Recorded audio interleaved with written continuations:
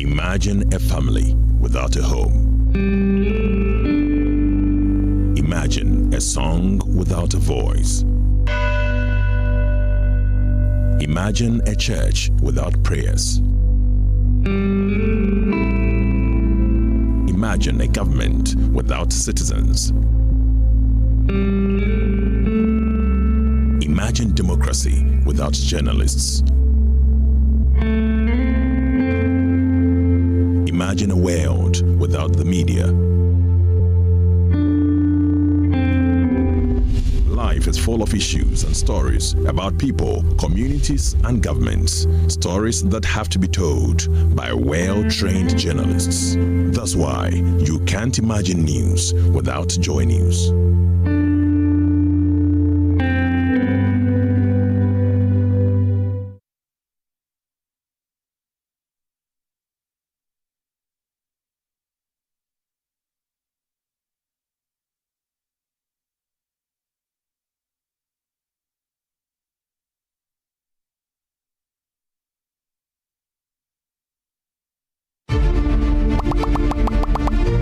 In a world where truth is contested, platforms are powerful, and democracy is under pressure, what shapes the story?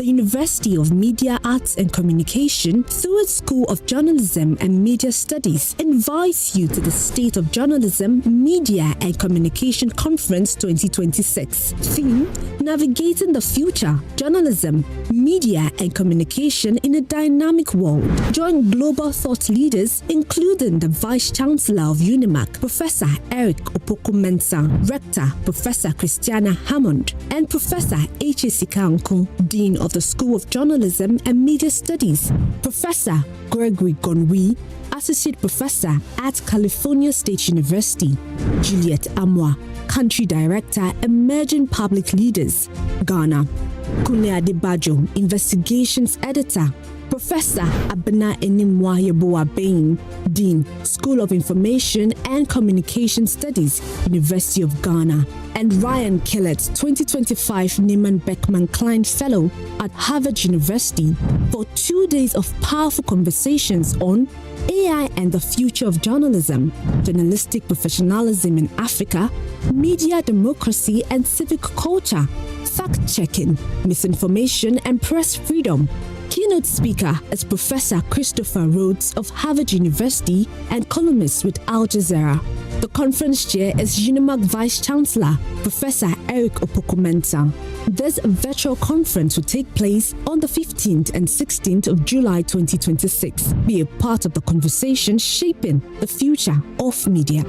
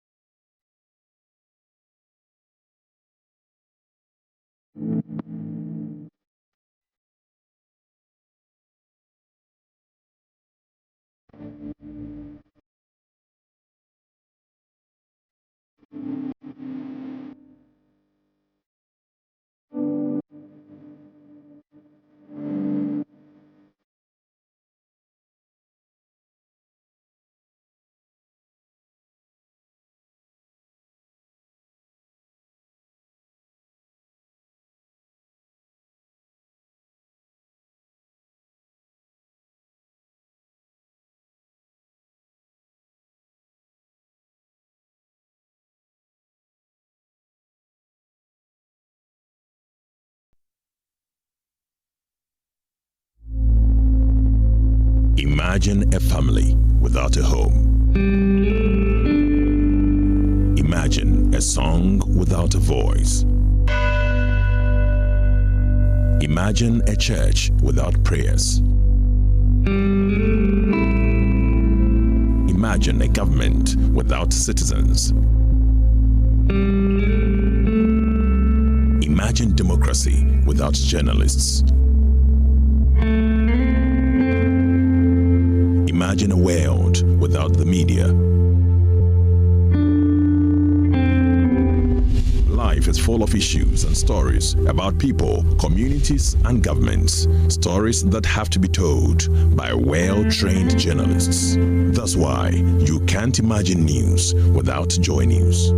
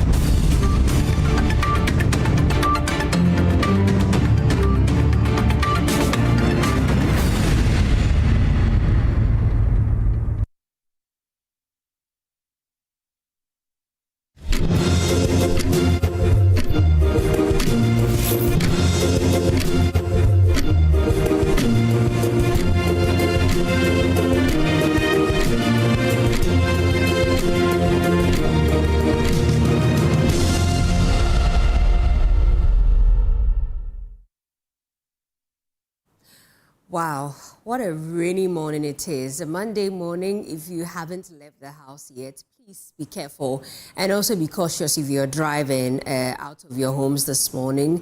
Very rainy. Some places are already flooded. So please let's all take care as we leave the house today. But a very good morning to you and welcome aboard to the AM show.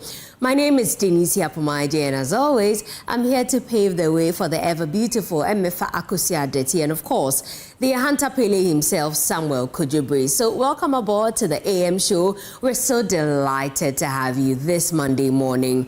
Well, on our news review, we're talking about accountability, public safety, and questions of transparency in governance. Those are the issues on our table here to be discussed. So the economic community of West African states has dismissed suspended Chief Justice Gertrude Torkornoo's application for a review at the regional court, reigniting debate over judicial processes, constitutional interpretation, and also the extent of international intervention in domestic legal matters. Yes. A developing story there. We'll delve into that on our news review today. Also, a troubling new report also points to the growing infiltration of drug networks in senior high schools, where nearly 37% of students reportedly exposed to narcotics. Now, this is raising some concerns over enforcement, prevention, and also whether state institutions are adequately equipped to respond. This is very important. We know that we had the Minister for Youth as well speaking to that matter, and so we'll delve into that on the show today. Meanwhile, the long-running Sedina Tamaklo case, look, it appears to have reached a very decisive chapter, with the former Maslog chief executive set to serve her sentence at the Nsawam medium security prison. This is prompting questions over accountability and also closure on the whereabouts of Sedina Tamaklo. And also the minorities demanding transparency over government's acquisition of 2 locomotives, insisting that procurement processes and value for money must be clearly established.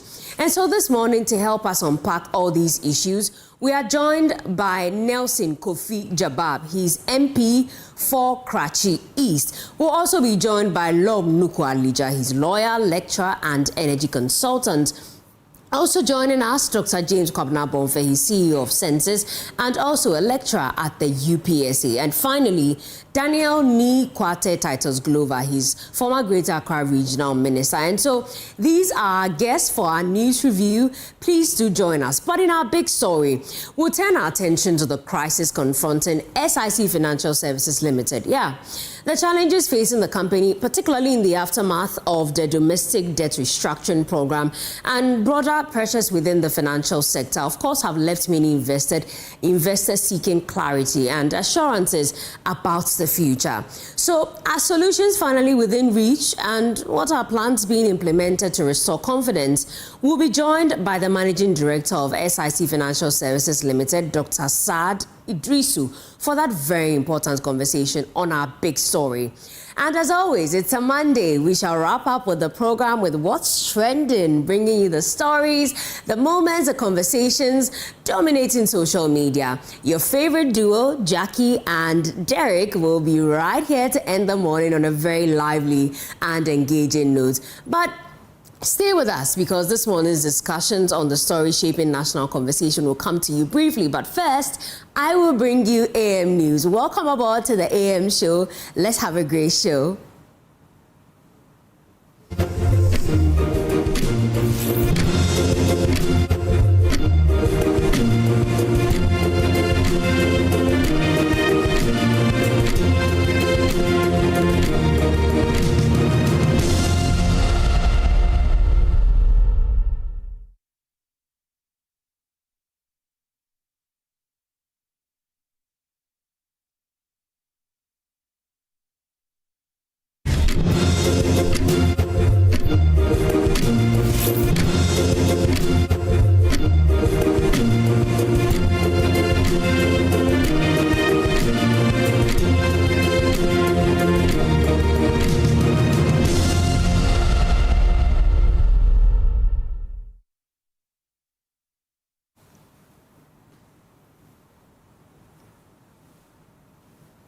Yeah. A little too.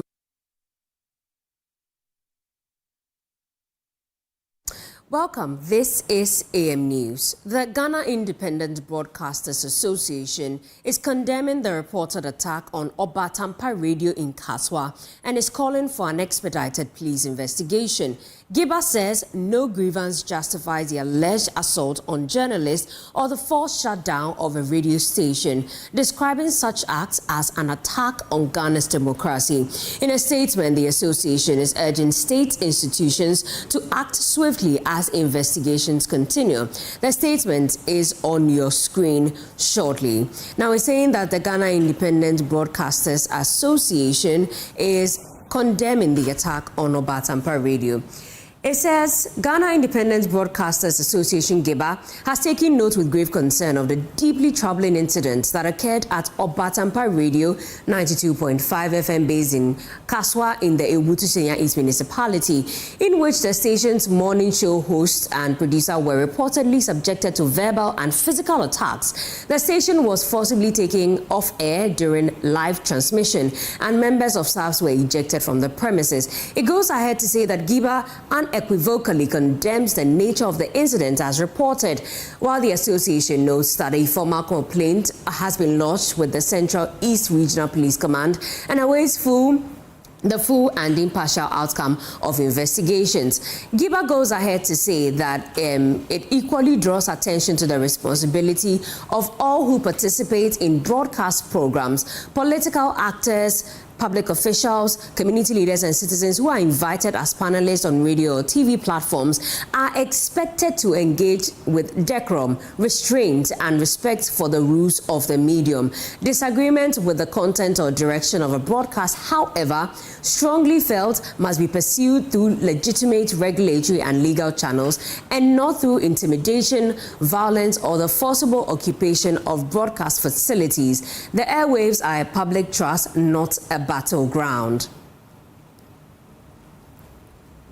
Now, it ends by saying that press freedom is not a privilege to be granted by the powerful. It is a constitutional right and a cornerstone of Ghana's democracy. GIBA will continue to stand in steadfast defense of this freedom. We will not be silent in the face of any attempt by any person or institution to muzzle the press or to terrorize media practitioners into self-censorship.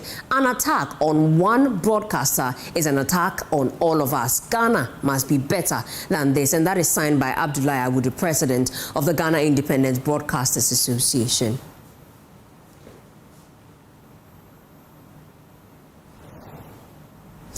Now moving on, for years, kidney patients from Nandom boarded a 1 a.m. bus to access life-saving dialysis treatment. That ordeal is ending after Ghana Medical Help, with support from donors including Mike Porter and the Porter family, donated 17 dialysis and colonoscopy machines to hospitals in the Upper West and Upper East regions. However, co-founder Dominic Akatiba cautioned that the equipment must be properly maintained and supported with trained nurses and biomedical engineers to ensure it delivers lasting benefits. Join us as Upper West Regional Correspondent Rafiq Salam reports from Wa. Sick people boarding a bus not to work, to survive. For years, kidney patients from Nandom did this every week. 3 hours to Wa, 3 hours back, just for dialysis. That journey ends now, but a new battle is starting. 17 new dialysis machines just landed in the upper regions, a gift from Canada, but the machines are useless without hands to run them. Apart from the financial burden they face, they have to wake up very early at dawn, sometimes around 1 a.m. to catch the Metro Mass bus just to come and receive dialysis at Wa and then return after they are done. Dr. Mark Padmo-Awudu runs St. Teresa's Catholic Hospital in Nandom. It just got 3 new machines.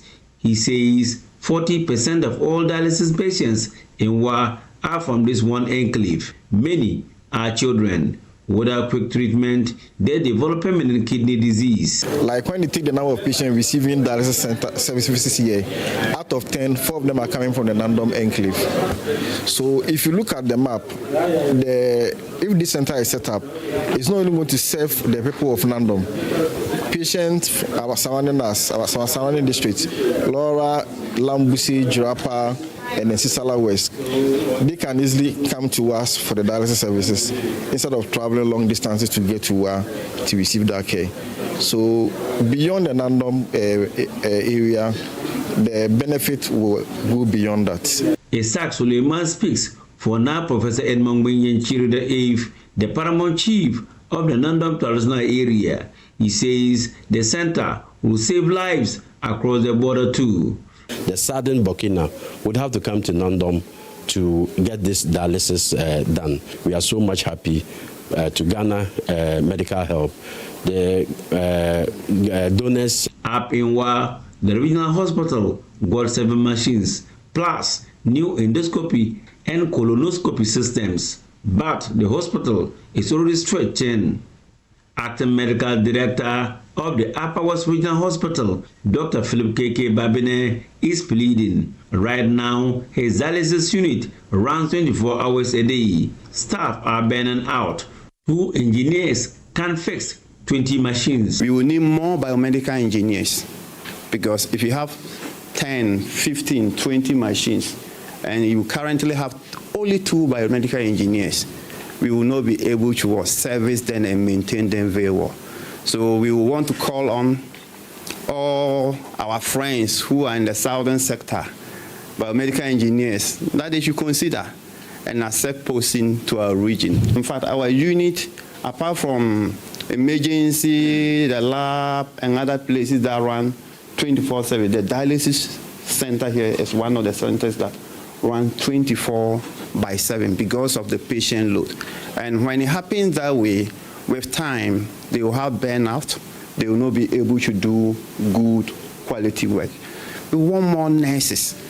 My brother here will attest to the fact that at times they have to do dialysis throughout the night, 24/7. Upper West Regional Director of Health Services, Dr. Joseph Nuzal, says kidney disease touches every family. Before the NHIS covered it, patients went broke. He is warning on hospitals, maintain these machines or they will die. Now it's covered by National Health Insurance, but in the past people had to pay out of pocket. And I know people who eventually had to sell virtually every property that they had to be able to afford dialysis services. The donor is Ghana Medical Help. Co-founder Dr. Dominic Akatiba flew the equipment in from Canada free of charge. His message is blunt. First thing is that this is done for free and willingly from their hearts, that they are giving this to the health service system. The hope is that just as they give out without having to be put under duress or any of that, we will also utilize them so that the patients can be the beneficiary of all of this. But Dr. Akatiba says donor money isn't enough. He is calling out corruption even at the world level. So out of their goodwill, if they give us that, I think the little that we can do by way of also our service to humanity and our service to God is to help to make the donors' wishes reflect in our patients. It won't be good that we only look up to the politicians and always say they are corrupt. The corruption starts from us, right? The dialysis nurse at the center, when a person comes and say, oh, there's ward fund, 5 CD. You don't pay ward fund, we can't put you there. Why? So it's the little things. So in as much as they contributed their little way, I think our way of appreciating them is also to contribute our little way by just doing what is normal. The equipment has arrived thanks to the donors, especially Mike Porter and the Porter family, who donated $30,000 would cover the preparation and shipment of all the medical equipment to where the patients live depends on what happens next. Reporting for Joy News, Rafiq Salam. Wow. From the Upper West region, let me take you to the Central region. Government and education stakeholders are being urged to recognize language as a strategic tool for national development and regional integration within ECOWAS. The call came at a conference organized by the Department of French at the University of Cape Coast, where participants stressed stronger language education to boost cross-border cooperation. Technical advisor to the Minister of Education, Professor George K.T. said the ministry is strengthening partnerships with ECOWAS countries to advance language education and regional collaboration. The day of the conference honoring former Vice-Chancellor of the University of Cape Coast, Professor Domwene Dabreh-Kupole, was a forum centered on language as a catalyst for national developments within the ECOWAS sub-region. The forum's facilitator, Professor Joseph Archibald Afo, said the discussions highlighted the critical role of language in promoting national cohesion among ECOWAS member states. Language policy is frequently treated as peripheral to development planning. Consequently, this policy forum seeks to reposition language as a strategic developmental tool within ECOWAS member states, emphasizing its role in national cohesion, institutional effectiveness, and sustainable regional integration. The forum forms part of the international conference, as I've already said, held in honor of Professor Domwene Dabreh-Kupole, whose scholarly work in language, didactics, and multilingualism has consistently highlighted the developmental stakes of language choices in West Africa. The honoree and panel member, Professor Domwene Dabreh-Kupole, called for a shift in mindsets, urging policymakers to accord greater recognition and investments to indigenous language. We have a very poor mindset at the government level, individual level, community level, and all that has been highlighted. Governments upon governments have always emphasized STEM. We hear of STEM. Meanwhile, language is the mother of everything. We neglect languages. We talk about science. What is the other one? Technology. Yeah. And so because of that mentality from government through implementers of government policies, all of us tend to believe that languages are not important. So we flop when it comes to using our own languages, and when it comes to using the language that we have borrowed and retained, So that is one point we need to be probably looking at. STEM can help us develop economically. STEM can help us also join the global world.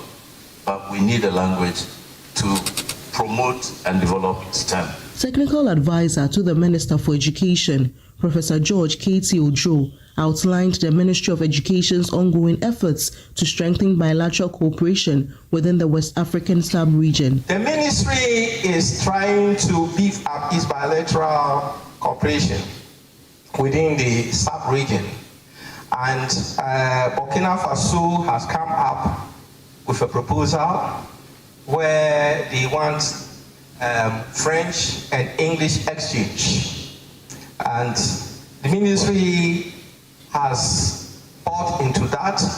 So in terms of policy, Ghana supports the teaching of local languages alongside English, French, and now another language beyond West Africa is coming up strongly, Chinese. And so thinking about that. From Cape Coast, Abigail Lesel Nkrumah reports for Joy News.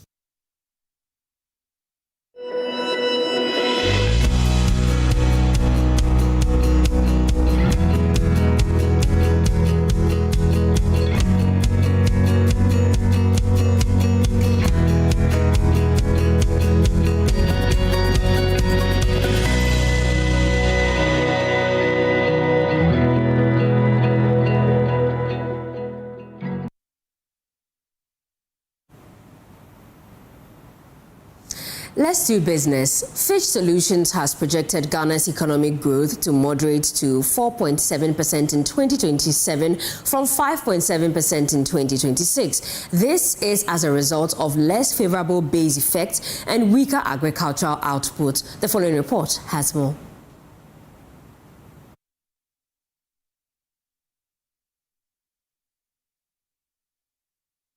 According to Fitch Solutions, stagnant oil and cocoa production will constrain export growth. It said fiscal pressures will also intensify as principal repayments under the domestic debt exchange program launched in December 2022 begin to fall due while Eurobond debt service obligations also increase. As a result, a larger share of government resources will be directed towards debt servicing at the expense of government consumption. Fitch added that risks to its 2026-2027 growth outlook for Ghana are mixed, but tilted to the downside. It warned that a tighter than expected monetary policy stance by the U.S. Federal Reserve in response to elevated inflation would weigh on global gold prices and by extension Ghana's export earnings. This would put pressure on the cedi, resulting in higher inflation than Fitch currently forecasts and a corresponding drag on household consumption and broader economic activity in second half of 2026 and 2027. Also, Ghanaians seeking visas have been urged to be vigilant against fraudsters and unlicensed intermediaries who promise early visa appointments, faster processing and guaranteed approvals in exchange for money. The warning comes as demand for outbound travel continues to increase. Regional head for Central and West Africa at VFS Global, Prashant Kansara, said trust remains at the center of the visa application process. To VFS Global, no agent, employee or third party can influence visa appointment or guarantee a successful visa application, stressing that visa decisions remain the sole responsibility of the respective embassies and government. Regional head for Central and West Africa at VFS Global, Prashant Kansara, said trust remains at the center of the visa application process. In terms of maintaining public trust, again, we follow, the embassy contracts. We provide, details in terms of fees which are transparent. We do public outreach where we inform our customers or applicants not to fall for fraud,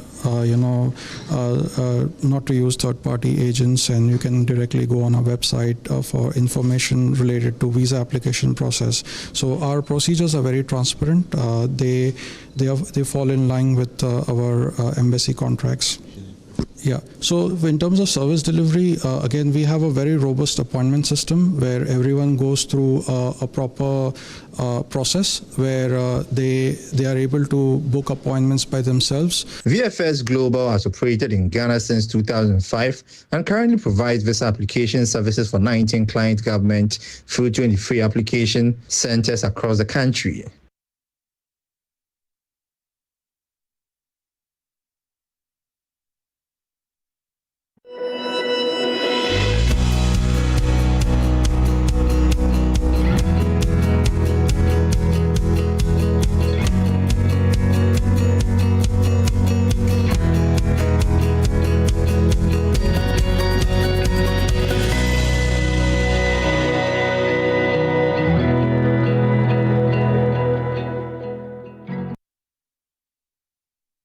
Well, that's it for business. That's it for the AM News. Don't forget that the AM show is sponsored by Shield Silicone Paint from Azar Group, Syntex Pipes, and Time Herbal Mixture. Now, let me tell you about the World Cup because the fever is on and everyone is getting excited. CompuGhana says the match shouldn't just be on the pitch, guys. You can bring the stadium experience home. This is the time to buy your crystal clear TVs, soundbars, home theaters, smartphones, laptops, projectors, and more at unbeatable prices. Remember, this isn't just discount sale. It's a chance to win a 100-inch 4K smart TV, some cash, laptops, phones, and many other amazing prizes when you spend 1,000 Ghana cedis or more. So, rush to any CompuGhana showroom or shop online at CompuGhana.com, or you can call us 030-275-2020 or WhatsApp 024-314-3143. CompuGhana Go Rush Season, the ultimate football experience. Now, still on football, the biggest tournament is on, and there's no better way to back your team than on Betano. Sign up today on Betano and claim a welcome bonus of up to 2,000 Ghana cedis on your first deposit and enjoy the World Cup. Simply create a Betano account, verify your details, make your first deposit, and Make We Bet is for over 18 years old. Terms and conditions apply. Please gamble responsibly. This has been vetted and approved by the Gaming Commission of Ghana. Let me tell you about Nesters Homes, because you can own your dream property in one of Teme's fastest growing prime locations today. Yeah. At Nesters Homes, we offer beautifully designed studio 1, 2, 3, and 4 bedroom luxury homes crafted for modern living, comfort, and long-term value. It's strategically located at Tema Community 26. It's just behind the Palace Mall. Our gated community gives you a serene and secure environment, easy access to major roads and key business centers, close proximity to schools, hospitals, malls, and essential social amenities. So, reserve your unit today with just 10% deposit and enjoy flexible payment plans and mortgage options. Please call us now on 053-101-4440 or 053-101-4447 to book a viewing, or just visit us at www.nesters.com.gh. Guess what? Today I will take a breather and I will bring you AM Sports. Stay with us.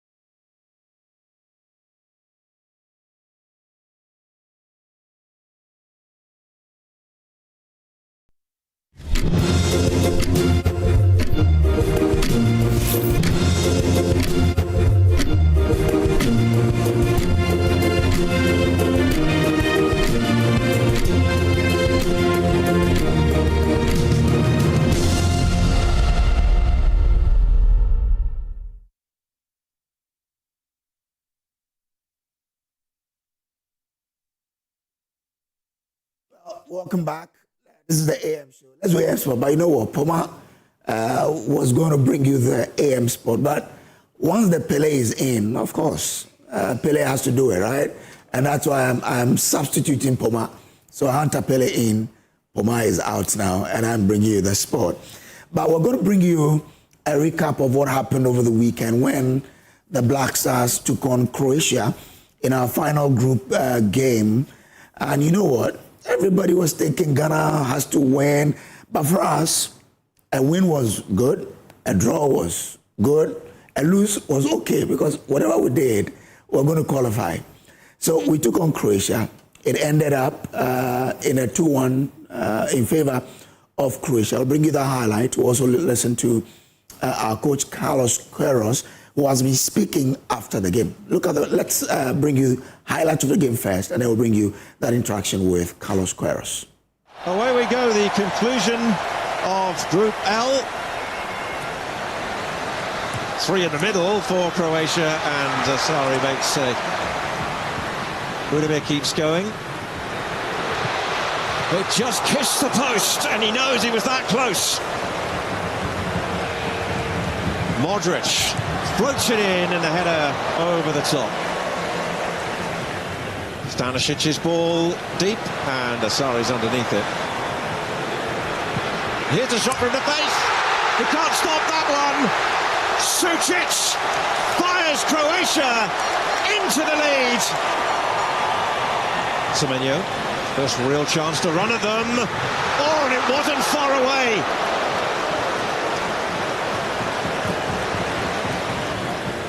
Perisic has gone down the line. They've gone for the early cross. It wasn't a bad one either. Otawu, who shoots, and just over the top from the substitute. What an impact that would have been. Oh, and that's ricocheted. The keeper has got there. Now a chance at the other end, though, and a great save from Asari. The free kick, deep and in!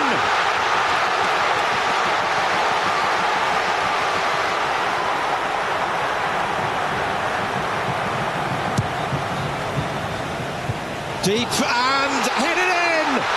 Croatia are back in front! Inside.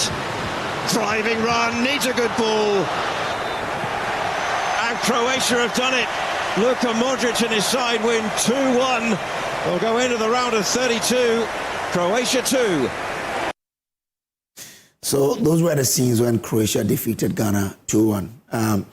But after the game, the coach had to bring out what led to our loss and what is in it, again, for us as in this particular competition. Let's listen to our coach. Croatia scored 2 goals. I think 2 easy goals. Was too much easy. The way they scored first goal and second goal.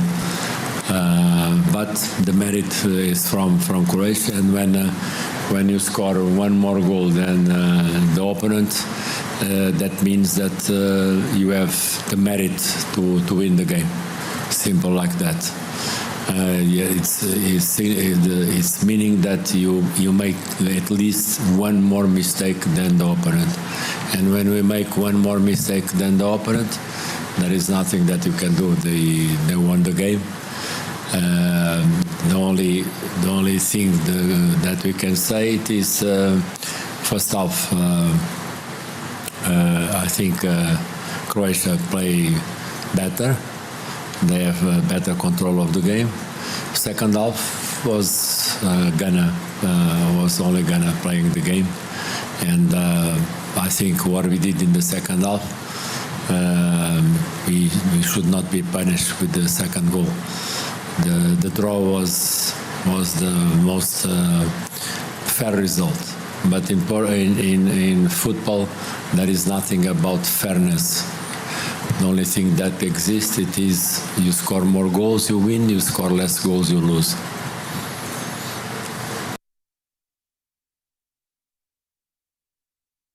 Well, in that particular game with Croatia, one defender who was making his debut game in a competitive level for the Black Stars got his debut goal as well. Defender Lucasen spoke to the press after the game. Okay, Derek, thank you very much. How do you feel after the goal? Big loss, but you scored. Yes, it was a nice feeling. But I'm a bit disappointed about the loss. And describe the entire sequence of the game for us. First half, very different style. Second half, very different style. I think first half we had the ball, but we didn't do a lot with it. We were just playing around, and we didn't do a lot with it. And second half, I think we pressed forward. We tried to put the balls in, and it was a lot better in the second half, in my opinion.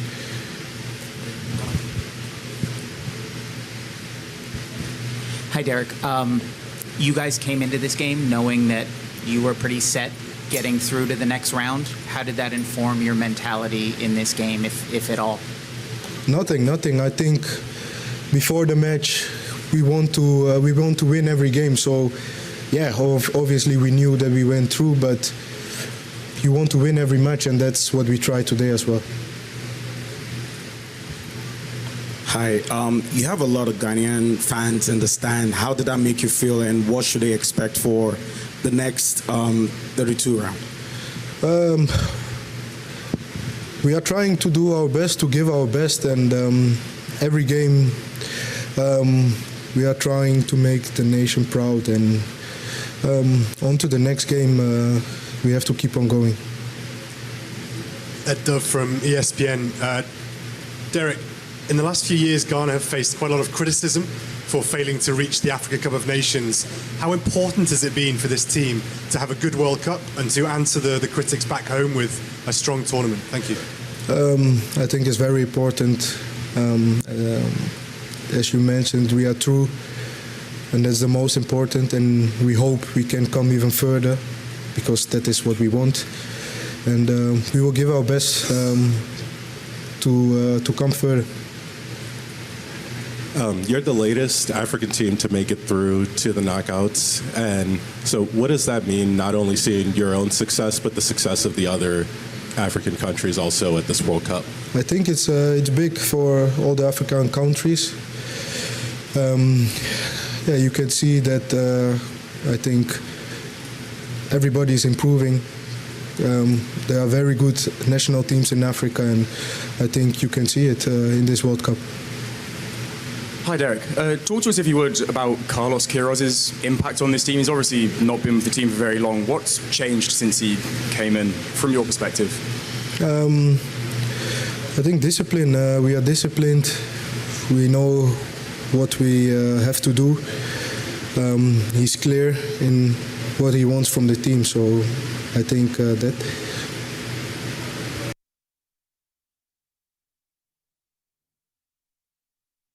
So that's Derek Lucasen there. We expect to have our next knockout stage game on Saturday. I'm told it's around 1:30 a.m. So, yeah, we'll be up supporting the Black Stars on that particular day. But there were a lot of games played over the weekend. And as well as yesterday, South Africa got knocked out of the knockout stages by Canada when Canada scored late goal to beat them a 1-0. That's what highlights of the other games. Get the first touch. Oh, brilliant. Final action proves to be a letdown, but we do see what Mazza brings. Into space, Arnautovic. Arnautovic! Oh, it's going to squeezes by! Benbot! Arnautovic has scored!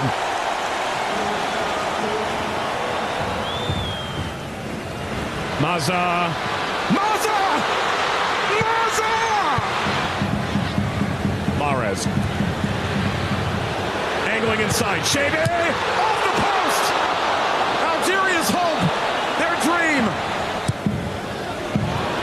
Mahrez. Header. And ball for Mazza. Belgali. Belgali continues! Belgali! A remarkable goal for Algeria! Forward again, Limer. Squares, top of the penalty area, blasted in! Sabitzer has put Austria ahead again! Awar. It's a goal! It's Morris! He finally has his World Cup moment! Top of the penalty area. Maybe they can still get more. Slipped ahead! Oh, Algeria got ahead! Morris! Do you believe this? The service across. Snap back through. The header down is in. Austria's alive. Collides it. It's done. Austria saved their life at this World Cup on the last header of the game.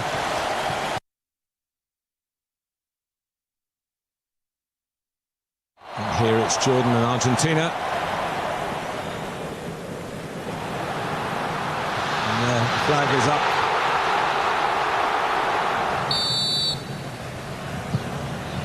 Oh, Messi couldn't have done it better. So they have someone else to score goals, Messi-like. Giovanni Lo Celso. Here's Magnifico, unchallenged. Against the bar. It's a possible penalty check there, Martin. Yeah. It is a kick on the head of the attacker. Decision is penalty. He's a man of many goals in club football and international football, and he's now scored in the World Cup finals.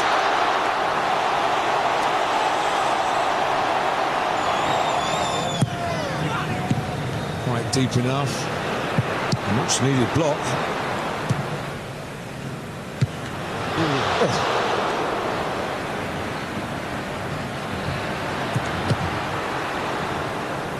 Which can happen. It's a great ball. And Lautaro Martinez is taking it wide.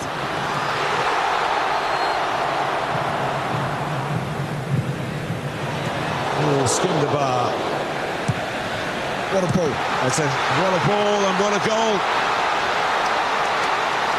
Almatari's straight into the action.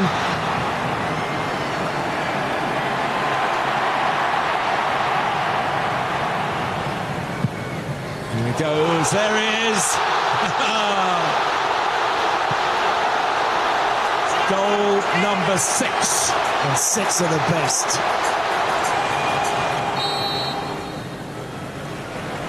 Final Uzbekistan get us underway.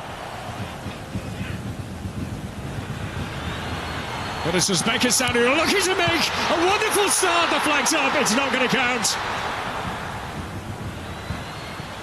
Masaka with just a little nudge there, but he's lifted over. Oh my goodness, it's in! Extraordinary goal. Shomurodov. No wonder Cannavaro's got a big smile on his face. Sapenga. With the cutback. Oh! Uzbekistan won a foul. Goal is cancelled. Direct free kick. So it's not going to stand. Deflection on that. Awkward for a passing. And he goes, and over the top. What's the fine ball? Oh, and over. And Buku trying his luck. Parried back out by Nematov, and then back in again. And Buku. Oh, now the penalty! It has to happen for DR Congo here. Strolls it in. Jan Wissa. Elia. Oh, touch standing. Fiston Maele.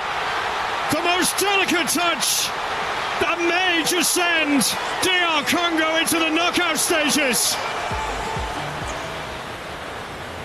Jan Wissa. Oh! That'll do. And the round of 32, here they come. That is it. DR Congo 3, Uzbekistan. The first competitive meeting of these nations. Rabia. That's a smart chest. This is Mo Salah. And his shot was blocked out by Namate, but followed up and scored.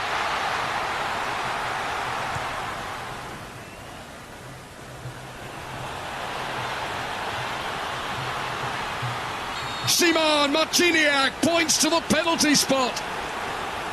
It's Mehdi Taremi, and it's saved! Mohebi. Is there enough room to turn? Scrambled in! Razian! Ramin Razian!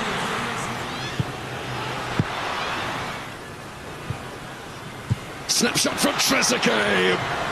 Here's Salah looking for Trezeguet. Cizzo. Nobody marking. It's there. Dangerous again.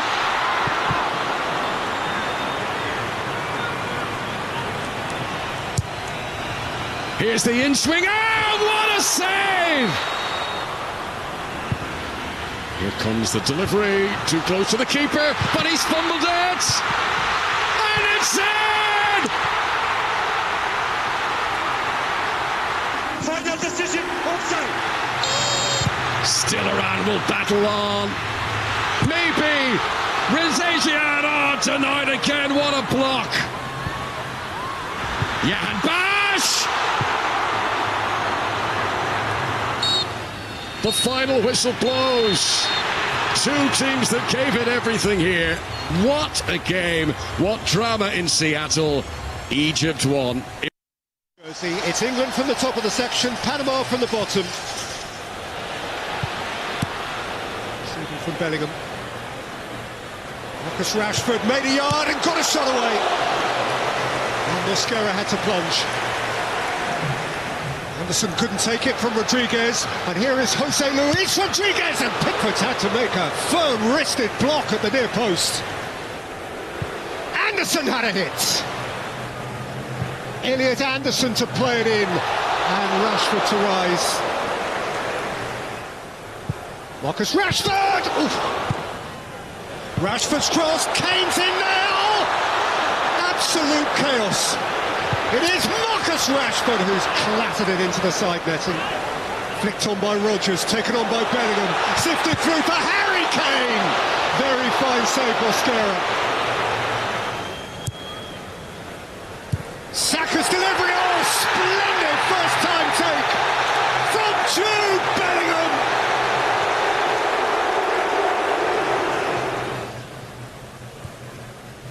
Aimed up at Kane! Captain delivers again for Harry Kane, an 11th World Cup goal in England colours. And that is a new national record on his own. From wide. Lifted forward to Martinez. And Rodgers feeds it through for Madueke. Too early, I think. It's a lovely ball through the centre forward furrow, and Fajardo finishes in style. In the end, smooth enough for England. Patience is a virtue, they had to show a bit. England are on their way. It's tense. Schaffelberg. Eustachio. Canada in front at stoppage time. Williams couldn't get to it. What a time for them to get the breakthrough. What a blow for South Africa.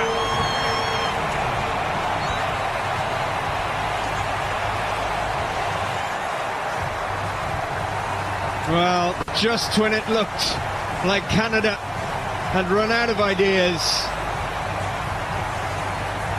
the ball broke their way, and it was a lethal finish from Stephen Eustachio.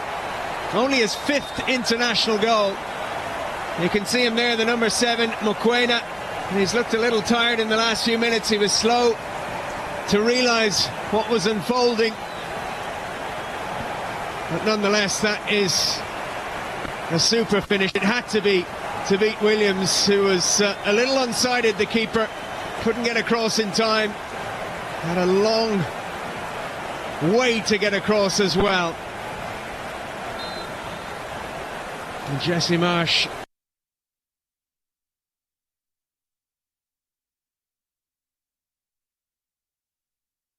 So that's how Canada progressed to the round of 16, and our brothers South Africa crashed out of the knockout stages. It's such painful to watch an African country coming back home. So we're left with 8. Let's see how we will progress. We pray that we have a lot more African countries staying on and making it to the round of 16. Well, that's how we wrap up these sports for you.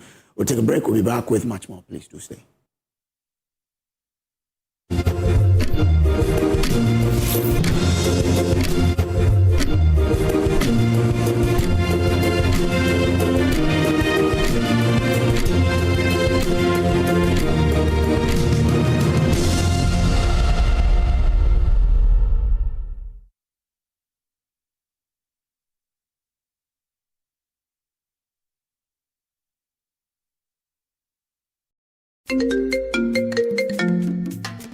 Hello, my name is Pamela from Customer Service. Please revalidate your account by texting your Ghana card number to 0500,000 247. Hey, Abili, wabidim. Madam, give me the numbers behind your ATM card. I'm calling from the head office. An email was delivered across to our customers this morning. Confirm if this is your bank account. 100,100,100. Thanks for sending your bank card details. Send the OTP now to avoid cancellation. EcoBank will never call, email, send an SMS asking for your PIN, OTP, bank card, or Ghana card details. Don't get played. EcoBank, the Pan-African Bank. Hello, please, I'm calling from Customer Experience Center.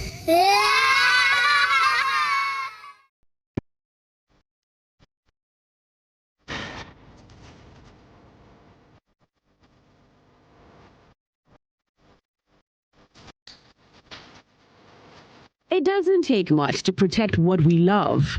Sometimes it begins with prevention.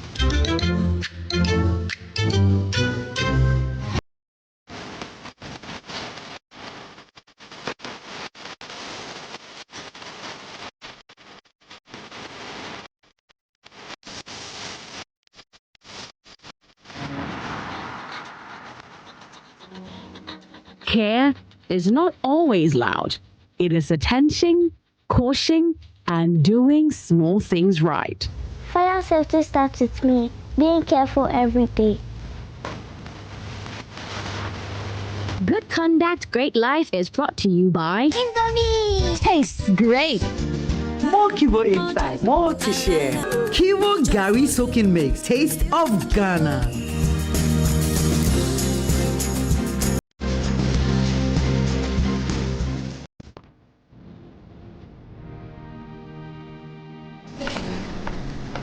Through every stage of life, some things simply stay with us. The spirit of never giving up.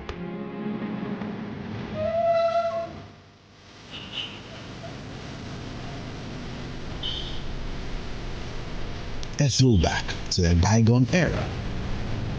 Love was service.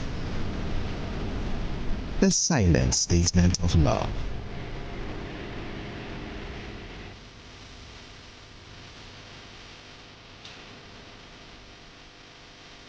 A thoughtful gesture that deepens bonds, balancing work and life. Every drop refreshes, every sip hydrates, just as it should. I am awake, one for life. Drink water, drink awake. Supporting the National Cardiothoracic Center. This advert is this strategy will lead. Oh no, not again. Say, relax. The generator will come on now. The generator is not working. Why stress yourself when the experts are just one tap away? Introducing Left Power, the smart emergency support app from Left Signature Limited. With Left Power, certified engineers respond fast, anytime, anywhere. No delays, no stories. Hello, sir. This is Left Signature Limited. The request has been received and our engineers are already on their way. Please relax. We've got you covered. We service is professional. Every left expert is certified, verified, and can be tracked in real time. Oh, you'll know they're coming before they even arrive. From electrical engineering and solar power systems to data center management, cloud services, smart automation, and software development, Left Signature delivers excellence, fast, reliable, and professional. Left Power. Your solution is just one tap away. Available on Play Store and App Store. Difficult bounce for the American defence to deal with. And Asamoah has scored! A wonderful volley! The stadium is live! The fans are roaring and the excitement has officially kicked off. It's goal rush season at Ghana. This World Cup season, the match isn't just on the pitch. It's happening right in your home. Build your home stadium with world-class cinematic TVs, powerful sound bars, and home theaters, high-power speakers, laptops, tablets, and projectors for the ultimate streaming. CompuGhana Ghana is delivering unbeatable deals, not just discounts, but a chance to win 100-inch 4K smart TVs, mobile phones, laptops, and many more. Just purchase items 1,000 Ghana cedis and above, and automatically enter the raffle draw. Shop online at CompuGhana.com. Call on 0302-752020. Go Rush season, the ultimate football experience, only at CompuGhana.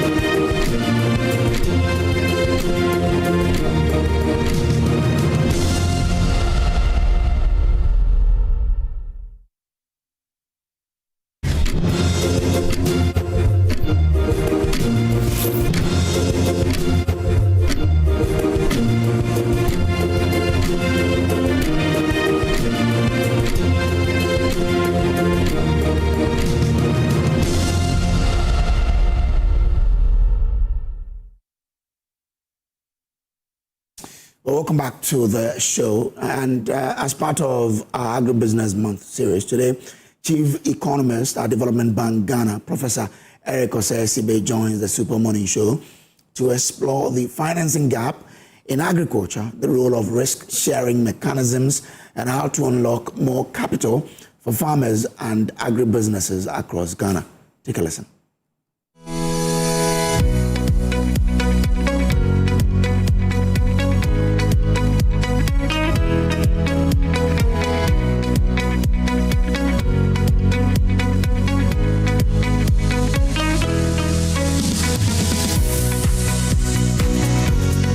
As a business, we do have our strategic, or enterprise strategic goals and how we want to allocate the resources across these key sectors of the Ghanaian economy. So our priority sectors, which is agriculture and then manufacturing and ICT and value chain, we have to make sure that, we allocate resources, across all these sectors. So we do have targets, which mean that there are certain, at all times you are looking at what are we supporting, how catalytic is this, investment, how is it going to unlock further investment and drive our economic transformation. So it's not open. We are very selective in terms of what businesses that we support because our main focus is developmental, making impact, investment that, will drive economic growth, and, investment that will lead to import substitution,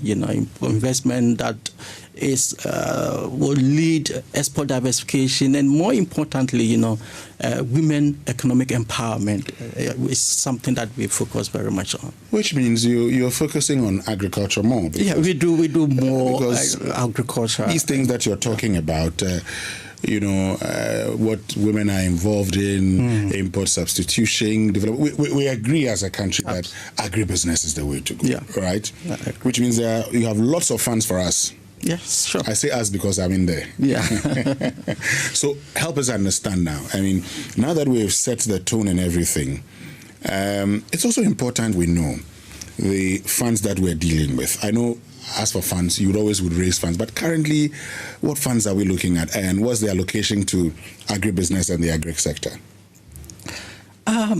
As I said, it's very much demand-driven, because there should be availability of viable, deals, and that is also attractive to the commercial banks, to the participating financial institutions that, we work with.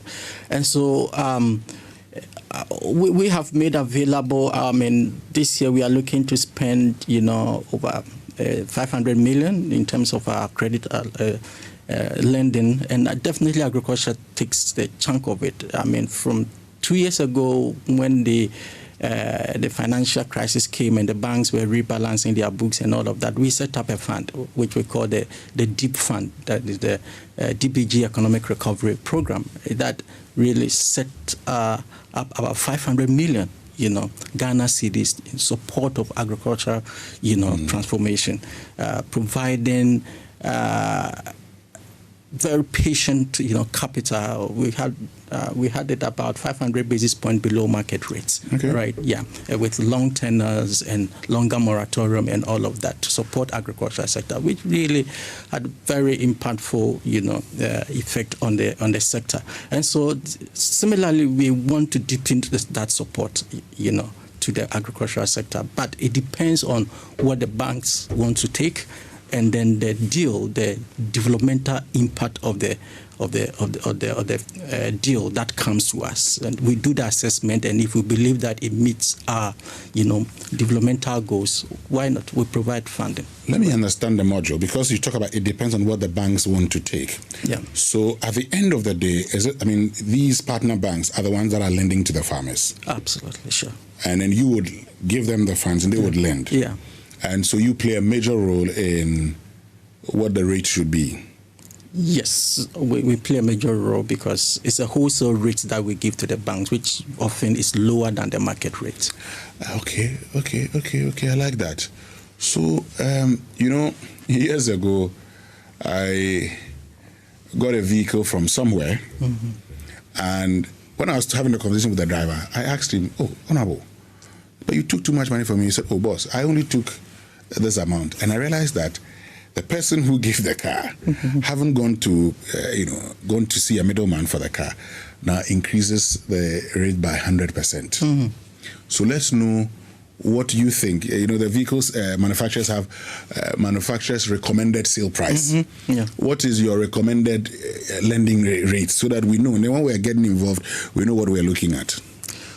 Well, I am unable to tell you the rates because, we deal with several banks, commercial banks, and we do have NDCs with them. It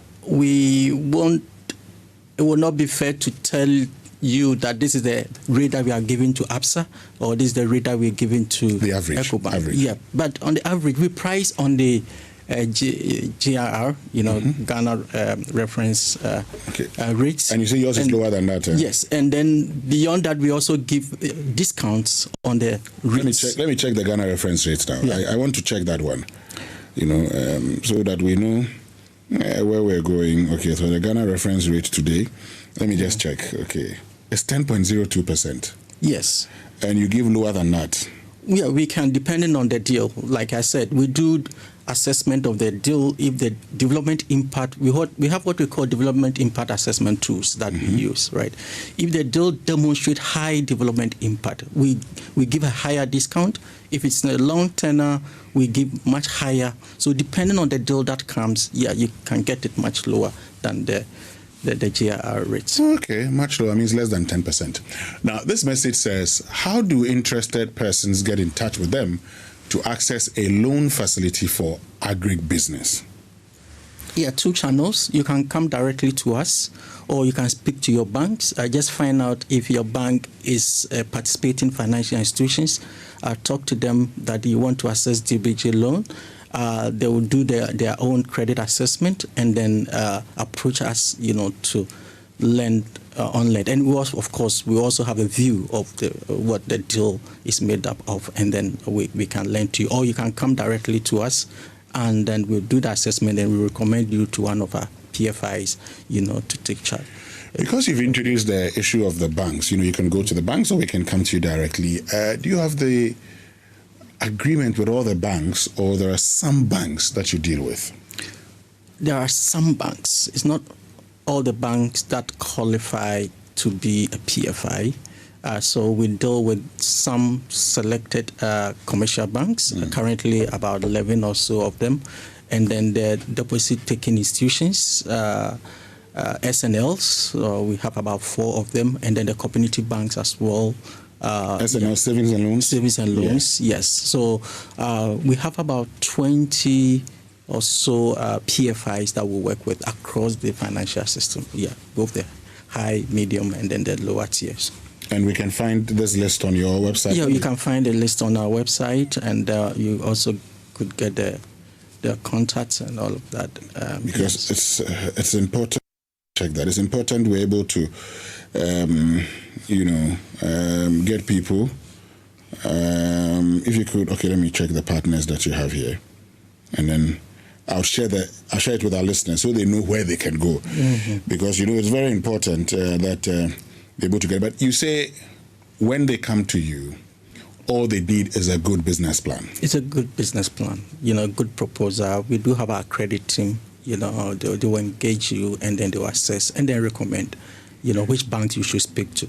The banks play a critical role in the process, of the onboarding or the lending, because as I mentioned, you have to meet their credit policy first and foremost. They have to be comfortable to lend to you, then they will come to us. And yeah. Prof, someone is saying it would be nice for him to mention the banks.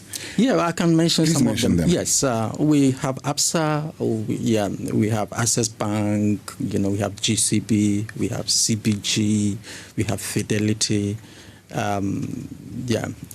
we have GS, SG Bank, Cal Bank, Societe Generale.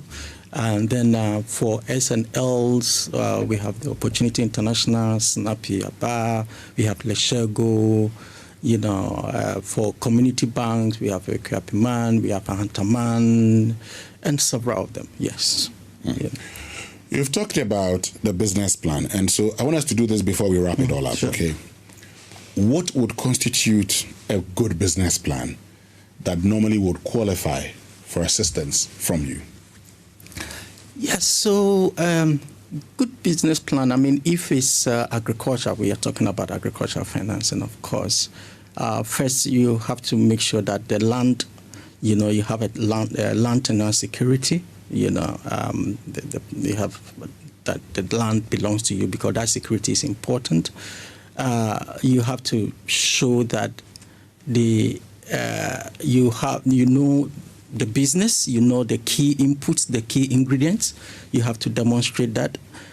You don't need to demonstrate the gestation period, how long you begin to get revenue, your revenue projections over the period, the market, whether you have an off-taker, the market connections, which market access, who is taking, where are you going to sell the product, because that is very important when you produce, because it's not just about production, you have to market it in order for you to realize the revenues. So you need to demonstrate, the market conditions to the deal. And the business ownership is key, who owns the business, and then the formality of the business as well, whether the business is registered, and all of that will be taken into consideration.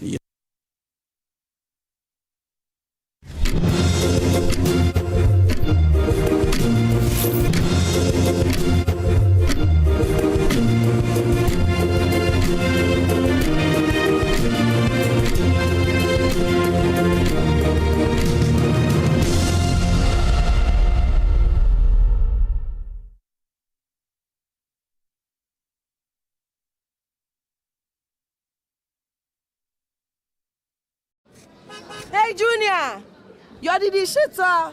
Remember shit that your mama made for home Hey, Charlie, you bring home Joe. Nah, no bring home. So just stop.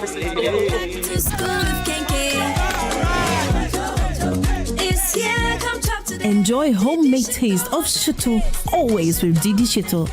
Stop taking all the shito now. Carefully selected ingredients, no preservatives, no colorants. Didi Shito, if you do need. This advert is FDA approved. Cadbury hot chocolate, crafted from cocoa, milk, and sugar. Creamy, chocolatey, frothy goodness, rich taste, so satisfying. Cadbury goodness, the treats you deserve every day. We are on a journey to making home ownership a reality. See where we are heading to. Our development by Nestus Homes is thoughtfully designed with eco-friendliness in mind, creating a modern and sustainable living environment. We are pleased with the progress so far, with several customers already booking their units in this growing community. A gated community located in a prime location in Tamakomti 26 offers you comfort, serenity, and access to major amenities, giving you the perfect balance of lifestyle, convenience, and investment options. This development provides not just a beautiful place to live, but also a valuable long-term investment opportunity. Take a look at our completed homes as we continue to bring this vision to life. We are gradually taking shape, and you still have the opportunity to be part of this elegant gated community. Reserve your unit today and secure a lifetime of comfort, value, and investment growth. Call and book a free viewing now with the numbers below.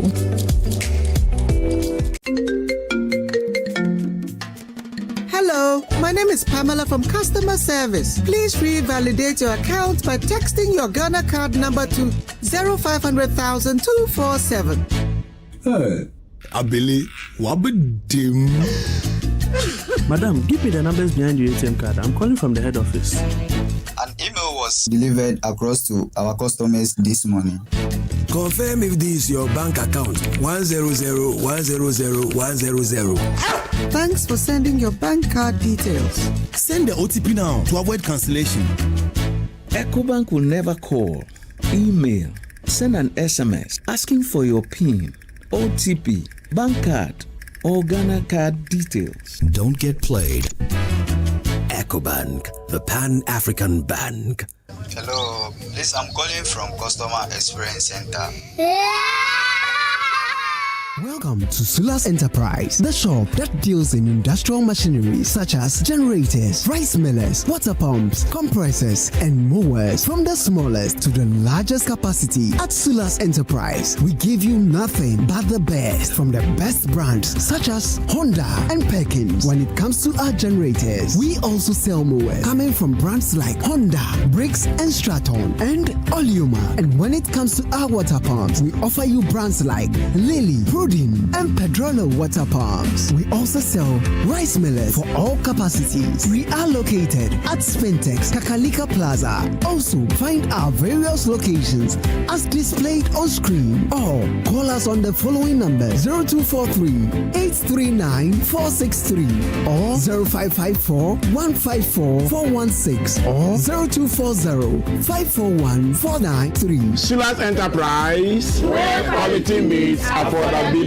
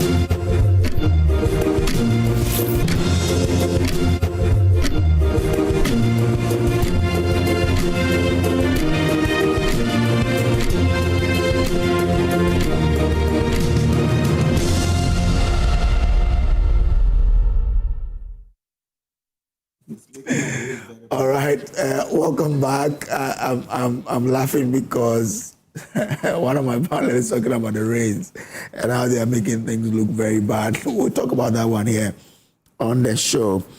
We have plenty on our table this morning. You know what? We're going to look at this case again, Torkornoo case, how the ECOWAS has dismissed it, and then she herself has now withdrawn her review application at the Supreme Court. We're asking whether that's legal prudence. We'll look into it. And we're now getting to understand that drug network are infiltrating senior high schools, such that the minister is asking that there should be education on it on a daily basis. 37% SHS student exposed, NACOC overwhelmed. That's a question we're asking this morning. And Sedina, finally too, in Sahom Penitentiary, we're asking whether the dust has settled or that settles the dust. And minority raises red flags on government acquisition of 2 locomotives and demands transparency. We'll get into that particular matter here, or these matters on the table this morning. Joining me is Honorable Nelson Kofi Jabab, MP for Karachi East. Good morning to you, sir. Good morning. All good? Kojo, all good. Great. How are you too? I'm well, I'm blessed. I can see you are rather enjoying the morning.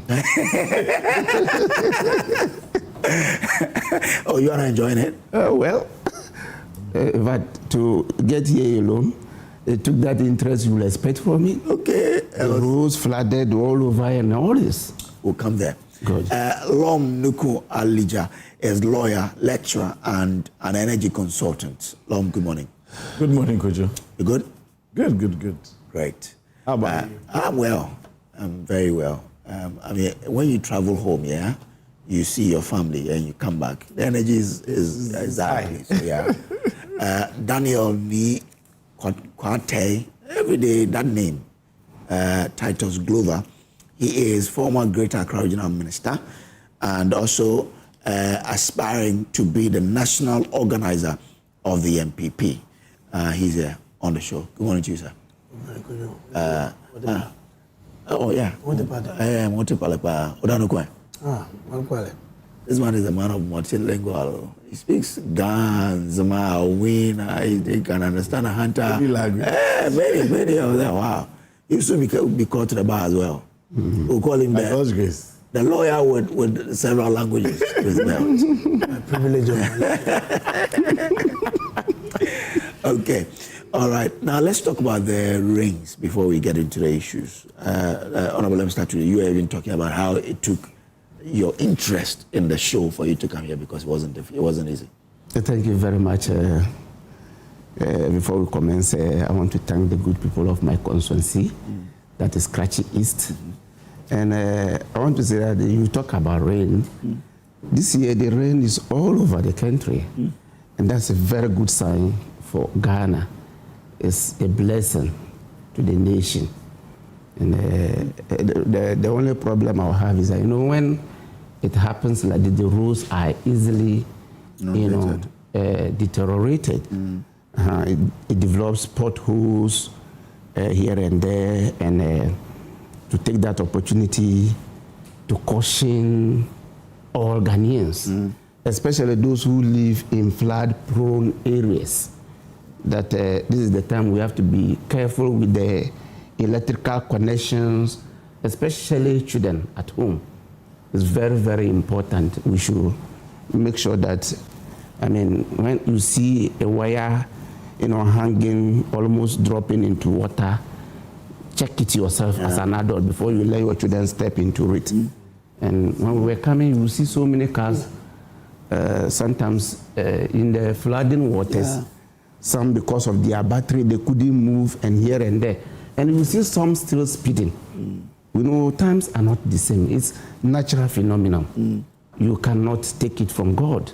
So when it comes to this season and you are even an overspeeding driver, please, and then and say you will not do your overspeeding. Take your time, because you see so many, as you can see. And this is coming from Afenya. We understand that several people have been trapped in their homes because the place is submerged. And this is Afenya. So if you have a worker living in Afienya, yes, you may probably would have to consider today that worker may not be coming to work. Yes. And so having said this, we know the organization that is in charge of situations like this in Ghana here. Of course, that is NADMO. Yeah. So Major Benkani Kuyon and his men at NADMO, today is one of the days until your tax has come. So, I mean, they can deploy themselves to areas that they already know. Like you are mentioning, Ashama area, Afienya, they should Tetegu area. You can expect these are areas that you know that they are red spots. So they should, make themselves available in those areas. So that if somebody needs assistance, somebody needs a kind of help, they can extend that kind of help to the person. I mean, to help extend a helping hand to all Ghanaians that will need their support. Thank you. I was coming back from Takrade as around 1 a.m. It was raining. It rained all the way from Takrade till I got home in Tema. So it tells you it was the same thing in Oti. As I said, I came from Damba last night. So and all the way through Rarua, Bandu, Peve. It was raining. It was raining all the way till I entered Afienya. Rains are heavy. And this morning, Accra too has taken over. I don't know whether it rained in Accra yesterday. It did. But it rained all the way from Oti yesterday to Accra. Well, let us. He said something. First of all, good morning to your viewers, your good self and my lecturer here, and the honorable member. He said something that really touched me some years ago in 2004 or 5 about. He said children, when it's raining, we need to be particular about electrical connections in these areas and stuff. I lost my niece in that period where my mother was doing some construction in the house. It rained that day. I was then pursuing my master's in work at the time. Okay. So I'm told the TV antenna was not the best. So they asked her to move up to go and turn it. The way we used to do it. And that construction, there was an electrical cable which has electrocuted because of the rainfall. She doesn't know, barefooted. Ouch. Now you step into the water, and she died up there. We didn't even know. So her mother was waiting. Where is she? Where is she? When they what? Yes. Oh. So what he's saying is so important that in this rainy season, we need to be very mindful. Children should stay indoors to avoid being exposed to electrical cables and stuff like that. But I think that there is something fundamental we need to address here. For the past 10, 11 months, field has engulfed us so much that the assembly's capacity to handle them has fallen short. One, the finances, the logistics, the mechanical operation of these sweeping and the silt and dredging of these drains and streams are all not there. So it comes to question as to why government has not been able to sit with Zimlion to address some of these things. Because you can put money into big push, so much money, but reserve some money that would desilt some of these drains that are coming. And Kojo, very soon you'll be hearing public health disasters because the health issues that will be coming up, the choleras, the typhoid, that will be coming because a lot of stuff are all in this water. They go into our streams and all these things. I will plead with the government that look, Zimlion is being appreciated in 29 different African countries. He's doing so well here, but his own home, I will plead. Because if you don't look at this beyond politics and address the issue about public health that will lead to death, we'll be coming back and be talking about all these flooding and all these things. Let's commit some little money to save our people. As I sat in the vehicle before coming out of the rain, Joy FM was giving some reports from the western end, the Malam area. People are stranded. We are watching from your screens, Afienya. People are stranded. And productive man hours is going to be lost throughout this raining period. Even though the environmental, what they call it, the metro people have advised that, look, there's going to be heavy downpour and all that. But I think that government, the president, I'm pleading with him, he should look beyond politics. Sit down with Zumlayo. If the money that is being paid to the workers is so low, sit with him, arrange and see what best can be done about it. Other than that, we'll be here and we'll continue to talk, and committees will be set up and nothing will come out of it. Yeah. I don't want to apportion blame, but I can say from where I sit as a former regional minister, our inability to sweep Accra, all these fields have gone up all the way and choked up in these drains and all that. We have not desilted. It is leading to this mass flooding that we see in Accra. So they should look at it. I'm pleading with them. I mean, I think the rains probably have made a case for Zumlion. That maybe you cannot do away with him. No, cannot. 29 African countries. You have to play along with him. And look at where you can tighten and what have you. But to cut him off will be dangerous for us as a country, really. Yeah, Long. Kojo, I think, well, in any case, when it comes to Zumlion, there are, I think, many dimensions of contracts. And I think some are still running. I don't think it's entirely all that have been cancelled.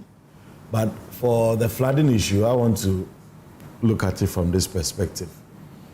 A country, for example, like Netherlands, okay, is noted globally as one of the countries with low level. Yes, they are below sea level. A significant portion of the country is below sea level, but globally they are recognized as the benchmark for looking at countries that have a good approach to dealing with these water issues. Honorable talked about, for example, we have flood-prone areas, okay? Just like in places like Netherlands, significant portion of the land is in that kind of region, but it's about what you do in advance, in preparation, in planning. We knew the rains were going to come. The rains are no surprise to us because the seasons are fairly known, which means that there are things that should have been done in advance before we get here. And I've been doing some reading on the Netherlands situation. They have invested significantly in the prevention part of it. What do you do before the rain start coming? Or when they expect the sea levels to rise and how it affects their water systems and so on. Because until you have planned in advance, you will not be able to deal with them in, like let's say, on the go. Because yesterday, the rain, look at when the rain started. It rained throughout the night till today. Those ones, you cannot use short-term solutions to deal with them. Because the rain is consistent over long periods. No matter what, there will be flooding. Which means that the impact on the communities is depending on what you have done in advance to mitigate the risks. Yeah. That's basically it. And this is about infrastructure. Which means that we should be tying conversations around flooding and issues like this to other infrastructure development. So for example, big push projects are going on all over the country. What kinds of investments are we doing today in the design of those drains to build in drains? Then when you talk about, once you've built in the drains, next you are talking about how you keep the drains free from debris and so on. Honorable, again, as Titus Grover just talked about, the fact that we are not sweeping enough, which means that all the rubbish is going into these drains. Because we know most of our drains are open drains, they are not covered drains. If they are open drains, you see a field built up in there. It is not rocket science to expect that there will be consequences like this. I think the last time on one of the social media pictures I saw, there was a gutter. So now a drain actually existed in a place. There was a gutter. And then somebody had gone in to arrange blocks so that you can just walk over it. Can you imagine? Because it's an open drain, this is what people have taken advantage of to actually block a drain, which means that our activities as human or as citizens in Ghana also contribute to the problem. So even when the drains are there, even if the gutters have been cleaned, look at the kinds of things that people are doing. So it's a holistic approach. Dealing with the water issue is not rocket science, I'm saying. Other countries have done it. We have good diplomatic relations with a country like Netherlands. We can engage them. They can give us experts to support our general planning around it. Because again, I'm sure you've also seen that even when you look at new constructions that are done, sometimes you see that to ease traffic in a point, it will ease flooding from a point, and then the flooding basically moves to another point, which means that our solution should be holistic and all-encompassing, which means that you should look at, for example, Accra as a whole. You will not be able to deal with it by fixing small areas, because the other day, it keeps moving. The other day, someone was asking about, when this government assumed office, they did an aerial survey of the drainage system of Accra. Okay. So the person was asking what was the outcome of that aerial survey, because the objective was to ensure Accra does not experience the flooding that we're seeing today. So we did that job, but nothing has come out of it. Well, I'm sure well, I don't know much detail about that project, but one thing that I can think of probably is cost or money to get it done. Yeah. Because, the finances are quite tight at any point in time, and there's always a need to be balancing, which is why I'm talking about the fact that before you do those major investments that, for example, will be driven by the study you're talking about, there are some basic things that we should be doing. Cleaning, silting, because these are things we expect to happen. The rain is not a surprise. We know the rainy season, when it starts, when we expect it to run through and so on, which means that if today there are gutters that are filled with debris, it does not take a prophet to tell you that there will be flooding, which means that there should be a lot more local mobilization. Assemblies also need to be up and doing. Even if they don't have the resources to get it done, they should be able to organize communities to work on things like this. Okay. Yes. All right. Clean up exercises and all of that. Otherwise, you will really not. Okay. All right. Before Thank you very much. There's this Garrett project. Garrett, yes. Well, you need to find out what they've done, Ministry of Works and Housing, so far. because it was our time when we started the Garrett project. Okay. In fact, I came to meet it. Myself and Ponkruma, we did a short cutting at Asalam Down. That was around, I think, June thereabouts in 2024. Okay. We need to find out what they've reached on the Garrett project. All right. On my way to the studio, between the General Hospital traffic light in Tema and the Emmanuel Methodist Church, a tree has fell on the road, which is going to cause a lot of traffic. So if the TMA, who is in charge, is watching, they should rush there and make sure that they get their machines to cut the tree so that traffic can flow in that direction. All right. And, thank you very said much. This, to add to what Lom said, it's very important. He was playing on the education aspect, where somebody will have to put some blocks, step on them to be able to ease to another part of the settlement or whatever. You see, the other day I was driving and I saw quite an elderly man. He's about my age. He came out of his storeroom, pouring some, I think, pure water, rubbers or whatever, refuse, that's what they do. into the gutter. That's what they do. I shouted, hey, what are they mind me? No, you should have stopped. I'm telling you. What can you do? What can you do? You even fight. Yeah, look, what can you do? What can you do? I said, hey, what are you doing? You are older than this. Citizen arrest. He pretended he didn't even hear what I was saying. He was pouring that plenty debris into the small gutter. No, but those junkies. Okay. Those junkies. You go down collecting the refuse and dump them. Thank you very much. Let's make progress here. So they should know that what they are doing, sometimes if it doesn't inconvenience them, it inconveniences Other the people. neighbor who is innocently sitting somewhere because of your activities. Let me start the Torkornoo issues from your end. Now, after the ECOWAS dismissed her issue or her case, she has now withdrawn the review application at the Supreme Court. asking if this is legal prudence. Legal prudence, I don't want to say yes or no, but at least for her as the client, because she's the one who has taken the case to court, she reserves the right to determine how she wants her case conducted. In other words, the former Chief Justice can decide not to pursue the matter anymore. And if she does decide to pursue, she's at liberty to use any legal forum which is open to her. So, for example, the withdrawal you're talking about, I think this is the first I'm hearing of it, because just last week when I understood that she had now filed for the review. So I haven't seen the withdrawal. Okay. But absolutely, the Chief Justice, the former Chief Justice, has every right to pursue her rights in any way that she deems fit. So if you ask in terms of the prudence, that's what I'll say. But perhaps let me comment a bit more on the ECOWAS decision.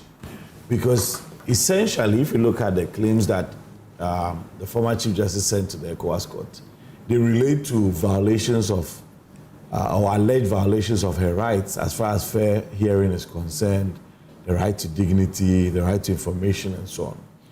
And what the court has done, because I've read the full judgment, essentially was to look at whether for each of those articles that her claims related to another African charter, ECOWAS Court determined whether indeed there was a breach or no breach. And overall, the court said there was no such breach. And the reason is because when it comes to the prima facie determination point, the ECOWAS Court has said that it is not at the prima facie determination point that matters related to the fair hearing requirements are triggered. That is triggered when a quasi-judicial body, such as the committee that was set up to investigate the matter, is considering the issue where fair trial or fair hearing requirements are triggered.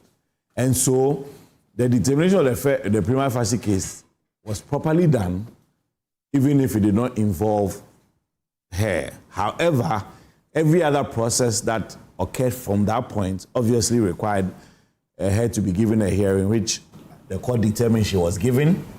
She was also given, access to information and so on. So overall, the court dismissed her claims on those bases. Now, we also know, at least from legal point of view, that there are two different fora that we are looking at here. There's a domestic context and international. So on the domestic front, there are a number of cases that are in the High Court, and then there are some elements of it that are in the Supreme Court. Before the ECOWAS one was also triggered, which is what we have just gotten the outcome of. So in terms of the withdrawal of the review, I take it to mean the Supreme Court. Yes. Yeah. Which means that if the former chief is not ready to proceed on the review application, she's dropping it. But there are still elements of the case at the High Court level as well, to the best of my knowledge. So it means that there are multiple fronts on which this case is being advanced for the former Chief Justice. And as I said, in law, you have every opportunity to exhaust these rights because the law gives you both substantive and procedural opportunities to advocate your case and make your claims and all of that. So we would like to see how things evolve in the next few days or couple of weeks. But as it stands today, the former Chief Justice has every right to pursue her case as she has been doing. Okay, all right. That was, must she say, well, time for me to let everything go. Kojo, from the one some of us have not been comfortable with the way the former Chief Justice was treated by the Republic. Because the reasons for her dismissal, for me, was flimsy. That she has traveled with a family member and per diem and all that. I mean, to the extent that former Chief Justices of the Republic, two of them, Sofia Akufo, Enimiebua, and another senior member, Justice Doche, appeared before the Parliament Committee. So, the colleagues, what is going on? This is not something that should lead So this dismissal, purely administrative. But because the NDC under President Mahama knew what they want, SNU said they don't want that.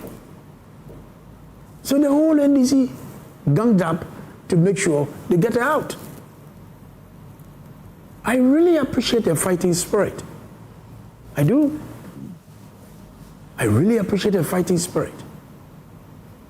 But what I will urge our sister is that sometimes there's an end to every fight. You pause, hold on a bit, strategize, and you can come back at another time. Because under no circumstance will she get what she wants, even if she pursues whatever she's looking for. That's the way I see it. So let her pause and leave everything to God. If there's a time for her to come back another time, she can. That is a prerogative. But fundamentally, the way she was hauled out of her seat with that flimsy excuse is purely politics and not law. Because the two former Chief Justices were seated. They met woman. But I'm told man, old man, may he so rest in peace. And so when you decide to destroy your brother or your sister today, it's a loan. One day, it will come back after you. I rest my case. Okay. Yes, Honorable. Let me introduce our final guest for the day. He joined us. I'm sure that because of the rains that battered him so much that he had to, James Kwabena-Botmford Jr., a CEO of Census and a lecturer at UPSA. Dr. James Kwabena-Botmford, good morning to you, sir. Good morning, Kojo. Welcome. Thank you. Okay, yeah. Honorable, let's hear. Thank you very much. On the case of the former Chief Justice's removal, Justice Torkornoo, the issue started not today. And she has battled it all the way to the African Community Court. So let's say that the processes that led to her removal, referring to the issues of prima facie determination on the case, were sometimes legally breached fundamentally here in Ghana. She went all the way to the African Community Court. ECOWAS Community Court. ECOWAS Community Court found nothing illegal or nothing breaching that right of the former Chief Justice, and therefore dismissed her case from the ECOWAS Community Court. Is it, Kojo? It is not for nothing that you and I have agreed to come out with a constitution that will govern how we rule ourselves. And that constitution makes provisions for how our laws should be administered, for how our issues should be handled. So, every fair and good constitution must not discriminate. It should be one. Such that if there is a breach of that aspect of that constitution, if you walk anywhere to any legally recognized judicial system in the world, the laws of that place will see and say that, actually, indeed, this was a breach. Why I am happy is that the former Chief Justice did not limit her legal struggle to only Ghana here. Otherwise, people could still go ahead and be pointing accusing fingers to some innocent appointees or appointment authorities sitting somewhere. But she went. This is how God wanted it to play, for everyone to see. She went beyond that to a community beyond Ghana, a community bigger than Ghana.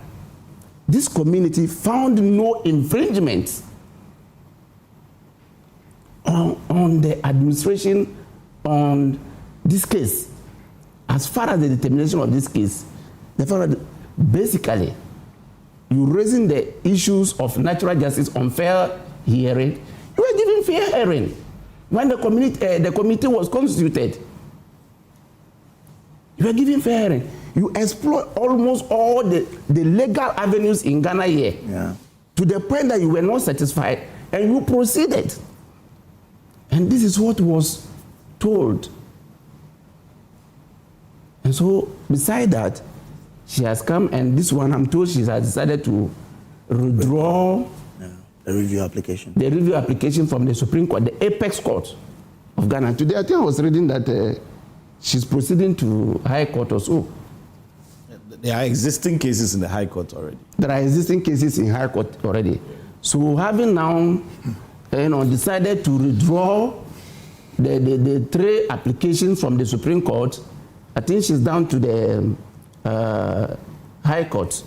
I don't know how will that finally end, but what I can see is legally, assuming Ghana erred, I don't think ECOWAS community would have erred. Thank you. I rest my case. All right. I could see that you you disagree with some things.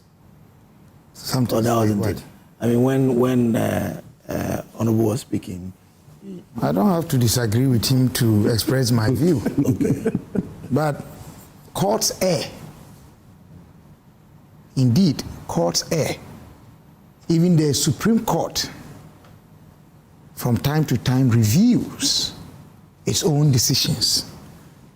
And so it is not entirely right to suggest that the fact that we have an apex court means it cannot make errors. It can. We are human. I want to approach this subject with a lot of humility and measured observations. I have not heard anyone who has sought to justify her removal tell me how indeed Article 146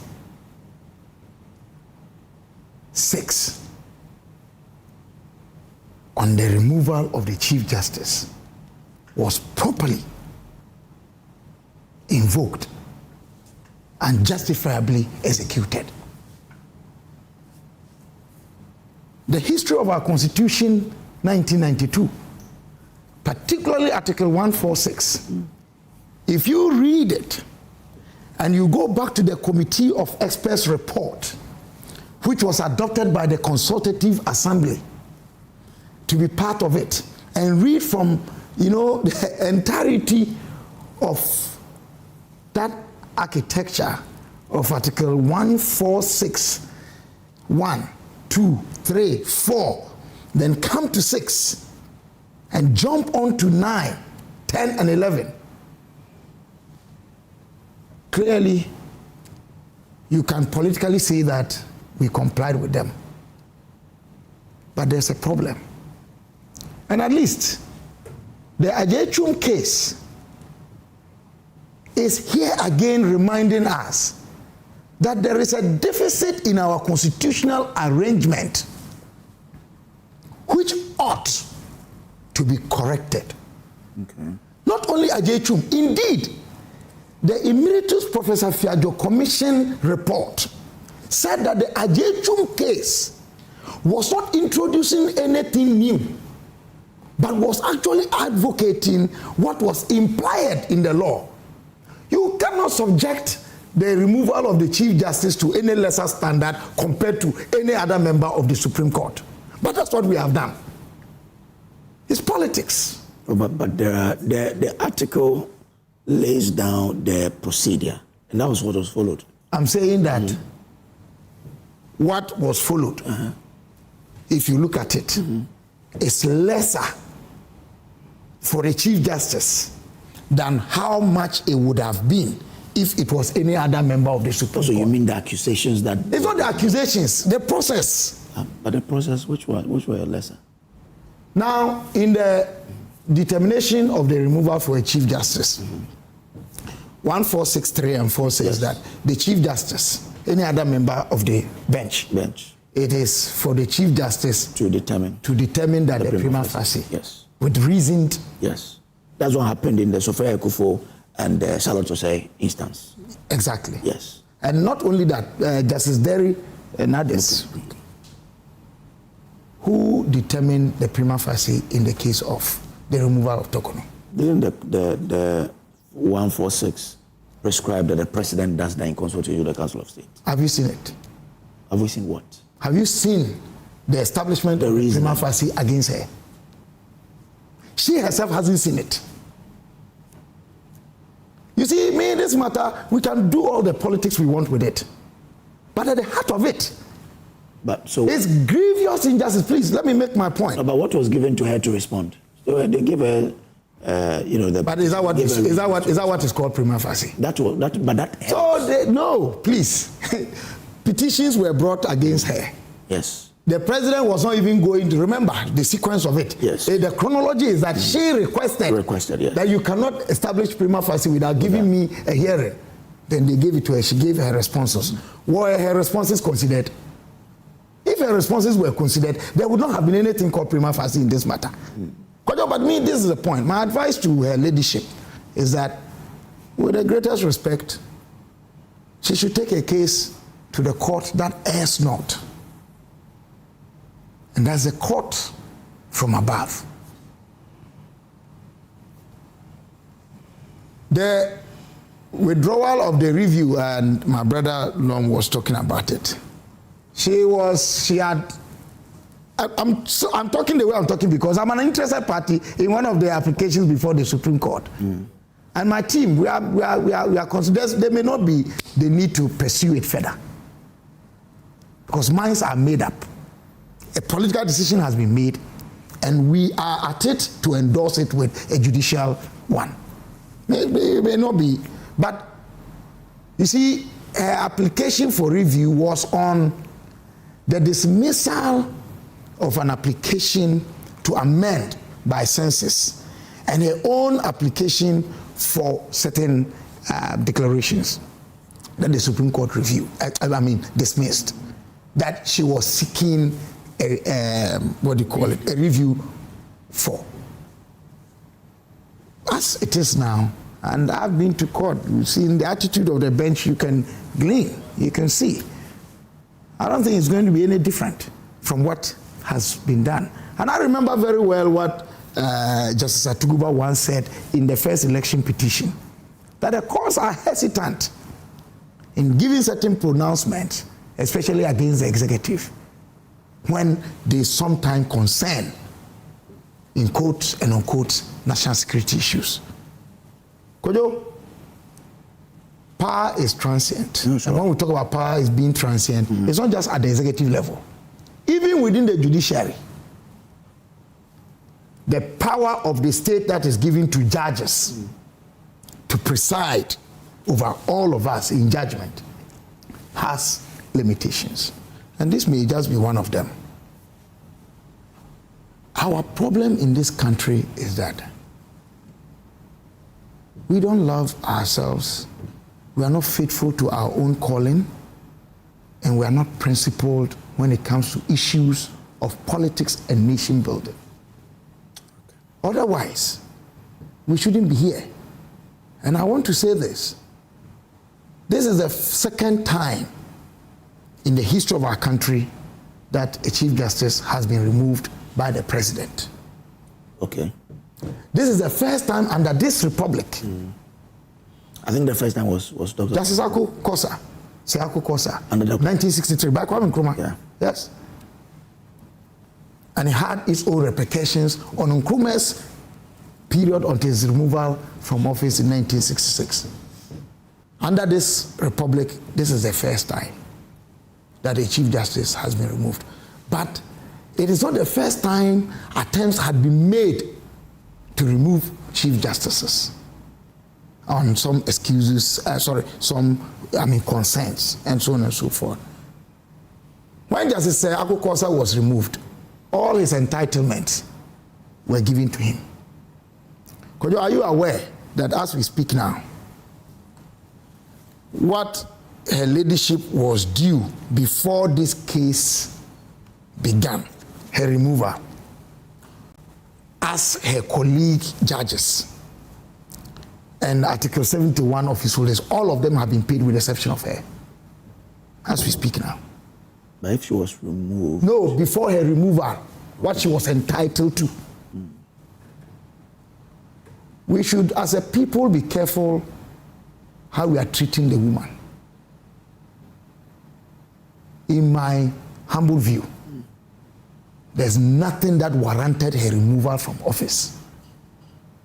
And that's why my organization and myself took it up to challenge the process we knew and felt was going a bit problematic and not right.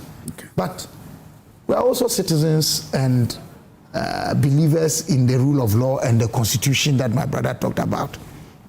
Whether it is right or wrong, that's what we have subscribed to. In the end, we should be faithful to our Constitution.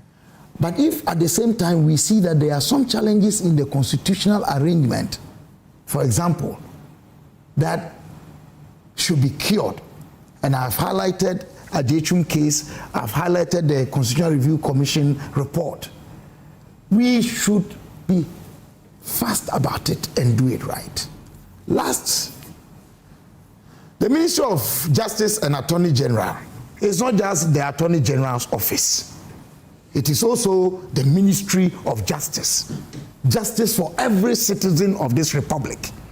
So in pursuing what the AG's office is pursuing, I want to ask them how concerned they are about the justice for Torkornoo.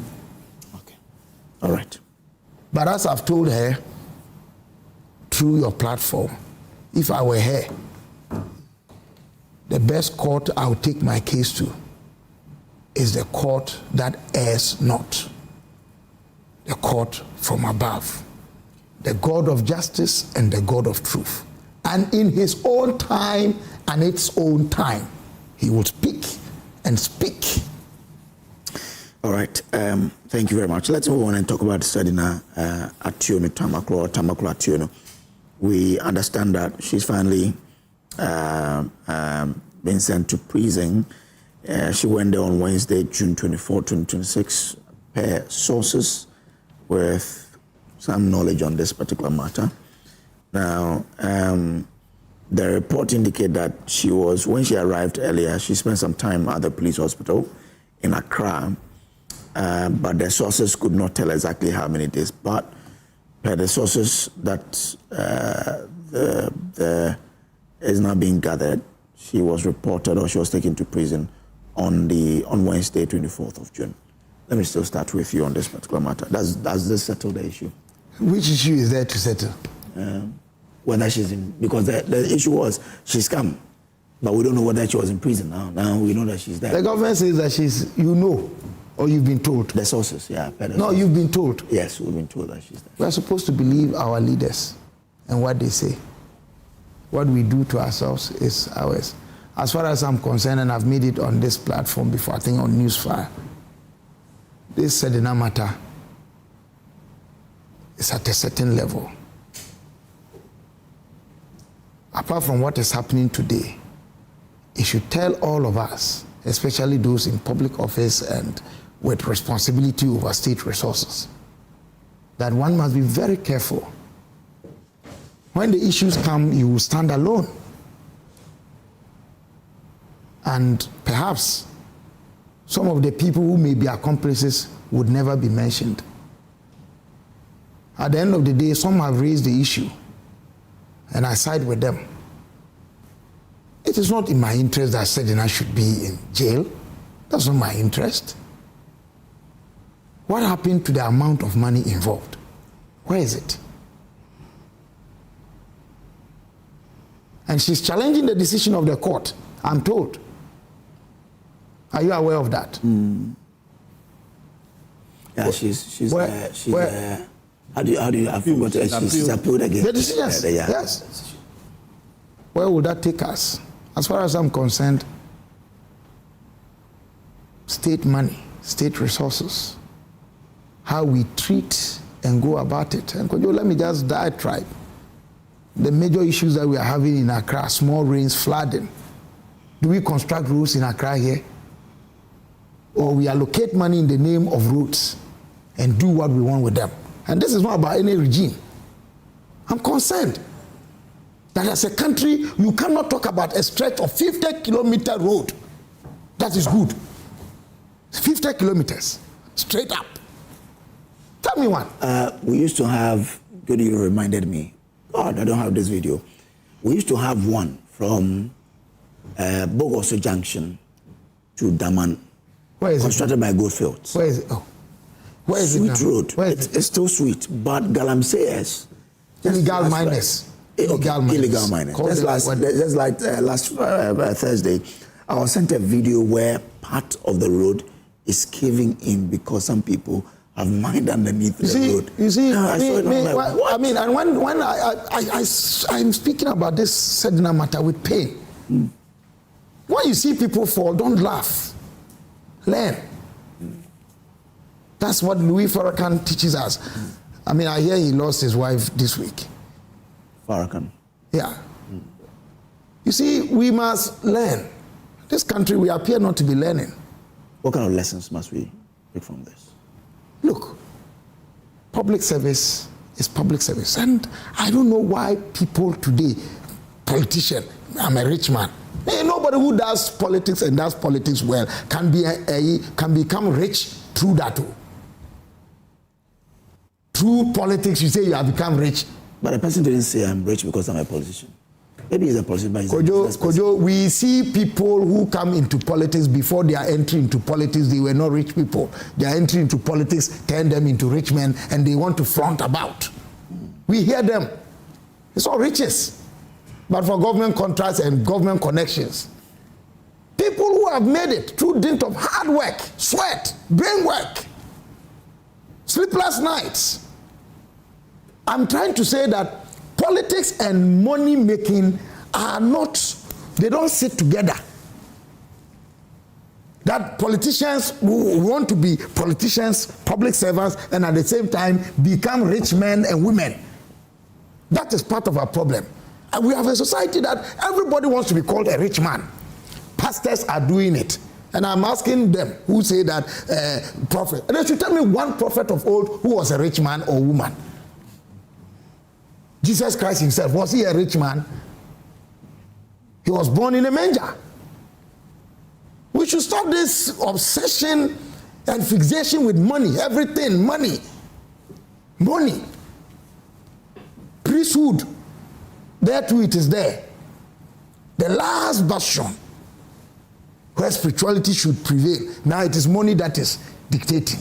Hey, and it has become show. We should be careful the kind of nation we are building. I'm sad. Very soon will be Republic Day, July 1. Not only am I connected to it by birth, but that day if you read and understand what it means to ourselves as a people from 1960 to now, what can we say? I'm not saying that it's all disaster. Yes, but we could have been better than this. And we should. So the Sedina case, wherever she is, if our minister say that she's in prison custody, who are we to doubt? If you have any reason why to say that she's not there, that's another matter. But right. Transparency is important. Okay. And in this transparency, it is not just about me where she would be at the end of the day. It's about the money. What are we doing about it? But if she says she's not guilty and she's challenging it, that's another matter which is yet to be determined. But for now, what we know is that a court has determined that she is guilty. And that's why she is supposed to serve a sentence. Okay. What happens to the money? Okay. Honorable, what happens to the money? Thank you very much. You want me to just bail from commence point. If you know me, it's a kind of a leading question you are asking. You should be to originally also come with my point. Yes, then do that. But you don't know where the money is. Yes, yes. You were not there. You and I were You not are there. not there. As someone said. On Mrs. Sedinam Tamakulu's case. When the woman I'm arrived, sorry, let me do this very important notice that has come in. Now, we understand that, we understand the widespread of floods due to the rains in Accra. Some information that we are picking. Okay. Let's bring in the Minister of Interior, the hardworking Muntaka Mubarak. Good morning to you, sir. I'm grateful you joined us here, sir. To you and your listeners. We're told there is an important information you want to put across, sir. Yes, I mean, for now, we are monitoring, but we'll be happy if people stay home as much as possible. If you've not left home, please stay home. The chunk of the city is flooded, and NADMO is out, the Navy is out to assist as possible. People can reach out to NADMO on what is called 192 and 193, 191. They should keep calling. But if you have not left home, please stay home and try and work from home whilst we monitor. Because talking to the Meteorological Department, the Director General just confirmed to me a moment ago that the rains are going to continue till the afternoon. And in fact, they are expecting a heavier one from Togo, which hasn't yet arrived. If that one also comes as predicted, that will mean that we are going to have more rain. So those of you who are coming, so far the police are telling me a lot of the places are flooded already. That links to the main city. So if you've not left home, please stay home. Those who have very urgent meetings can try and have it on Zoom as we monitor until maybe around 10, 11 to be able to advise. But for now, managers for private institutions and government institutions, please don't hold individuals for coming to work late. It is better we have those people alive than for them to step out and risk their life and probably get hurt or get injured or lose more property. So please, yes, the rains are still on. Please, please, please. Our plea is that stay home and try to work from home as much as possible. So that is what we thought that we needed to let you know, so that we communicate this to the general public. But we are working very hard, communicating with the NADMO, the Navy, the police, and all rescue workers are out there to assist as much as possible. But once you cannot cross over, if you go and get stuck into a long traffic that you cannot turn and the water gets to you, that becomes the problem. That's why we are advising that as much as possible, push it down. Okay. You put some numbers across that we could reach I think it's the fire service on. We are putting all the rescue guys' numbers out. Okay. From the ambulance to NADMO to fire service, so 191, 192, 193. All those numbers are emergency numbers, and we have asked them to coordinate. So you don't call fire service and say that the Friday is not our case. So they will communicate, they will link you up to that. If you reach out to NADMO and there's a need for ambulance, they will call for ambulance. So we are asking them to work together, not work in silence. Say that, no, this call is not for me, call this other number. No. We are telling them to work together with the police, all of them. They should pick every emergency and coordinate the emergencies so that they don't say that this is not my fault. So that's why I put up all those. Okay. So this is more like a coordinated national response that has been put together. Yes, please. Okay. I'm grateful to you. We'll be coming back to you in due course to get any updates that we have to give the public. Muntaka Mubarak is the Minister for Interior, and he says that if you have not left home, please stay home, because most of the roads to the main city have been flooded. And earlier I was going to give you this before we brought him in. We understand that Akosua Road is completely blocked. This is what an admin officer is sending us here at Joy News.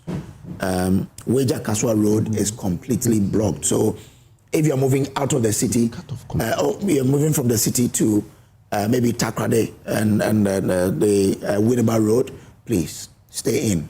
It's blocked. N1, yes, we're told is literally submerged.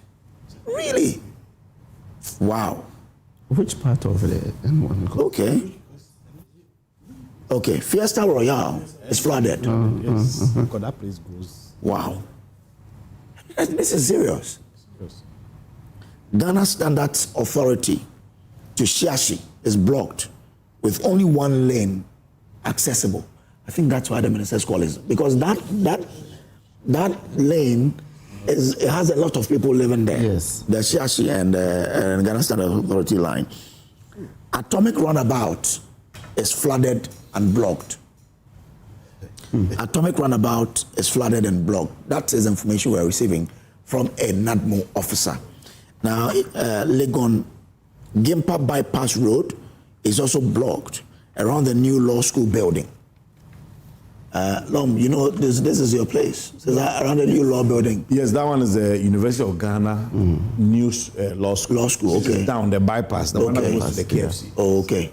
The Gimpa Road. It's on the Gimpa Road. Yes, okay. Yes, on the Gimpa. Okay. Now, Alajo is flooded. Oh, yeah.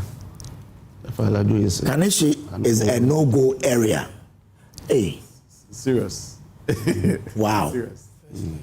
This is... Yeah. I think Kingsley would have to block this. We have to take a break. I have to call home. Yes. Okay. So what you are seeing are live visuals we are getting from, viewers.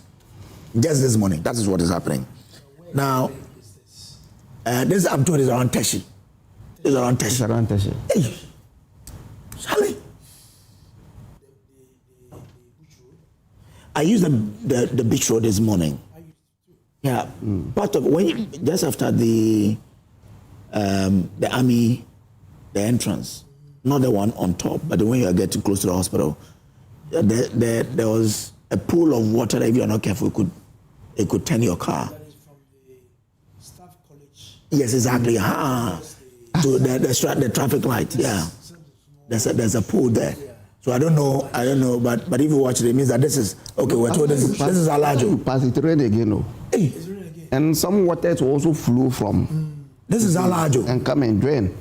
Which part of Alajo is this? Wow. Alajo just behind us here. Yeah. I think that's why the minister says if you are not left. Is an old place. That's why the minister says if you are not left home, stay home. Alajo, Awushi. This is serious. Awushi, Elan. Wow. Yeah. Kotobabi. There are a lot of big drains. There's a big drains there. Now listen to this one. Malam Junction and Market is now a death trap. Don't go there now. Malam Junction. Yeah. Don't go there. Don't go there. And it says, I wish to admonish all of us to be very careful this morning. If you have not moved yet, please hasten slowly till you are sure of your road. And you see, Kojo, this is not happening only in Accra because I've seen lots of visuals from Keta constituency. It's the same because there's the coastal side, the low area, the Volta region side, outside of the country. It's massive. Even in K2 North, last week, my colleague Damagbana, the company even lost 2 lives. Oh yes, due to the floods in K2 North. Absolutely, lives are being lost. Wow. In real time. So I brought a friend of mine who drove me from Takrade. He was supposed to go back home. He says, "You can go." I couldn't join the Osu link to Beach Road. But when we're coming in the morning, that's what we use. Yeah. Someone said, Beach Road. Yeah, Beach Road. The Beach Road is blocked? Yeah. That's why I couldn't join it. Wow. Just praying for the rain to downsize small so I can make a move. You can make a move now. That's why I made a point. This type of rain is the most dangerous because it's been raining since, let's say, last night. Yes. And Ramadan. Yes. And Adoni was heavier. Yeah. Yes. Adoni So it rained yesterday too. Yesterday too. It rained in Accra yesterday. And now we're talking about throughout a wave coming from Togo, which has not arrived, which is supposed to be heavier. It's supposed to be heavier than what we are seeing. Not only in Accra, the same is happening in Muntaka said something which is very striking. And the phone calls, we need to be very careful. This is an emergency matter. People should not be joking. Yes. But if anybody knows with this, then... So what he said for me is very striking. That people should call on emergencies. Not picking the phone and be making rough calls and all that. Okay, so let's take you to Alajo now. Our reporter. He's come, but he's just coming from Alajo. So he's going to give us an update, a live, of what happened. Stephen, raincoat. Stephen. Okay, good morning. Still drenched in the rain. Yeah. The rainwater is still. Everything is gone. Wow. My sneakers are all wet. Wow. But then what you notice when you get through from the Alajo stretch all through to here, you notice Ordona is currently full. It's overflowing currently.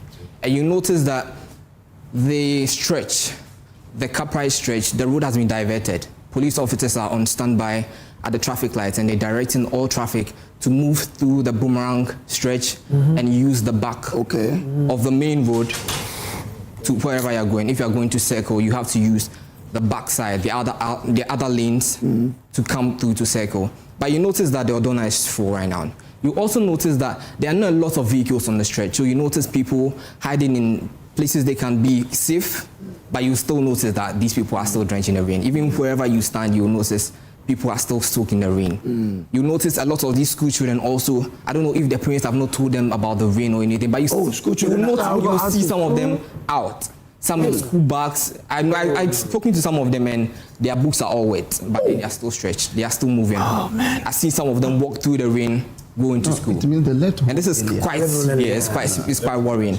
And these pictures are very daring. Some of the people we spoke to, some in vehicles, all tell us that it started all through the night. Some tell us from 10 p.m., from 2 a.m. And all of them say they are going to work, but then they had wished they had not stepped out after the time they were moving out.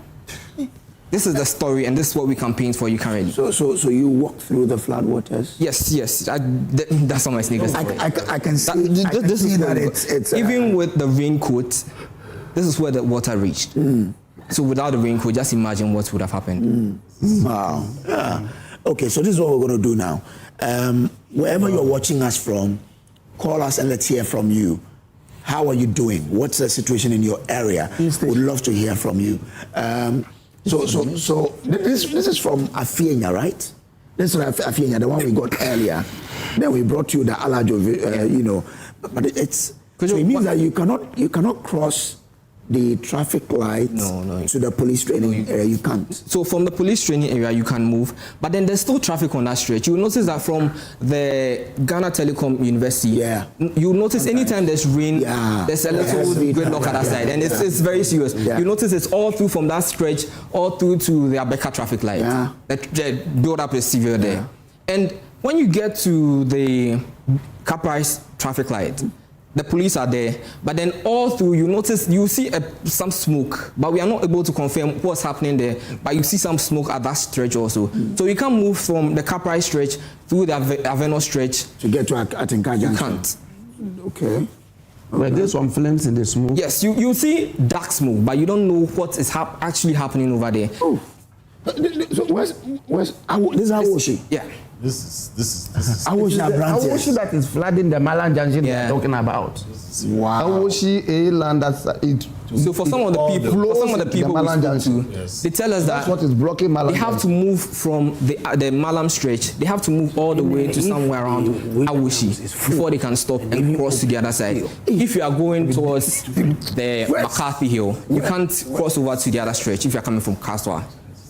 And this is Santa Maria, Stephen. What is behind you is Santa Maria. Hey, Charlie, but nah, I think... You see, well done, young man, for this reportage. It tells us that you're really working so hard and for these sacrifices. But my fear, if the rain should continue and the Roja Dam becomes full and they begin to spill, that will be worse than what we are seeing. I'm telling you, because from what Mutaka is saying, the worst one is coming from Togo. Togo, yes. And if you continue and the water then becomes full and the Ghana water begin to spill, the excess water is only by grace. So we are even going for the Odo, we are told that it's already full. Yes, the Odo is full. So if the heavy one we are told comes to add to Odo, I'm telling you, behind us, Alaju here, then all the way to Abuglushi. Maybe we have to have like 2 days where we don't let people go to work. It may come to that because you could see from the way the minister spoke that he's giving preliminary information. As he evolves, they might keep coming back because update. Yes, they will update if heavier is expected. And that's what I'm saying, that even with your visuals, beyond Accra, it's happening in other places. Yesterday, just even when they started, within some few hours, the road that connects Seva to Anyako was completely gone. And it's like 2 towns, one to the next, completely submerged. The road, you could not even... That was yesterday. Yes. And today is added. And it's still being. So you can imagine many other places. Like I'd love for us to get to Cape Coast, because Cape Coast too, when it rains, they have issues like this. So I'd love for us to get to Cape Coast as well. Get the reports. To really understand what's. And then again, Takrady Market Circle. It's also used to have these issues. So we'd have to take you around the country and understand, give you a picture of how what is happening to Ghana at the moment. The Minister of Interior has spoken. He says, if you have not moved from your home as we speak, don't leave. Stay there. Okay. So we are going to bring you an update too. We understand that there's a fire at a certain place. So behind the commercial bank at Circle, we understand there's fire. That's what you see. That's the same. That's the okay. So that's the flame that Stephen was speaking about. That's why we had that check. You could see that same area. You could see the smoke coming from there. So this is a fire from. They said this is behind the commercial bank at Circle. Well, this is the same Circle. You remember June 3, 2015, right? 2015. Yes. We had that twin. No, it was 2015. 2015. We had that twin disaster there. Today we're reporting of flooding, and then there's fire somewhere too. That's why the minister is saying that if you don't, and then also titles added on, if you don't have any emergency, don't call the emergency lines. Well, this is why the emergency lines are there. This is why the minister says if you are in danger, you call the 191, 192, or 193. It's a coordinated national response at this moment, such that if there is an emergency like this somewhere, the fire service, NADMO, can then attend to it. So please, do not joke with the emergency lines. 191, 192, 193. And please, let us all start calling and to check up on families. If your families are anywhere, call to check up on them. At this moment, if my wife is watching, please send me a text that you are fine, so that we will put my test to rest. But call us and let's hear from you. Wherever you are, what is the situation where you are? The rains, we understand, have cut a lot of places off. The numbers you're seeing on your lines and on your screens now are not for us. They are for emergency response. Don't call them if you don't have emergency. 191, 192, 193. These are the emergency lines, please. Those of you who love to joke with a lot of things, today is not the day you have to do this. Today, a lot of people will be found wanting and will be in the need of emergency care. They are the reasons why we have these numbers on the screens. We are going to put our numbers there where you can call us now on the TV and then tell us what your situation is. That is not the emergency lines there. So know the difference. This is for you to call. These are for you to call when you have an emergency, like the fire we are seeing at Circle. You call that one. 191, 192, 193. If you are in emergency, call those numbers. If you are not in emergency, don't call that line. So that is the information we can give you now. But for now, you can call us on 0302 221 1691.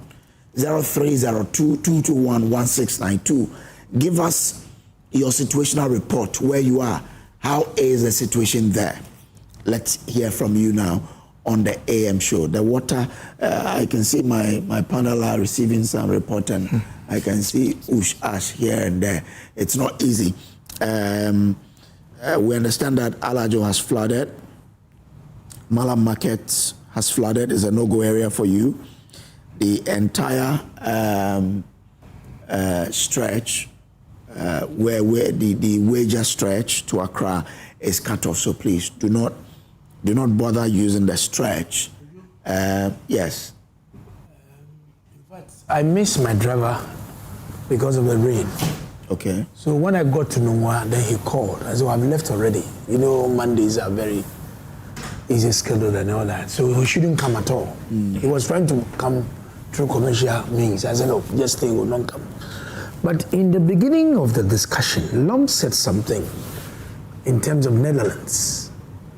And if the Minister for Interior and Works and Housing and the presidency are hearing us, they should find a way to look at some of these things, the way they've handled their flooding situations in the Netherlands. Because we all know Netherlands is typically a low-lying area, and they've even tried to claim part of the sea.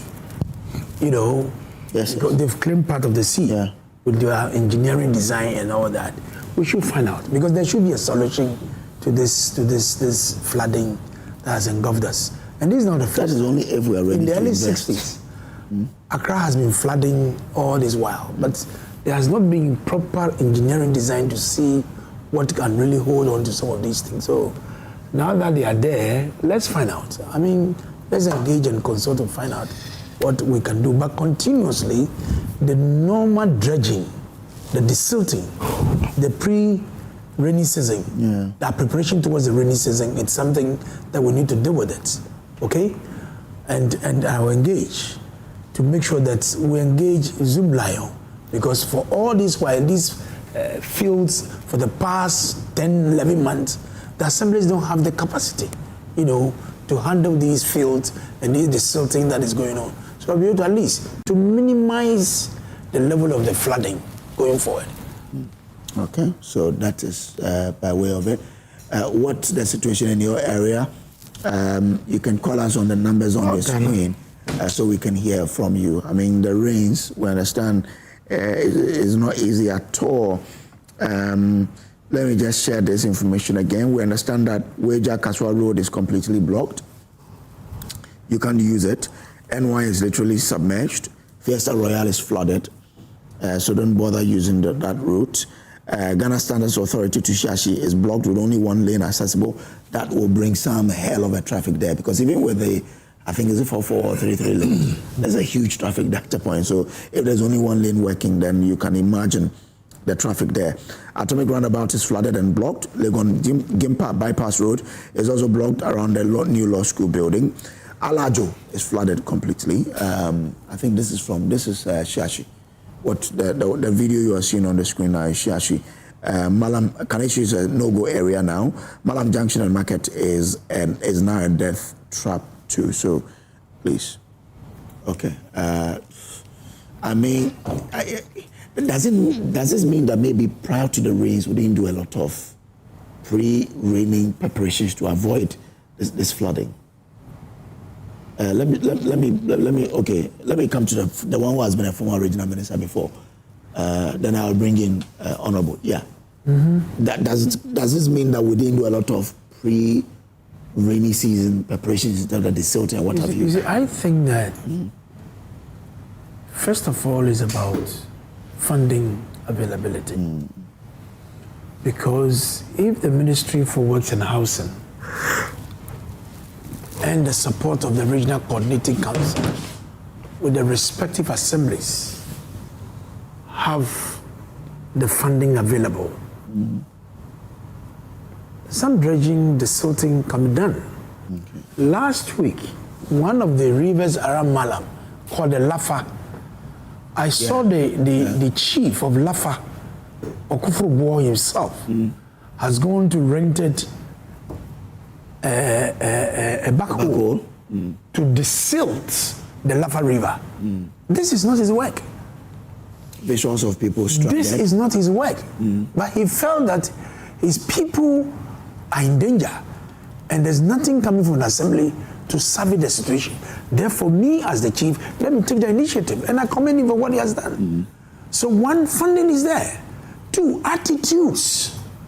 You heard the honorable member talking about what he saw somebody throwing rubbish, an elderly person throwing rubbish into the drain, into the open water. There are people like that across the country. So the attitude of our people is something we should bring to the fore. We need to punish people. People are going to build in waterways. When I was a regional minister, that Malam area, I was there. A Chinese man, Elom, has used laterite to take over mangroves. And he built warehouse on it, renting and making money in his pocket. I stopped it. Last year, the President Mahama was there. Who sold the place to him? That's the question. He's like, oh, chiefs, there was people there. You understand? You go to Dansoma. Somebody sold the land. You go to Dansoma, Kabila. Minister, land ownership is settled in the hands of the chiefs, but land use is state. It's the assembly who should take responsibility. I mean, I don't know why we look spies there. You take responsibility. Because as a regional minister, you cannot be everywhere.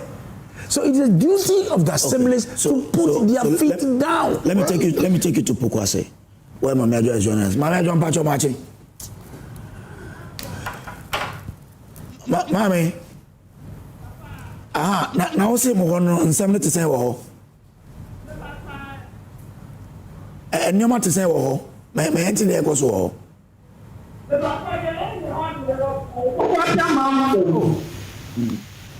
Okay.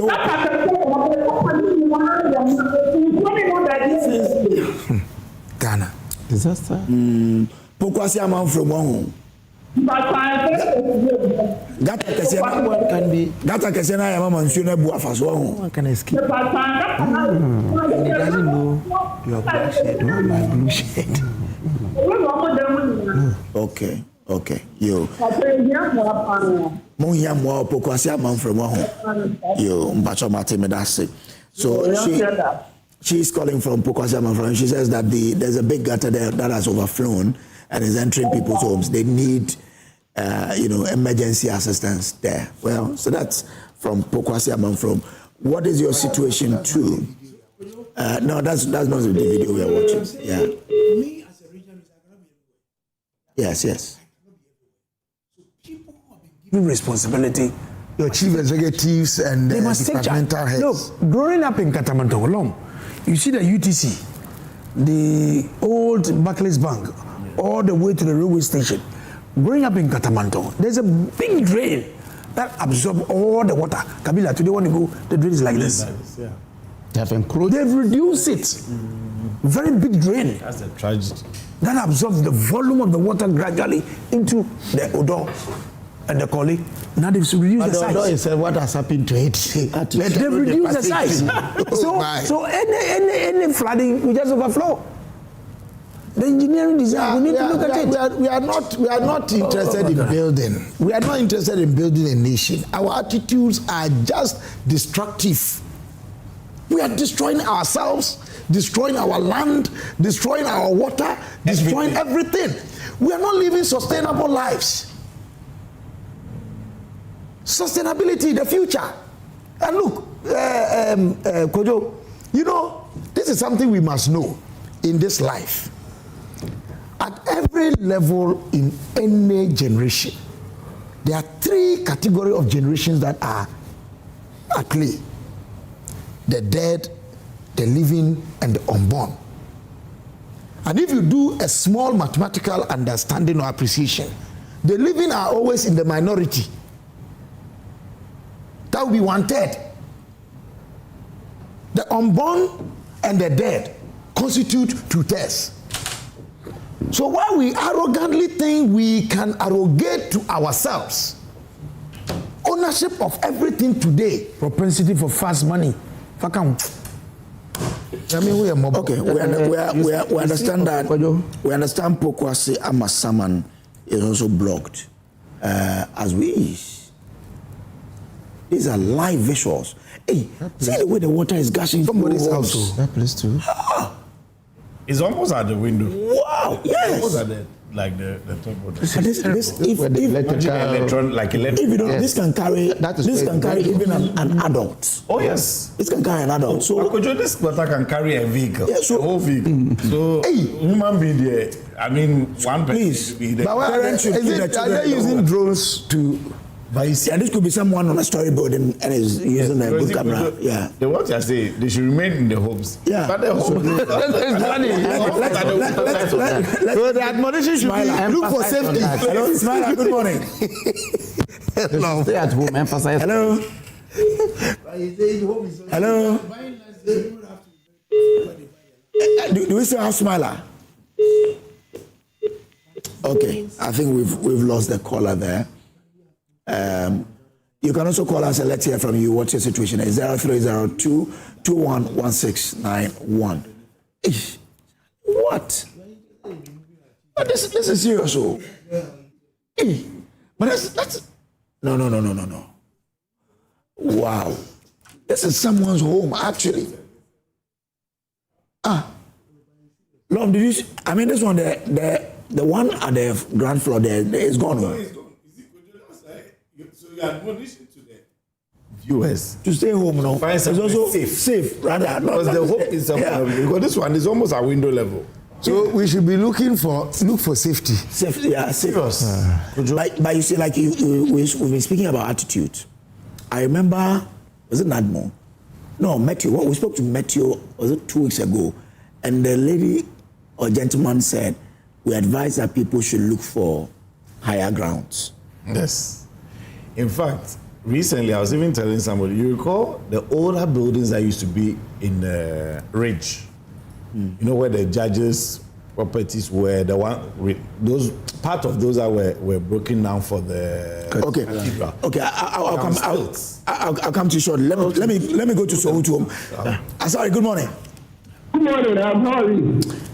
Well, I'm managing. I don't know what's happening to other people, so I have to manage. And so there's a situation at Sohutum now. There's so much flooding in the area. People are trapped. Some can't go out and stuff like that. So I don't think I can report for that note to come around. And what is making the situation worse is that somebody comes to build a wall, which is blocking the road, the main gap. So there's a lot of. Sorry, I'd love it if you can send us videos, yeah? Video. Yeah, of what's happening to you. Can we get a number on this? Can we get a number? My producers will speak to you and give you a number so you can send the videos too, yeah? And then we can probably situate the whole thing better. He says that Sohutum too is flooded heavily, and so if not more can reach to there, he said a lot of people are trapped in their homes, so if not more can come there, they will appreciate it. Amin is joining us from Kojo. Amin, how is Kojo? Hello, Amin. Hello, Amin. Good morning. Okay, all right. So this is what is happening. Lord, you are making a presentation. Yes, but even before that, I've just seen a message which says, anyone using the Mahama Road should divert or use the oncoming vehicle lane from the roundabout towards 37. There's a 30-kilowatt electricity cable line in the middle of the road. Wow. Please take this serious and take the direction given. Repeat it. Wow. Repeat it. It says, please, anyone using the Mahama Road should divert or use the oncoming vehicle lane from the roundabout towards 37 Road. There's a 30-kilowatt electricity cable line in the middle of the road. Please take this serious and take the direction given. ECG, they should. It's crazy. They should. No, it's serious. See, look, someone is swimming. See, it's serious. Someone is swimming to save a family. Oh. It's serious. See. It's serious. Yes, this is wow. No, this place, Nadmo should go there. No. This place, what was it? Hey, it's covered houses. Oh, please, what was the name of this place? I think we should put it on there. Nadmo should go there now. This is serious. Yeah, see the water is at the level of the dry line, the top of the dry line. We just had, I think it was a viewer who sent it. Please, let's know where this place is so that Nadmo can go there. This is serious. Wow. Really? It is at the roof. The whole place is submerged. Yeah. Seriously, wow. This is incredible. Hey, this one. This is crazy. I'm sure government at a point government would have to deploy some choppers. You know how we see in other countries yes. to airlift people to save higher ground. Because this one, wow, you don't know how to swim. Like, yeah, it's a lot. Oh, see, the kid is being carried on the. Lost. This is. Oh my God. Well, let me take you to Sekendi Takrade, where Salifu is joining us. Salifu, good morning. Hello, Salifu. Yes. Hello, Salifu. Hey. Salifu from Sekendi Takrade, good morning. Look, okay, I think Salifu couldn't stay on, but this is serious. This is absolutely serious. I think the minister would probably come back again. Yes. Because it's getting out of hand now. So could you have just seen it? Still raining outside. That's it. I should, to hear. Okay, my production will check if it's still raining. They'll let us know. Could you just? It's like it's increasing, getting worse, and it's getting worse. I've just seen the Togo one. I'm told it is still raining. It's still raining. Yes. I've just seen a flyer from Nadmo, but this is Nadmo specifically in the Keta municipality. Okay, so let me bring in Nadmo. Let me bring in Salifu. I'll come back to you. Hello, Salifu. Good morning. Good morning. Salifu, give me what's happening there, where you are. Exactly where are you in Sekendi Takrade? I'm at Coco Bay. Oh, Coco Bay Market. That's also okay. Yeah, let's hear from you. What's happening? Coco Bay Wood Market. Charlie, time is up. Let me go. I'm going to do. What's happening? That's there were one and a half year of NDC complaint, and they have to do sections off. Well, you are listening to yourself. It's difficult to hear you, so please don't listen to yourself on don't listen to yourself on the television. Listen to yourself on the phone so we can have a good chat. This one says, Kojo, the rain hasn't started in Takrade yet. The weather is just cloudy this morning. We have some drizzling this dawn, so we are expecting hours will come before close of day, but we pray God to save us from this heavy downpour, else we are, quote and unquote, dead. That's coming from my friend Bernard in Kejebril.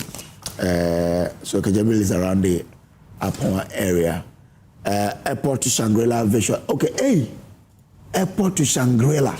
Oh, that car there is stuck. This is around Special House. Special House, eh? Yes, it's around Special House. Shangri-La, that side. That's Shangri-La Special House. This is serious flooding. Yes. Wow. This is serious one. Hey. This is Airport Shangri-La. Yes. That area, look at the way it has got it, the water level. This is serious. If I'm sure when we are done with the show this one, you have to wait around because we can't move anywhere. No. The places you mentioned, N1 gone. I mean, why are we going to pass it? Let's end the show and go and look for that was his word. Emmanuel is joining us from Sogakope. Emmanuel, good morning. Good morning. Yes, give us the situation in Sogakope. Yes, please. Sogakope Alavayon. The problem is people are always building at the waterways, so it's really affecting us at this Alavayon site. Okay. So what is has the place flooded yet or it hasn't? Yes, flooded everywhere. I don't know how we can send a video to you so that you can see it also. My producers will give you a number. Don't cut it. Stay on. They'll give you a number so you send it to us. Okay. No problem. Okay. Please. I'll be expecting the number. Okay, thank you. It says Sogakope Alavanyo is flooded everywhere. Because some people have been building in waterways. You said you have seen a flyer from Nadmo earlier. Yes. This is a flyer from Nadmo, but this is specific to the Nadmo in the Keta municipality. And so basically, as I was saying, it's not only Accra. Yeah. This guy just come from Alabama. Oh, yes, all across the coast. So in our area, I mean, there are lots of places, the Laoshime, Mamime area and all of that. But it's interesting because when I'm looking at this flyer, you can see, it's basically two flyers. One talks about the Keta zone and then the Achiavi zone. And literally, if you look at the communities mentioned, it is more or less the entire place. Because you know, Keta in particular is a very interesting concept. It's like Anglon. Yeah. The sea is on one side, the lagoon is on the other, and then they are even reverse as well. So water is like literally about 80% of the. So if floods consume. It's crazy. It's crazy. Wow. So it shows you that these are places that are low-lying already. So absolutely a lot of work needs to be done in terms of prevention. Because once the rain starts, there's nothing you can do. Yeah. When the sea is getting filled up with so much water, automatically it will start spilling into the lagoon. It throws back on community. Yes, absolutely. You see, so it's one of these situations where we really need to engage those who know and understand these things. And Kojo, I've been looking at what I mentioned earlier about, for example, Netherlands, and these are some of the things that they do. They dam parts of their areas. They have pumping stations to pump water out of. So, for example, let's say this Alajo area that we know is prone, they've designed or they've put infrastructure in place such that they know the areas that are prone and they pump water out of there. Directed to places where it will not have the same effect or even into the sea and all of that. They are talking about the storm drains, obviously, which in our case, even when we do have, is now filled with debris and all of that. They are talking about the dikes, and dikes are basically like a wall. They are places where you can build up a wall to direct the water differently, so it doesn't come to a certain area. And in your capital city, these are things that we should definitely do. Of course, the cost element is not something we can run away from, because to invest in all these things, it takes money. But it's about, should I say, plus and minus. The economic impact of these losses, buildings, lives that will be lost, insurance claims, and all of that. You can imagine the implications, long-term implications on us. So it's not only Accra, the entire coast, and we need to have a long-term view on how to deal with this flooding issue. Otherwise, it will just be a cycle. Every rainy season, we'll sit here, we'll talk about it. Next year, we'll come again. Nothing will change. Because look at the visuals. Look at the visuals across the country. And, This is serious. I'm sure would I know Kingsley. He will put on the lady from Cape Coast, our reporter there, because when it rains like this in Cape Coast, several places gets flooded. So we would want to understand but we're getting a bit of a national picture, right? Because someone has come from Volta region, flooding, Kojo, people are warning us and all of those places. So what is your situation? But remember that the minister says the emergency lines are activated. Please don't joke with them. The 191, 192, and 193, they are for emergency response services. So if you have an emergency, you call them, like the one we saw where the young boy was being carried on the shoulder of an adult because the water had, like this one. That's where you call that NADMO should come in. Oh, wow. This is serious. If you can't swim, this one, you cannot do anything. Please, those of you who are so yet... So we've not been able to identify the area. This area, please. Production, let me know where this area is so that we can put it across for people to know how to... Like I said earlier, call on your relatives. Call everyone. Check up on them if they are fine before you know what to do next. Like the minister has said, stay home, but as we've added now, don't just stay home. Look for a safety ground and stay there. Because if this is your home, it's flooded, you cannot stay there. Move to a higher ground and live there. I wish we could know where this place is. Let's try and put a number there that people can send videos to so that we can have a lot of things to, a lot of videos to show, to tell the story of how, for now, Accra is flooded, entire Accra is flooded now. Okay, we understand this is from Achimota. This is Achimota. Whoa. You see the dirt. See the dirt. And the flood waters are carrying with them. What? We're a dirty country, actually. I'm sending you some videos from Keta.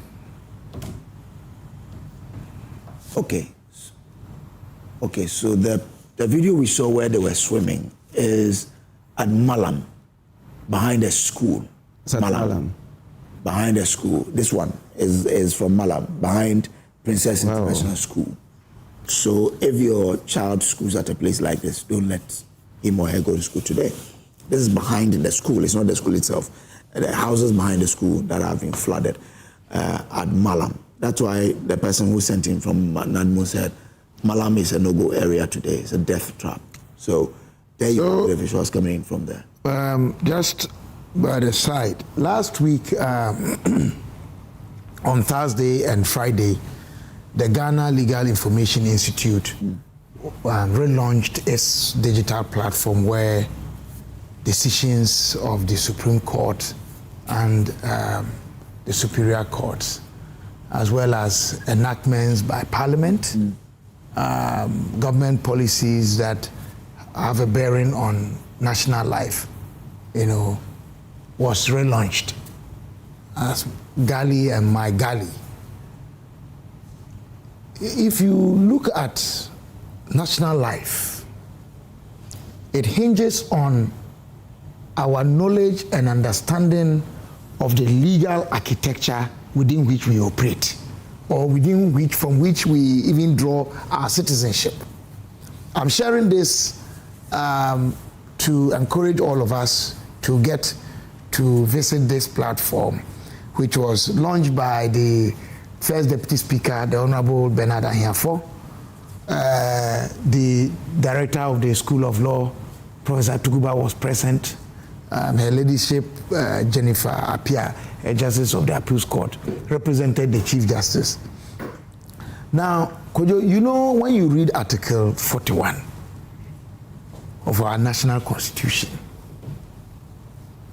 it talks about the duties and the responsibilities, obligations.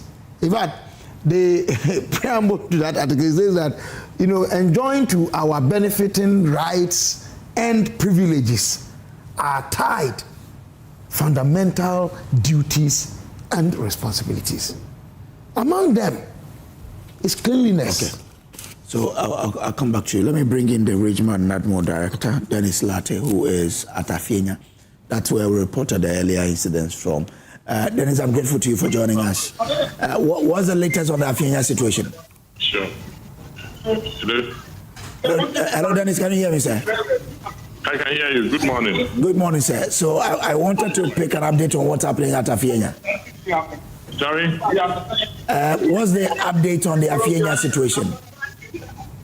Okay, thank you very much. Yes, as of now, we are in Afienya doing a lot of rescue. So far, all the people who have called, we have been able to rescue most of them, and we are still continuing. We have the Ghana Navy with us here with the boat. So for now, we are... What about Air Force? Hello? Air Force. I'm listening, sir. We're listening. Yes, we have the Navy here with their boat, and we are going around most of those houses that have been inundated, and then removing the people out of their rooms. Have we gotten to a point where the Air Force have to be involved? Are they coming around? Oh, for now, we are managing the situation. The water is receding. So the Navy is helping, and we have an extra boat that is also going around with us. And then we have some fisher folks who are helping us. We're giving them enough life jackets to remove the people from there. So for now, the situation is under control. Okay. But what is the situation from other areas of the city? Yeah, so I'm receiving calls from other places in Accra, but I think they are also making efforts to do the rescue operation. So far, we've not had any casualties. All the operation is successful as we speak now. Okay, all right. And for the other areas where we are reporting flooding, are there the presence of the Ghana Navy to also assist? Hello. I'm asking that in the other areas where we are reporting of flooding, would the Navy also be there to help? Yeah. Hello. Yeah, Mr. Latte, can you hear me? Yeah, I can hear you now. I'm asking that for the other areas we are reporting that flooding has occurred, will the Navy be there as well? Yes, there are other places. The 48 engineers have been deployed to parts of the Odo area, Alaju, and the National Fire Service is also assisting in some of the places. But the little advice I want to give now is that if you don't have anything to do in Accra, or if you don't have anything to do in the city, better stay home for today, especially our school kids. People shouldn't allow their kids to go to school because it's going to rain again in the afternoon. And so we are appealing to everybody, if you don't have anything, just stay home. And then don't be, you have to call the short code 112 for any assistance. Okay. We're grateful to you, sir, for joining us here. So that's Dennis Latte. He's National Director at Greater Accra, giving us the update on what's happening at Afienya. The Navy is there to help people move from their trapped homes, to safety. Yeah, Dr. Monfort, you were saying something before I brought you. So I was talking about the need for us to appreciate our duties and responsibilities in terms of obligations to ourselves and to our nation that may help ameliorate or reduce some of these things that we have no control over. After the rains, they will come. But when they come, what you were showing us, the debt, it is compounding the problem. The blockades to the waterways is compounding the problem. The improper building structures that have been built on waterways, they are compounding the problem. So what it means, and I heard the former regional minister say something, the preparation ahead of these things include discipline. You see, preparation. There is no lack anywhere. It is when preparation meets opportunity that we say, Kojo Brace, you are lucky. You're prepared. Otherwise, without preparation, opportunities are always going to be around and we cannot take advantage of. Can you imagine that we had a very prepared waterway system? That when these rains came, our city was still clean and we were going about our duties. How proud we could be of ourselves. Can you imagine that? And it's all out of reach. It is something we can do. Just be disciplined. Conservation, protection of state property, state assets, and ensuring that, we restrain ourselves. Restraint. It's not everything you have opportunity or right to do that you must do. Like building in any available space of land. Somebody say, we have given you land. Yes, land given. But must you take it? Must you take it? You see, we are too blessed. I mean, maybe sometimes that's why we are doing these things. Ghana. Okay, let me bring in Thomas from Nadoli. Thomas, good morning. Yeah, good morning. Good morning. I have a suggestion to put. Okay. Because this flooding in Accra has no high grounds. The only is from Nabdam. Nabdam.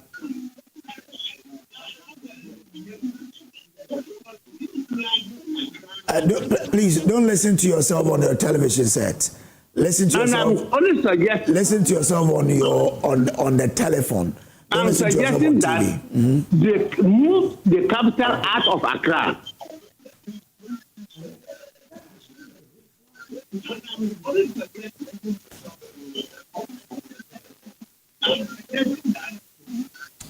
I'm suggesting that if we could move the capital out of Accra, look, the decongestion will start immediately. Even if they put announcement that the capital might be taken to Kintampo in about 10 years' time, 15 years' time, that alone, development in Accra will stop and move to wherever the capital is likely to be, the decongestion will start.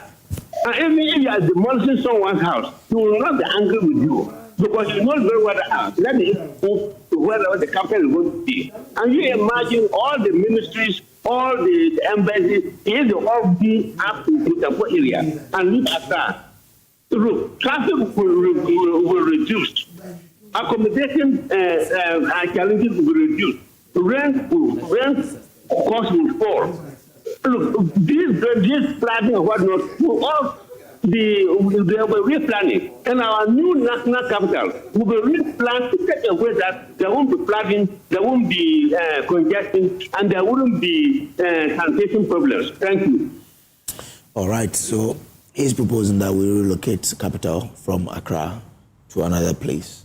Once we do that, that is a long term. Because once we do that, there will be a natural decongestion of the city. People will start moving out. I don't think so. Oh, you disagree, eh? Yeah, we have the Abuja in the Lagos. Lagos used to be the capital, economic base. They moved to Abuja, well-planned city, everything. But in Nigeria, Lagos is still the economic capital. Yes. Yeah. And still population in Lagos than in But it has reduced. It has reduced. You see, no, it will reduce. It will reduce. Please. No, it will reduce. It will, and we want that. We want that reduction. But you see, Doc, apart from that, where Rom is going to support him is that the money thing that will go into building that new capital. Okay, let me break it down for you. Let me break it down for you. Unless you change your attitude, the old city will continue to be like that. Let me break it down for you. You don't need any big money to go and build any new city. You just need to plan well. And if you talk about long-term, yes, there may be a long-term component, but there are medium and immediate-term components.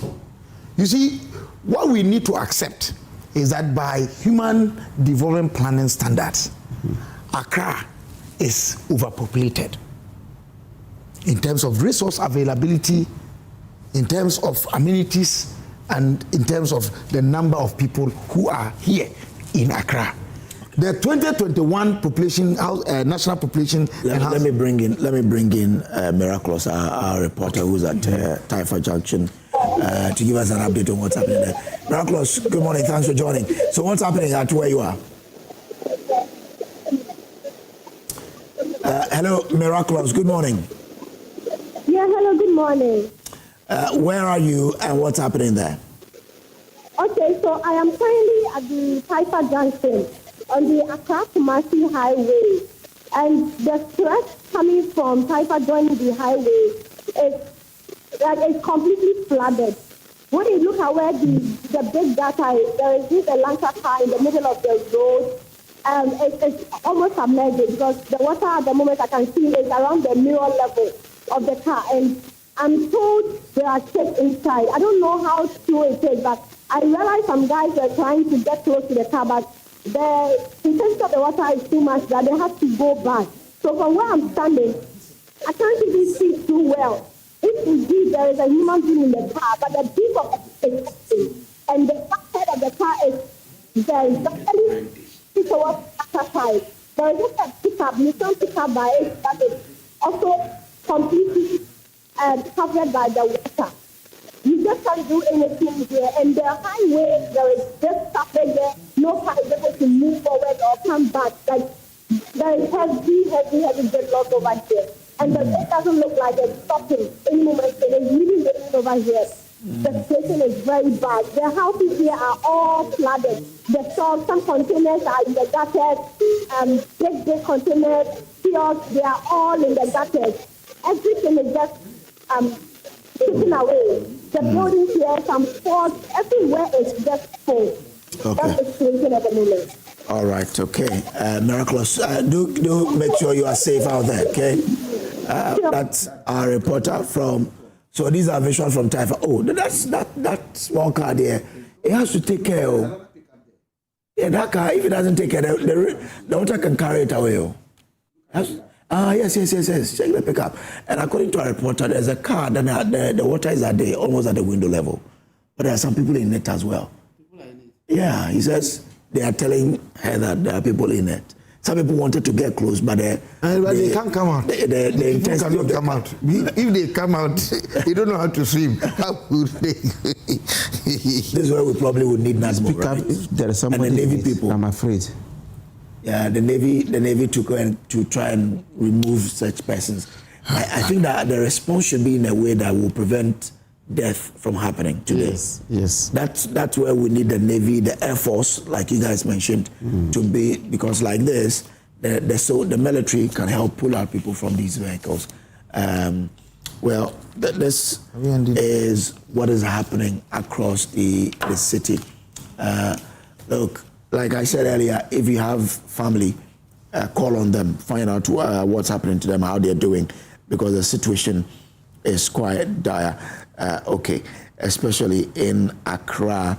A friend of mine is traveling from Takrade to Accra. Okay, so this, this is what she was reporting. This is where, this is Accra Kumasi Highway. No, Accra Kumasi Highway. Wow.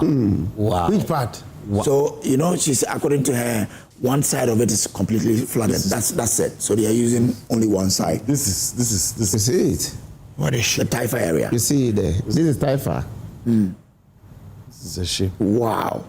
This is serious, So this joins the Ofanko barrier are going towards the Ofanko barrier. Okay. So this is going towards the Ofanko barrier. This is where. Then the one down there will be completely gone. Wow.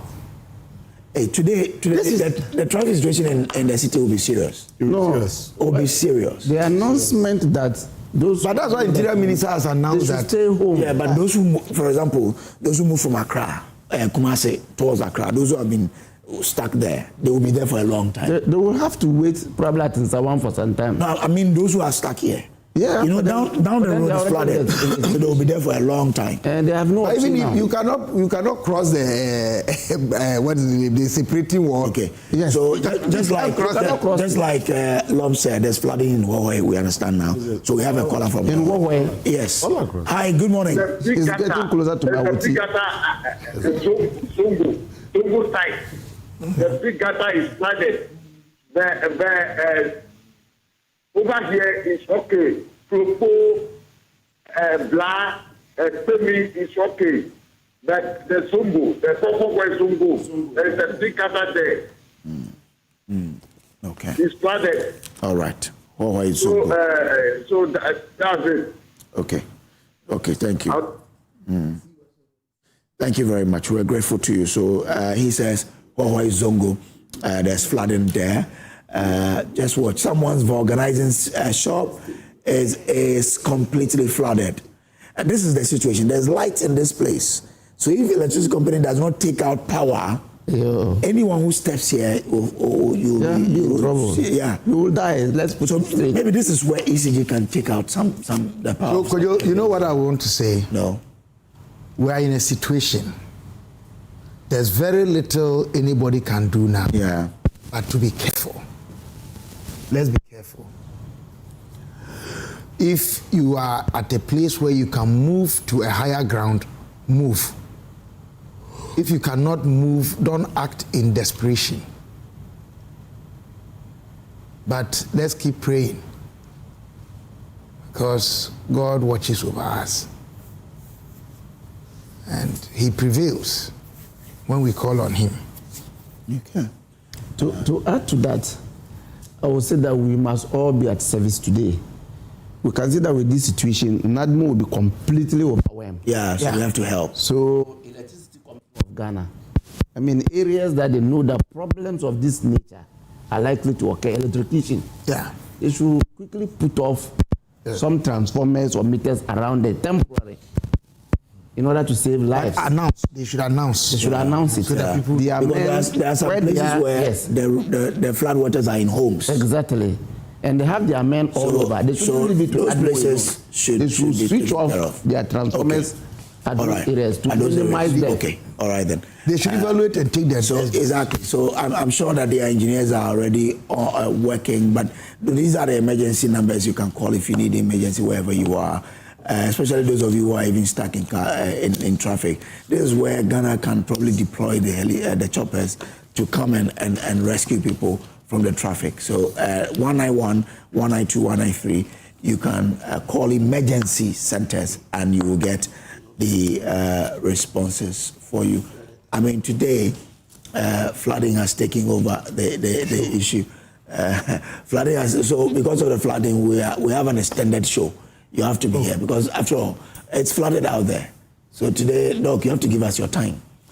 Yeah, and this is even higher ground. So you know the flood won't Kojo, that reminds me, I was making a point earlier about rage, the old rage.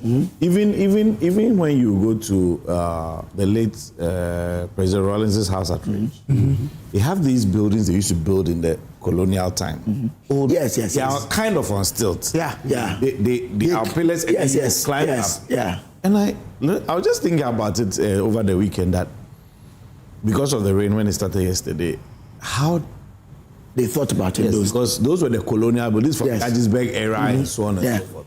And perhaps there are some areas in Accra and other parts of the country where it is that type of building. Yes. Because now the water will pass. Yes. Basically, that's how they build. So when we say people build on waterways, that is the design that should have been implemented there. Yes. If you're building on waterways, raise the building so that the space will be there. Moving. Yes. Because my area, for example, I recall about a decade or over ago when I was looking for land to buy in that place, and then we eventually bought a property. This will happen. That area has lots of water, East Legon Hills. Lots of water, small ponds, some small river here, lake, like lots of. Today when you come here, you don't see even one of them. They've covered all of them. Filled them up and they sold them to people. You can't do that. You know the interesting thing? You know there's a certain plant, I don't know the name, but when you see it anywhere, you should know that there's water there. Yes. You know, it's like a reed-like plant. But East Lagos, everywhere you pass, you'll be seeing that. Okay. Because that's how much water there is there. But they fill them all up and sold them to people. So when it rains, I'm sure last week, when there was the issue of the flooding again, there were lots of visuals from East Legon. East Legon Hills. The flooded gutter, you know that place, always homes. Yes. Because you can't escape water. No. You rather have to understand it and then basically put in measures to mitigate it. And that's why I was giving an example of the Netherlands. They have accepted that they are going to live with the water. So they have put in place measures to make sure that the water doesn't overcome them. They overcome the water. So that's what is happening. If people are building waterways, doing all these things, new thinking around how to overcome this thing should be done in advance, which includes, for example, like the construction point I'm making about the type of buildings and even areas. Because as I was mentioning to you, the NADMON flyer that I told you about, for example, for Keta, if you look at the list, literally the whole constituency is gone. Flood zone, which means that you shouldn't build regular. You should build a bit higher so that, the water and so on. Because it will continue. It's like a cycle that we cannot avoid unless we do something concrete about it. In Agoran Kwanta, opposite the market is a low-lying area behind Badobonso where I schooled. A store came to buy a land there. What it did was to raise pillars and build the store on it. So even when it rained, the rain just... Then recently people started filling it. So flooding is occurring in occurring. Because we didn't continue with that knowledge that we should lift. Raise pillars and put the building. They were guided. The colonial people were guided by native wisdom and native knowledge about our topography and all that. And just to share with you something R.S. Ratri wrote in 1929, which I had the privilege of quoting in the first John Ajekun Kufuor Annual Disability Lecture last year. At page 398, this is what Ratri wrote. He said, "The ancients who framed the native constitution were burdened with a weight of responsibility from which those who framed European laws and constitutions with which we are familiar might well have recoiled in hopeless despair. The constitution of their tribe was such that it would ensure, or at least not flagrantly militate against the normal functioning of what we regard as nature's immutable laws, concerns for which human beings were considered directly and indirectly responsible, for which, in consequence of such beliefs, the elders of the tribe had to legislate. So, things such as water, rains when they come, when the sea or the river overflows, when they were legislating or ensuring how buildings should be structured, they took into account all these things. So don't go to the farm on Tuesday. Don't go to the sea fishing on Tuesday. All these were about conservation, sustainability, the future. They were thinking about both the past and the future as they considered the present. We don't hunt in the forest. Is that what informs our thinking in Parliament? Is that what informs our thinking at the Supreme Court? Is that what informs our discussion on this panel? So this is where we need to rethink and go back to the old paths which directed our forebears. That when these people came, they saw something that they said their forebears would have recoiled in hopeless despair if they were confronted with the issues we are confronted. Absolutely. So we have something good in us. Why we are not rediscovering that, why we are not being faithful to that, for me it's another matter that I was saying my brother disagrees with me. We seem to be too blessed that the blessings are making us like we don't. I don't want to use the word. Yes, don't use it. But, well, you can still call us from wherever you are in Ghana, and let's hear from you what the situation is in your area. 0302211691, 0302211692. What is the situation where you are? We've heard from several people and the situation in their areas, how some people are even swimming to save some other people. Some are also stuck in traffic, some are stuck in cars, what have you. What's really happening in your area? Let's hear from you. 0302211691. 0302211692. Those are the phone lines to call. But if you need emergency services, kindly reach out to 191, 192, and 193. 191, 192, and 193. Okay, great. Okay, so that is it. I've heard from my family now, so we are okay. So you can also be checking from them. Family man. Oh yeah. You can also be checking from them so that you are sure that everything is okay, because look, Accra is completely submerged. Most of the places are cut off, as we've been, and where the Minister of Interior, Muntaka Mubarak, has advised Ghanaians, those of us in Accra, that if you have not moved from the home, do not move. And LOM has added on to it that if you have not moved from a higher ground or a safe place, don't move. If you're at a place where or your home has been submerged, move to a safer place, please. We want to do everything we can to ensure that we avoid losses, at this moment. So, look, let's take a break here. We will return with much more on the show. There's a lot that is happening across. We'll put a number on the screen so you can send us your videos for us to know what the situation is in your area, so that we can share that with the rest of your. Okay, so I think you can call these phone numbers, and then they will tell you which number for you to send the WhatsApp the video to on WhatsApp. Okay, Musa has joined us just now. Let me take Musa before we go for a break. Musa, good morning. Good morning. Musa, where are you joining us from? Yes, I'm joining you from Shire Hills, Akenya under bridge. Okay, Shire. Okay, what's the situation there?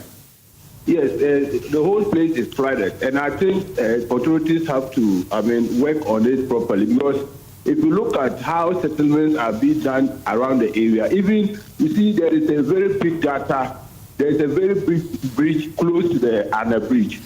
So people came to fill around the area all, and then the water cannot get its way to where it wants to go. So the place all have to redirect and enter into the communities. It's too bad. I don't get it. Those who are selling the land, we are begging them. they should take control of these things because we cannot afford to be affected all over like this. But here is the point. You can blame all the chiefs. All right. Thank you very much. Afinya, we understand that the NADMO is in the area with the Navy. Have you seen them around where you are? Yes. There are some people around here trying to help people out. Okay, great. So I'm sure they will work on what you're talking about. We have another caller. Hi, good morning to you. Come again. Good morning. We have another caller. Okay. Okay, hi, good morning. Okay, unfortunately. But we are getting more calls. 030-221-1691, 030-221-1692. Let us hear from you and know what's happening in your area. I'm sure by now most of you are sending in WhatsApp messages. Okay, well, I'll try and see how I can read some of them for you. But call us on 030-221-1691, 030-221-1692 so that we can be picking. We can know what the situation is in your area. A dire situation, dire morning here in Accra. Accra is, how do I describe Accra today? It's flooded, right? Accra is flooded. And it's a rainy morning. The rain is still falling. So we anticipate that. It should sober all of us. You do what? I say it should sober. Yeah. At this moment. Because lives may be lost. By the end of the day, maybe. Yeah, it's a lot. I'm sure today Parliament, they can't even sit. They don't sit on Mondays. It's on Tuesdays rather. Yeah, Tuesday. So today. What is happening today is dangerous.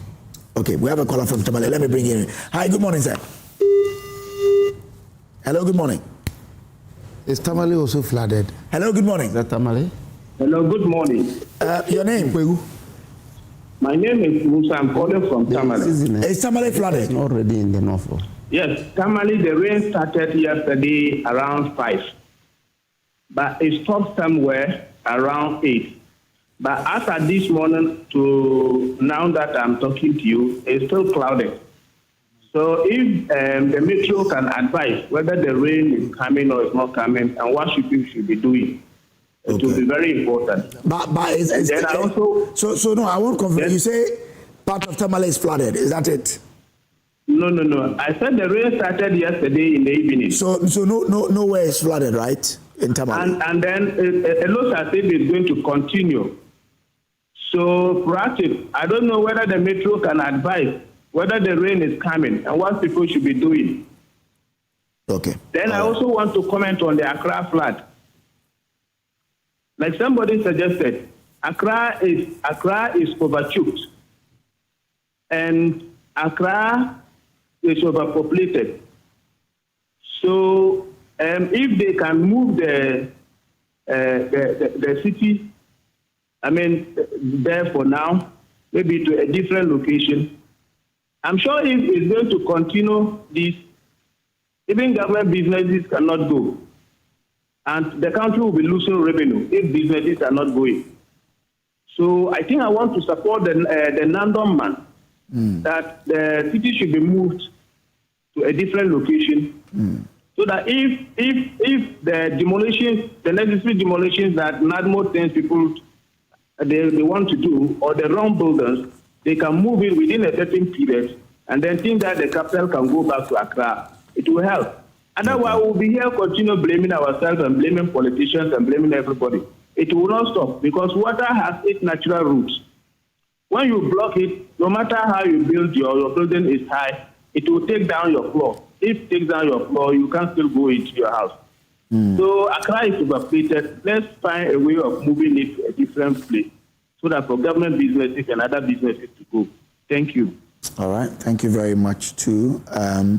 You can also reach us on the telephone lines on the screen, and let's hear from you what's happening in your area. Let's hear from you. 0302211691, 0302211692. Those are the lines there. Call us and let's hear from you, on the show. What's the flooding situation of your area? Reach us and let's understand what the situation is. Those are live visuals from other areas you can find on your screen now. Let's see how things will go.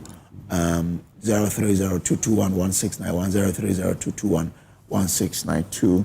Give us a call and let's hear from you on the situation in your area, your present situation. What is it like? You can see that some more people are walking through the floodwaters, but okay.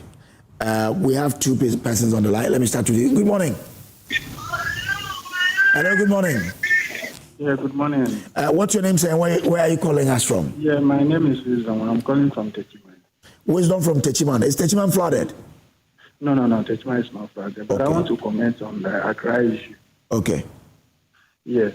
Yeah, what I wanted to say is that I think if we keep blaming the citizens of what is happening in Accra, and we are leaving the planners of the assembly, these things will continue to be going on. No, nobody has left out the planners. Everyone has taken his part of the blame. I'm talking about the assembly. Yes, everyone has taken a part of the blame, especially the assemblies, yes. Yes, so after all this, I think the government should be holding the planners responsible. They should be taken to court. We shouldn't be losing people just because somebody is giving a permit and on consent without looking at what will happen if the burden is put in around the area. So I think the government should also be holding the planners, the engineers of the assemblies, because it can't happen that somebody uses money to go and buy plots, and so far as the person is coming for a permit, you allow the person.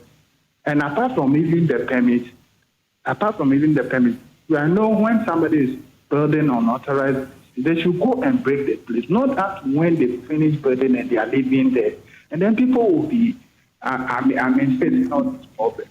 So I think the assembly should be held responsible. They shouldn't hold responsibility, but they should be taken to court so that the necessary distance to be taken upon them. Thank you so much, my brother. I'm grateful to you, sir, for joining us. Let me bring in the other caller. Hi, good morning. Okay, you can also join us here, 030-221-1691, 030-221-1692. Let's have your point, your situational report. So for where you are, what's the situation? That's what we want to know. We want to hear from you. Call us now, 030-221-1691, 030-221-1692. But is there something Parliament can do anyway? Like enact a law to punish planners whose tenure some buildings are put up without following appropriate laid down procedures? No, the laws are already there. Is there no law already? Really? So why do people work free? So why do people work free then? Recently, ask the law enforcement agencies. Yes, sir. In March this year, when Nadmu went to around Tishi, where you are saying is flooded, to demolish some buildings. Yeah. You saw the way the reaction of the area rose up. They wanted to beat the man. They were insulting them and all lot of things. Okay, let me take you to Shukura now. Hi, good morning, sir. Hello, good morning. What's your name, sir? My name is Peter T. Okay, Peter T, let's hear from you. Yeah, thank you very much, Kojo. Kojo, I think that I don't want us to read politics into this many, because this is for everybody. And I'm calling from Chukura. You know, Chukura is also one of the blue zones when we're talking about flooding. Even though the data, some of the data intact, the bigger one. But these are the data that each time it overflows. The spillover is what is people's car. You see, there was the last thing, somebody's car, was taking out into the victim. It is so. I think that authorities must be up and doing. I don't want to read politics into the What is happening is government must wake up. Government of the day must wake up. Not fire. I think this is your job. You shouldn't sleep. Unfortunate. His line dropped there. you can also join us. 0302211691. Hey, Spintex, there you are getting home. Let's see. I told there's a vision coming from Spintex, and that's quite scary. Spintex Polo. Oh, so they are on top of a bus, an Ayalolo bus. Hey, wow! So that's the level. Can you see here? Yes, that's where Spintex. Spintex Polo grounds. Spintex Polo ground. So okay. So if I understand, this is the airport bypass, right? When you get into Spintex, whoa! If they say Polo. Yes. If they say yes. No, that's the polo ground. Yes. So behind the mall. Yes. Then you go to the about yeah. No, this is crazy. This is crazy. Let's go and break. Hey, no, but this one, the Navy, the Are you sure? Is there an overhead there? Yes, you know there's an overhead. There's an overhead there. Yes.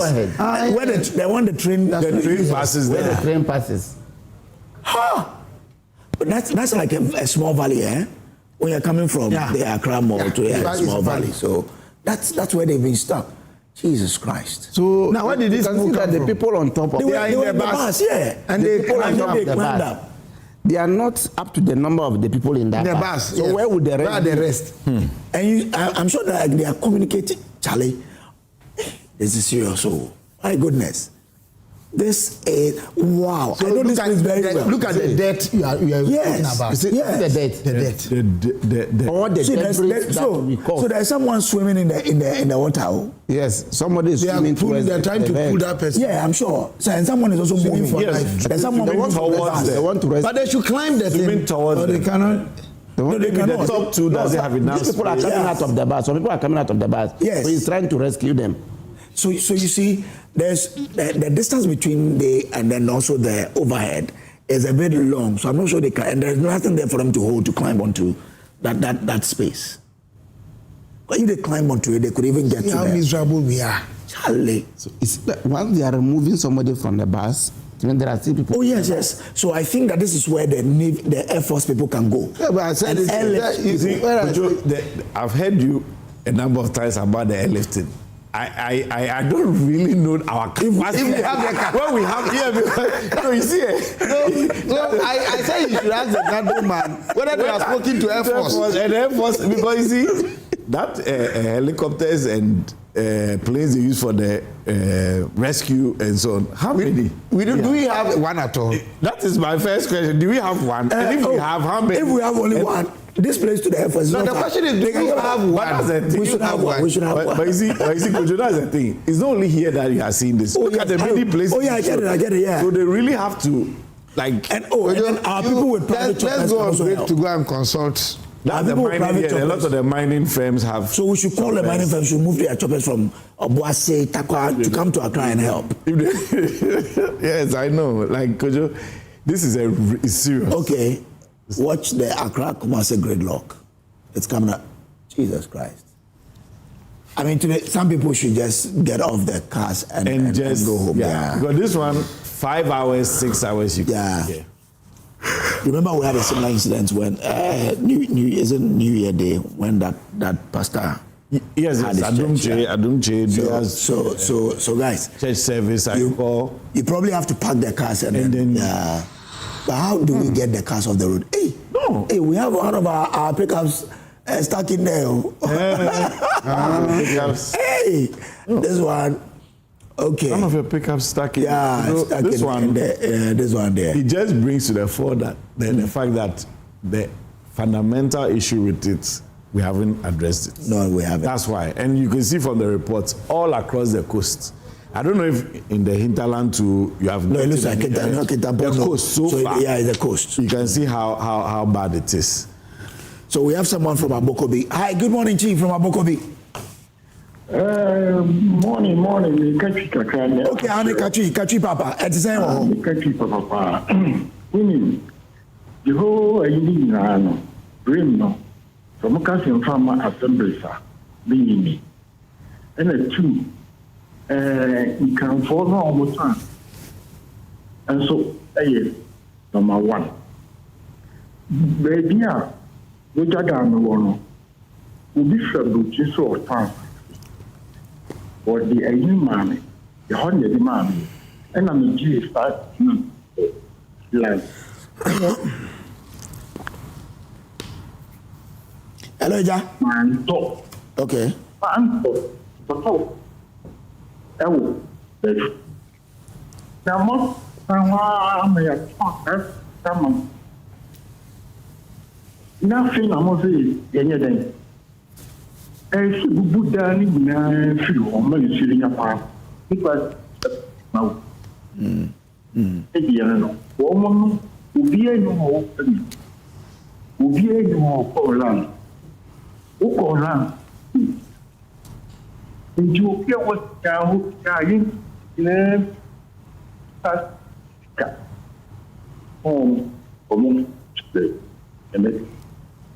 Okay. Bye-bye. Yo, Ja, so he's also saying that he's blaming the people who are buying land at waterlogged areas. He says many of these structures should come down, they should be pulled down. They do not have the requisite documents for those. Well, who was speaking when I took it off? No one was. No one was. So I was the only one doing it. You were the only one.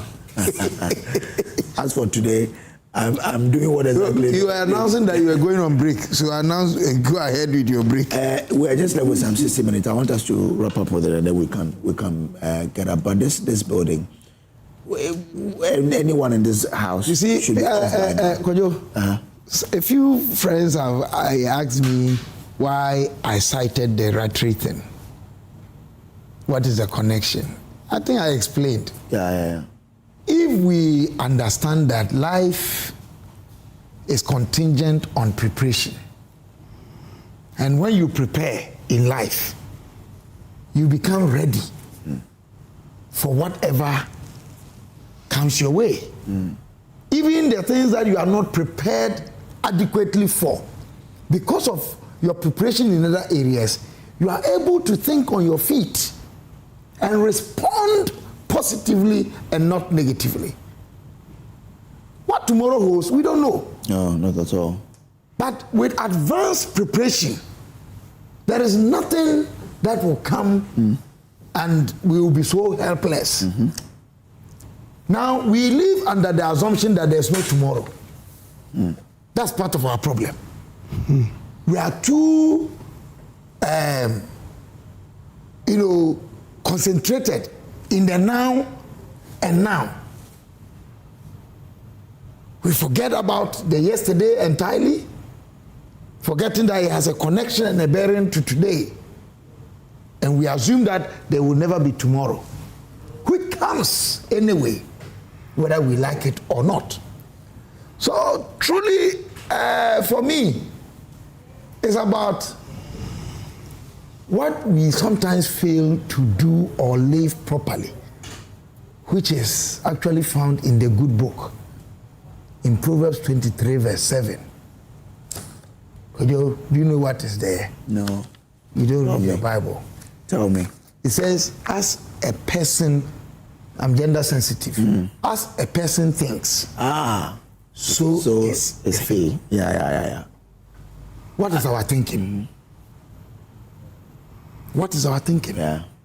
The one unique thing that distinguishes human beings from all other creatures is perhaps our thinking. Are we applying wisdom learned from past, present, considering the future? Or it's all about Kojo Brace, what I will get. What I will get. From Alija, what I will get. Personal aggrandizement. Bravo, you see, I reserved you because you are reverend.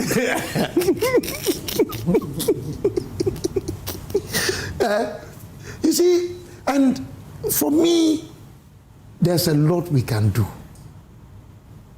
The rain started last night. It's rain through. if our system and what Long was suggesting, others in far lower levels have been able to plan theirs and executed it. Can't we? What is even the guarantee that when Parliament has approved of a loan facility for such an undertaking, it will not end up in some hands other than the purpose? So we are who we are. Marcus Garvey once said that God will not do for you what he has given you the capacity and the intelligence to do. What others have done, we will do and we should do. They are not special than us. In terms of brain power, we have it. In terms of physical energy, we have it. In terms of resources, other resources, material, that will take us or give us the bargaining power, we have it. So what really is a problem? The problem for me simply is the wrong and the poor mindset that leads to a wrong and poor attitude. If we change that, our story will change. Our narrative will change. It was not for nothing that on the eve of independence, the founding father of this country, Osagyefo Nkrumah, said that we must realize that we are no longer a colonial, but a free and independent people. We must change our minds, our attitudes, and demonstrate or show that when the black man is given the chance, he will show that he's somebody. But 60-something years on, 69, right? We are still at it, struggling. We've not really proven. Have we proven anything? We are still struggling. We are still struggling. But we must not stop the struggle. The struggle must lead us somewhere. We should just cut down with the self-aggrandizement. Always looking for myself. And then, in the end, we are all suffering. Anyway, okay. So we have exhausted your time. Yeah, I think that it's 9:49. I hope we have served the purpose. It's almost 10. Yes, almost 10. Yes. So we would end it here. Along, you want to say yes, something? Just to add the fact that you can see from the various comments we've had that the approach to dealing with these things, one of those comprehensive, can be just even disaster management people, security, health. It must be inclusive. LUSPA, all of those things. Because even we talked about the buildings, so even Ghana Institute of Engineers, all those things, it has to be a solution that works. And there are people that have done it. As I said, Netherlands, they are noted for how much of control they have over the environment, even though they're in a low-lying area. So government of Ghana and all interested institutions should engage with other countries where they have done these things before. They have dealt with these kinds of structural issues before, and the flooding should be addressed once and for all. Someone says, in Ghana, the only and best engineers we have are sound engineers.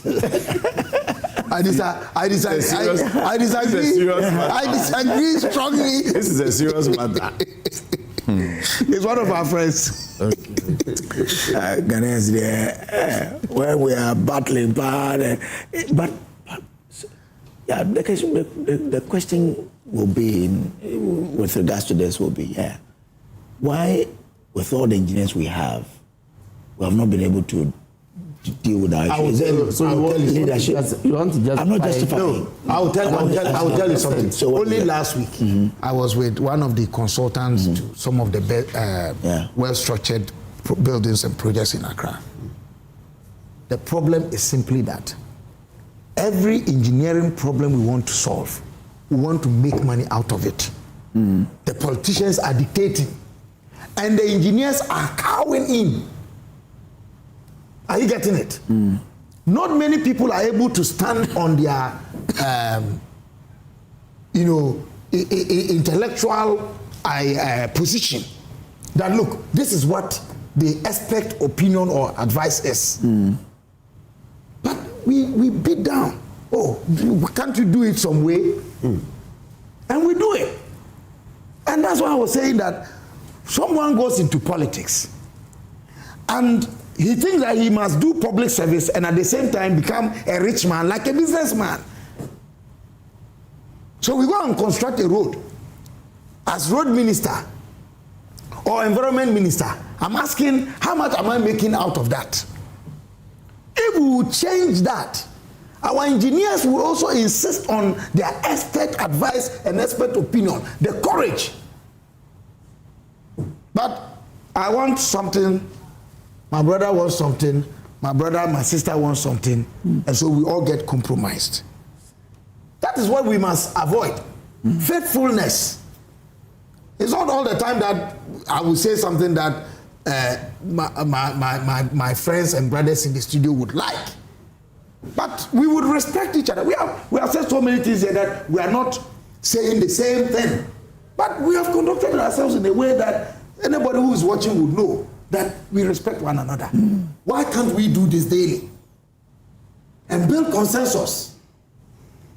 Listen to each other. So it is the people who have the, let's say, for lack of a better word, the spending power, who are not really leading us in the way that we can solve our problems. We are not alone in that. We do. It's not only also part of them. No, we are not part of the problem. When it comes to the engineering bit, I'm not part of it. Why? When the consultant has designed the drain for the government to put in money. You are going to buy land. You know yourself very yes, well. I get it. This is a flat. I ask for that, I get it. Ask for that. You don't have permit. You have ask for that, I get it. But I'm talking about you who have been given the opportunity to manage the economy. You've been given the resources. An engineer will design a very nice drain that we can help us solve our situation. But you won't give the money to the person. The money will end up somewhere. Not so. How do I take a blame in that? Yes, if I go and buy a waterlogged area and build, that is my problem. You have to blame me. But when it comes to the engineering, designing a facility that can help, and you not putting the money in there, but the money would go somewhere else. That's a problem. That's why we've said that it's multifaceted. The person who is instructing a work person to build somewhere has questions to answer. The person who sold land in a waterlogged area has questions to answer. And the person buying has questions to answer. And the area people who sat and watched that happen. Exactly. The district assembly has when it comes to land, when it comes to land, I will agree. No, but yes, the interior ministry. When it comes to land, I will agree. The municipal assembly, district assembly, land utilization. Yes, everybody, even LUSPA, because do you know, listen, Ghana, one of the things we had very good at, we have the reports, the policies, everything. The entire nation, there's a plan for almost every area. Why isn't it being enforced? How can somebody build where it has been designated for school? Yeah. How can somebody build where it has been designated for playground? Do you know that every community must have a playground? Yeah. Do you know there are communities that don't have playground? Why? Because everybody allowed it to happen. Exactly. So Kojo, as we've said, it is a multifaceted problem. It requires a multi-pronged approach. You deal with from the people who are selling to buying to building and everything. Because I recall the last conversation we had about flooding and buildings, which I was part.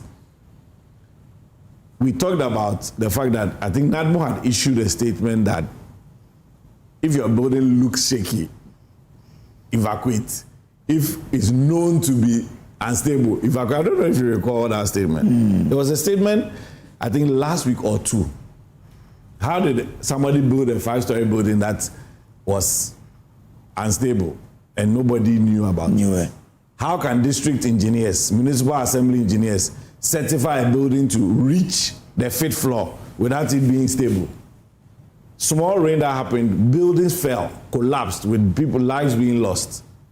How can rain just bring down a building like that?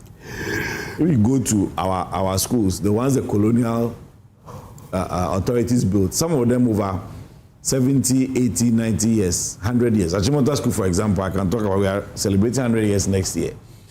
Over 100 years, some of those buildings, they are still standing to today, very solid. So how come somebody can build in the last 5 years and then because of small rain, the whole building collapses? It means that somebody didn't do their job well. Okay. And that has to do with who inspects it. Every building that goes up must have a permit. If you don't have a permit, they can't put stop work. When you go to the office, they are supposed to help you rectify, regularize you. In other words, to review the work. Yes. So how can a building complete standing, people using, especially commercial property where the building is unstable. So it is a multi-pronged approach from sanitation to security to environmental to planning and all of that. Because as I was explaining, when you look at the Netherlands example, I was just reading a few things. Generally speaking, it's about coordination of all these things and planning ahead. Bottom line, if you want to summarize what they have done, that's it. Because you know your topography, you know your susceptibility to certain types of natural disasters, and you basically plan for them. As I said, for example, they even have pumping stations to move water from flood-prone areas to non-prone areas, because there are some places, it doesn't matter how much rain falls, you will not have flooding. And there are areas that small rain, you have flooding. So they pump water even from those places away. Those are solutions that exist. Well, isn't it being led by a leadership? Oh, but Netherlands, they've been in control over the water situation for decades. Yes. But it's a leader's dream that we should do this. Yes, which is all great nations have been so because of a leader. Which is why Singapore, Malaysia, Dubai, whatever. That is what are we doing in Ghana? Exactly. And what have we done in Ghana? And what are we going to do now as we go? Well, if you leave the citizen, they will do whatever they like. But that's why we have the law. Yes, the state crack the whip when you have to. Obviously must take the lead. This one here that I'm getting something from. I've been called to come and do assignment somewhere. Okay. This one says 100 stranded as the main Winneba Cape Coast Road is cut off by floodwaters. Commuters on both sides of the road are unable to cross due to rising water levels. So this is from Winneba to Cape Coast, right? So the main Winneba Cape Coast Road is cut off by floodwaters. Commuters on both sides of the road are unable to cross due to rising water level. So the water level is rising. Anyway, quite interesting what is happening now. I'm told this is what, remind me again, Aveno, Circle, and so this is Atinka. Okay. Oh, really? Just down here? Just Atinka here. Just Atinka here. Let's get moving. Wow. But can you move? Are you going? Where will you pass? This one here. Because this is here. Depends on the direction. There's some smoke, black smoke behind. You see, the filling station worries me a lot because this is like the sector. Yeah. You don't know if there's a seepage somewhere. And the thing about water, it will be carrying the fuel. That's if there's a leakage in the tank, to carry it far. That's what happened. Yes. So if there's fire. When the energy man talks.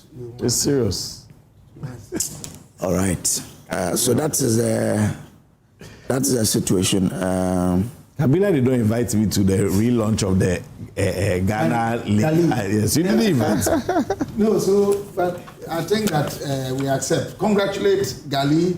And I'm sure we have. Congratulations, we have lined up a number of activities. So definitely. Oh, definitely yes.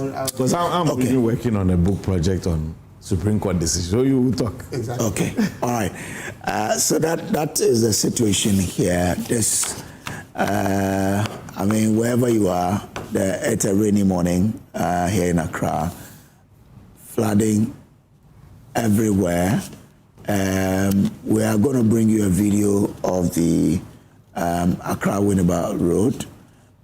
We'll show that to you shortly, but please have a shot from just Aveno here. I think just when you move about 100 meters from Joy. That is where it is. That's why I'm keeping my guests safe here, because we're on an upland, so nothing can happen to them. And I'm sure that their families are watching them, they know that they are safe. So it's important that I keep them here. But okay, let's come in studio and let me just do this short one, and then we can move on. So my director will bring it in studio, and then I can do this quick one as we prepare for the next videos that will come. This is all the AM show. It's quite a special. You come to the studio, let me do something, and then we'll bring in the other video that we are talking about here. Good. So today is a special day for me. It's the birthday of the wife of my dearest friend, Oheneyere. So Oheneyere Adelaide Bianwa Penyin IV Nana Hima Papi. She's watching us from Germany. Nana Yere. Miangaza Sumire, because we are many Ayere. And Naya Wawuda. You're a very fine wife, fantastic mother to the children. And I pray that the good Lord will keep blessing you, or keep keeping you, so that you can keep mothering the children for us. We are not there. You are there with the children. So look, a special birthday to you. It's a prayer of all of us that you would grow in grace, in good health, and keep helping my brother, so that you keep building that family, beautiful family of yours. Ohene Yere Adlet, happy birthday to you. And then you to Ghana, I guess that in Germany you are safe. But let's show you the Winneba Cape Coast Road. The video. Oh, this is the Winneba Cape Coast Road. Jesus Christ. Hey. This is getting closer to Winneba. Yeah, when you're getting close to Winneba, right? Wow. If you are in Accra and you are intending on traveling to Accra, don't do it. Don't set off. You cannot pass. Because this one, if you try, the water will carry you away. And you see, those places are under construction. So yes. They are already very dug out places that you may fall in. Wow. So this one, look, just turn around and move back to where you're coming from. If you are in Cape Coast and you want to come to Accra, don't try it. You can't come. Not today. Maybe pray that tomorrow you can. So those of you parked, all the cars parked there, just turn around and go, look, this is gridlock. Okay, Carlos Caloni is joining us from Tema. I guess he's around the Afienya area. Carlos is right on the Winneba Road. Carlos, good morning to you, my brother. Yeah. And not so much there. Hello, Carlos. Hello, Carlos Caloni. Okay, Carlos. Hello, yeah, Carlos, if you can hear me, tell us what's happening where you are.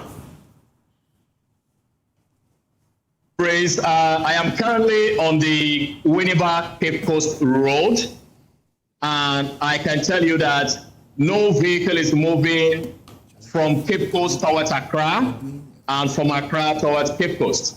This is because of what you see behind me. If you can see that, the road has been cut off by flood waters. And so at the extreme there, the vehicles from Cape Coast have parked, including heavy vehicles. Trailers and articulators have all parked, and nobody is able to cross at all. The same way from Accra towards Cape Coast, the situation is safe. And hundreds are stranded at both ends. And what is even shocking or worrying is that the flood waters keep coming up.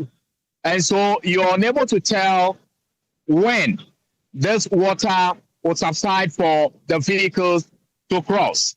It's still drizzling here, and the flood waters are just flowing downstream.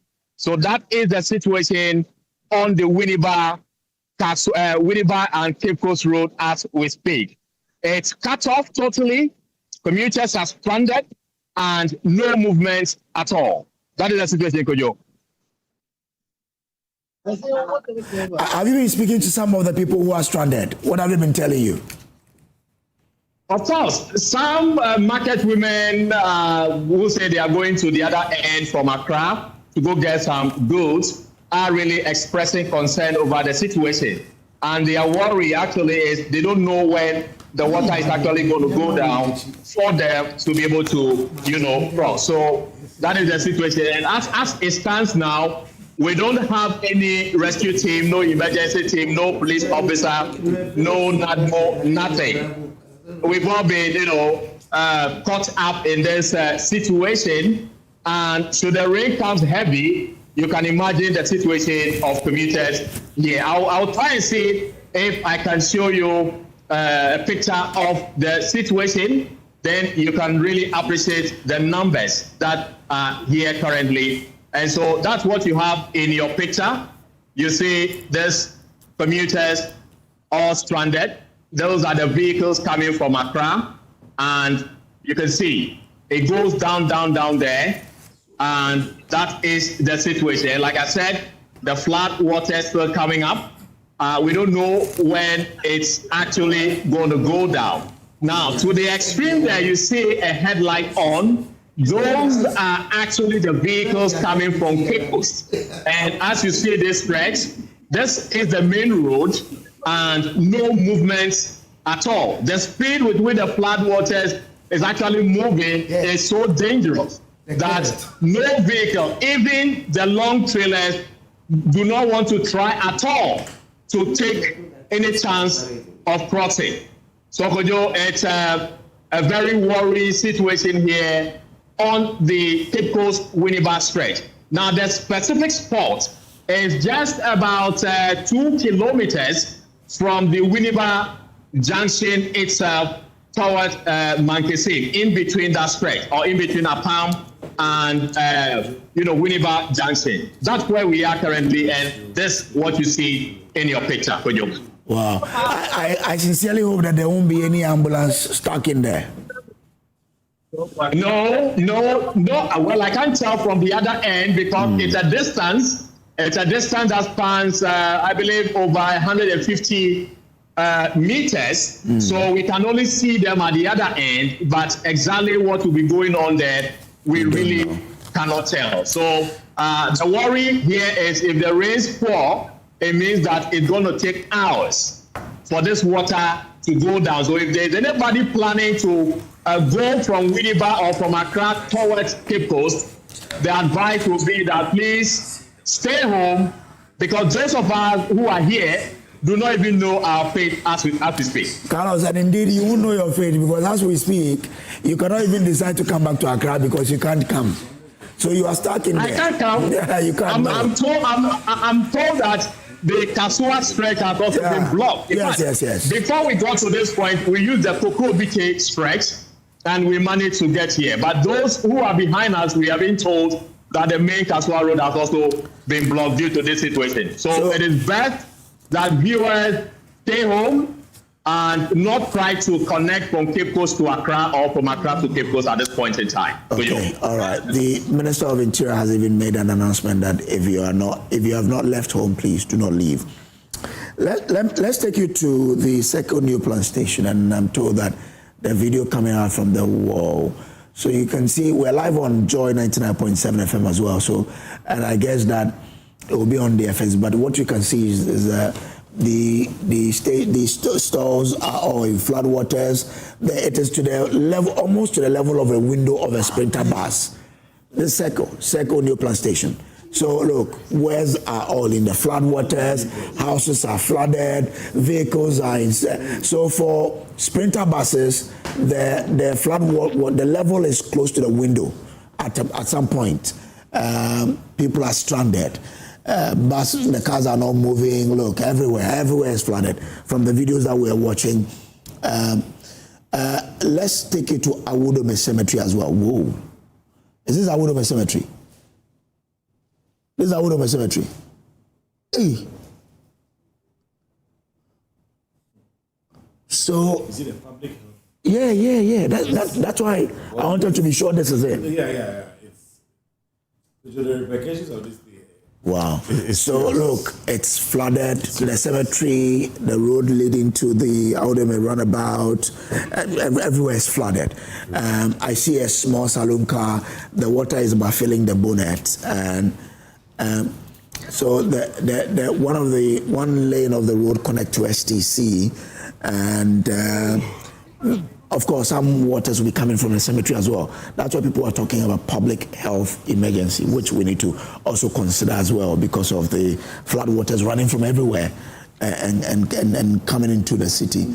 So you can see that a bus is going back, trying to move away from the flood waters because the flood waters are now coming onto the road. Some part of the road have been submerged already. You can't even find the road itself. The pavement, you can't see it. Another part of it, at least you can see the road, but the water is on it. Is that not the cemetery? That is it. That's what we're saying, that public health emergency. Because water going into the ground and then can take all kinds of things out. Zoom all kind of things. All kinds of things. Yes, so that's where the fears about public health emergencies come from. Said the health implications. Yes. No, Nuku says that. Serious implications. So that's it. This is the Awodome Cemetery. I still have with me here Dr. James Kwabena-Bonfe, Jr., CEO of Census and lecturer at UPSA. We also have Lom Nuku Alija. He's a lecturer and energy and consultant. He's here. And also Nelson Kofi Jabab is Honorable MP for Karachi East. They are still here with me in the studio. We're trying to bring you all the flooded areas in the capital and other parts of the country. We took you to the central region where we are told that the road between Mankasim and Winneba is cut off because water is gushing out, and the currency or the current with which the flood water is running on that particular road is heavy, and so cars coming from the Cape Coast end have stopped at a point. Cars coming from the Winneba end have also stopped because they cannot cross that particular part. So if your family member or a friend is moving from Takoradi to Accra, please check up on them, know where they are and what's happening, because most part of the coastal area, are flooded and cut off. So check up on family and friends and know what exactly is happening to them. The Minister of Interior says if you have not moved from home, please do stay home. I'm sure as the day goes by, government will come back again and give us a brief and give us further measures as in what they are doing, to ensure that they rally the state behind government in these trying times when floodwaters are gushing everywhere, especially in the capital, Accra. We brought you a video where close to the polo ground you could see a yellow bus almost submerged, said that the people in there are now climbing onto the deck of the bus. This is it. They were climbing onto the deck of the bus. I mean that this is a serious one.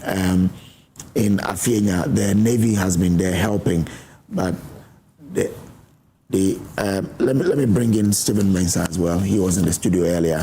He's moved on the ground. He's at Awodome now. Stephen, what more can you report to us from Awodome? Well, Kojo, what we can report from the Awodome stretch would be that the stretch is currently flooded. The road, then you notice that some of these cars have already been submerged in this rainwater. You'll notice what we've seen will be a bus that is already submerged, a small vehicle, I'd say someone's vehicle was submerged in the rainwater. And on this stretch, the stretch moving from the new plant station all through to the overhead, the Royal House Chapel overhead has been blocked. It's a two-way interchange. One part of the road has been blocked due to this rain incident. And basically what you notice is that new plant currently is flooded. The Awodome stretch is also flooded. You notice some of these cars already submerged in the rainwater, and you notice some people walking. They've gone out from their cars and are walking on the stretch because of how the situation is carried. Okay, all right, Stephen. But so, do you see people trying to move away from the floodwaters as to return from where they are coming from to ensure that they stay safe? So for the new plant station, you notice that these people are still in the bus terminal. I don't know what exactly they are doing there, but for the Awodome stretch, you don't notice anyone there except for the vehicles. You don't notice any people at the Awodome stretch. Okay. Stephen, I'm grateful to you for what you've just brought us. But do you see any security service there trying to help manage the situation? For now, we've not noticed any of these security emergency service providers on site yet. We understand that they are on their way. What we've heard from the persons or the people we've spoken to, we understand that they're on their way. But currently, we've not noticed any of these emergency services on site yet. Okay, all right. Thank you very much, Stephen Mensah, there bringing us that particular one. It's really a terrible morning, in Accra especially. Several of the areas in the city have flooded. And the floodwaters are carrying with them a lot of debts from the stations, the homes. Serious. And especially the fears about public health emergency because of where these floodwaters will pass and get to where they have to get to. They will leave along their trail a lot of issues for us. But we're still here gathering all the information that we can for you here. Let's bring in a caller who's joining us with an update on what's happening to where he or she is. Hi, good morning. I think I've lost the caller there. You can also reach us and let us know what's happening in your area. Look, the new plant station one is just, you just don't seem to understand what exactly is happening. Look, there's several of the places that have been submerged. Yeah? You're not keeping us hostage. I thought you were going on break. Oh, I'm keeping you hostage. I'm keeping you safe. Because everywhere out there is not safe now. Yeah. So your reception. Why do you want to be at the reception when you can be here for us to keep engaging Ghanaians? We are live now on radio 2. And what do you hear now?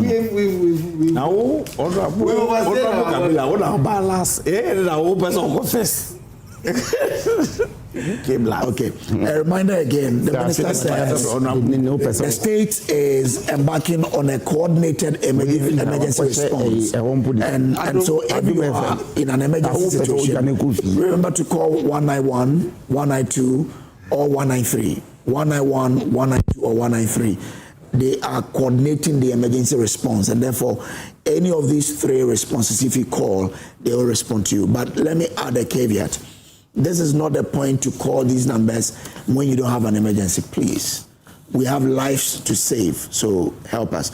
Let me take you to Legon area, North Legon, I think, and bring in North Legon and bring in Gordon. Hi, good morning. Hello. Hello, good morning, sir. Yeah, good morning. Until you're joining us from North Legon.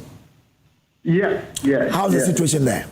Yeah, the situation here is terrible. Throughout the North Legon stretch to the Wisconsin areas and stuff, it's totally terrible. And you see, we have about the street, and then we limit. Okay, let's ask you if you. Forgive me, but your line keeps breaking. If you can reposition yourself a bit for us, I'll be happy. Yeah, can you hear me now? Yes, I can. Let's try. Yes. What I mean, we constantly, our flooding in this country having a perennial issue, and we constantly blame ourselves. Okay? Instead of to put the blame straight at the doorsteps of the authorities. Okay? If you live in the house with your children and you know very well that your children will keep your house dirty, you hire a housekeeper to ensure that your house is clean all the time. Even give the housekeeper authority powers to put your children in order when it comes to cleanliness. You came from town one day and then you found out that your whole house is in a mess. You ask the housekeeper, he says it's your children's attitude. This is the nonsense we face in this country all the time, and we end up blaming ourselves. Okay? It is not because people will litter. That is why we have the district assembly. It's not because people will not litter. That is why we also have the district assembly, and it's not because people will not build in waterways. That is why we have the district assembly. It is because people will do that. That is why we have the assemblies. Okay? But the authorities are always sleeping on their job. Okay? In the same vein, it is not because people will not steal. That is why we have the police. So when you find that stealing has become the order of the day, the problem had nothing to do with the people, but the authorities. The authorities, have you ever seen a massive distilling of our gutters in preparation for our rain in this country? Have you ever seen that? No. But when it happens, then the same people who have the mandate, who are sleeping on their job, comes and tell us it is our problem. It is Ghanaians' attitude. And for some reason, we accept this nonsense. Okay? Meanwhile, we are paying them to do that job. We are paying them. Okay? And they come blaming us. And you find politicians blaming us. Meanwhile, it is their duty to do that. Okay? Have we ever seen the whole country or around the district massive stealing of in of the Okay. No. They don't. They take us job. Okay, all right. Thank you very much. So he feels that the state, those in charge, authority, must be blamed for where we are. They must take it wholly. Let me bring in Richard Ameko. I'll let you speak. Richard Ameko is heading the Ghana Hydraulic Authority. Richard, I'm grateful to you, sir, for joining us here. Now, we've seen the rains and they continue to pour. What is your reading telling you about the rainfall today and beyond?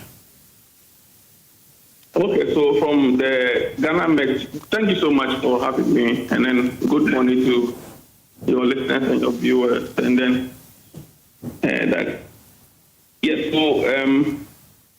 from GMET, they said there will be a lot of rain for today. Okay. So just what about tomorrow? Yes. So the forecast for tomorrow is also showing that it will not be that excess. Okay. Yeah. So today's rain, do we know when exactly it would subside? So from GMET is showing that it's possible it might rain the whole day, but it might rain the whole day. That's what the GMET is showing. So how do we deal with, the flooding situation? We've been talking about drains and what have you, but how do we deal with it? You are the head of drainage at the Ghana Hydrological Authority. How do we go about it? Okay, so if you're asking me to propose a solution now, it's about time we take that decision. Okay. Now that I heard somebody talking about disrupting the drains. Okay. If I could put a question to you, okay, that every time your vehicle that you drive, you get home, your kids dirty it every time, you pay money for them to be doing the same thing every time. How will you feel? Okay, what is the root? What is the source? What is the source of that? That's what we need to be looking at. Must it be that every time government should be spending money doing the same thing every time? No. Do you get it? Then where do we go? People are doing a lot of indisciplined actions. So let me ask you then, what must government do now? Government is supposed to take the whip now. There are a lot of ponds, there are a lot of wetlands in our communities where people have decided that they will sell those ones, they will fill it and sell to people. Okay? We need to go back and reinstate all those ponds we have. So then this excess water that goes into our channel, the excess ones will go into those places, accommodating for some time. Look at the lagoons we have. The lagoons we have along the shore. Go and see, they are all diminished. People have filled, they've sold every part of it. Okay? If government goes in now to take action, we need to reinstate all those ones. All the lagoons that we have, we need to reinstate them. We need to reinstate them. And then the micro ponds we have in our communities, we need to go back to all those places and reinstate them. We need to take drastic decisions. That is my take. So let me give you a bit of education here. Okay, the water gets to the outfall, which is the lagoon, and it's supposed to flow into the sea. And bear it in mind that in the whole day, the sea, there's a high tide also that comes up. Okay, once the sea is on that level, there's no way water from the lagoon will flow into the sea. So it means that the lagoon is supposed to hold the surface runoffs. You understand? But this is the case where the surface runoff is supposed to be held or accommodated. If people have encroached on it. So definitely it will back water into the communities. This is why I keep on saying that we cannot cheat nature. We cannot cheat nature. Do you get it? Go to Pechila, go and see. Go to Sakumo, go and see. Go to Sango area, go and see. Go to Abokobi, Danfa, Otinibi, go to those areas and see. But these are areas that are under a particular jurisdiction, a particular local authority. Okay? Then they needed to take actions against those people. And they cannot say that they don't know that these places are wetlands. They are earmarked for wetlands to receive this excess flow. You understand? So government, and I keep on saying that the good thing is that this government has formed a task force, and they're going to take action. Very soon you will see all these places have been earmarked. These places have all been mapped out. And you will see. And it's the same Ghanaian that will start crying that they are demolishing people's houses. Do you get it? So it means that you are telling us there is an impending demolition exercise for buildings in waterways in Accra. Very well, my brother. Okay. Very well, brother.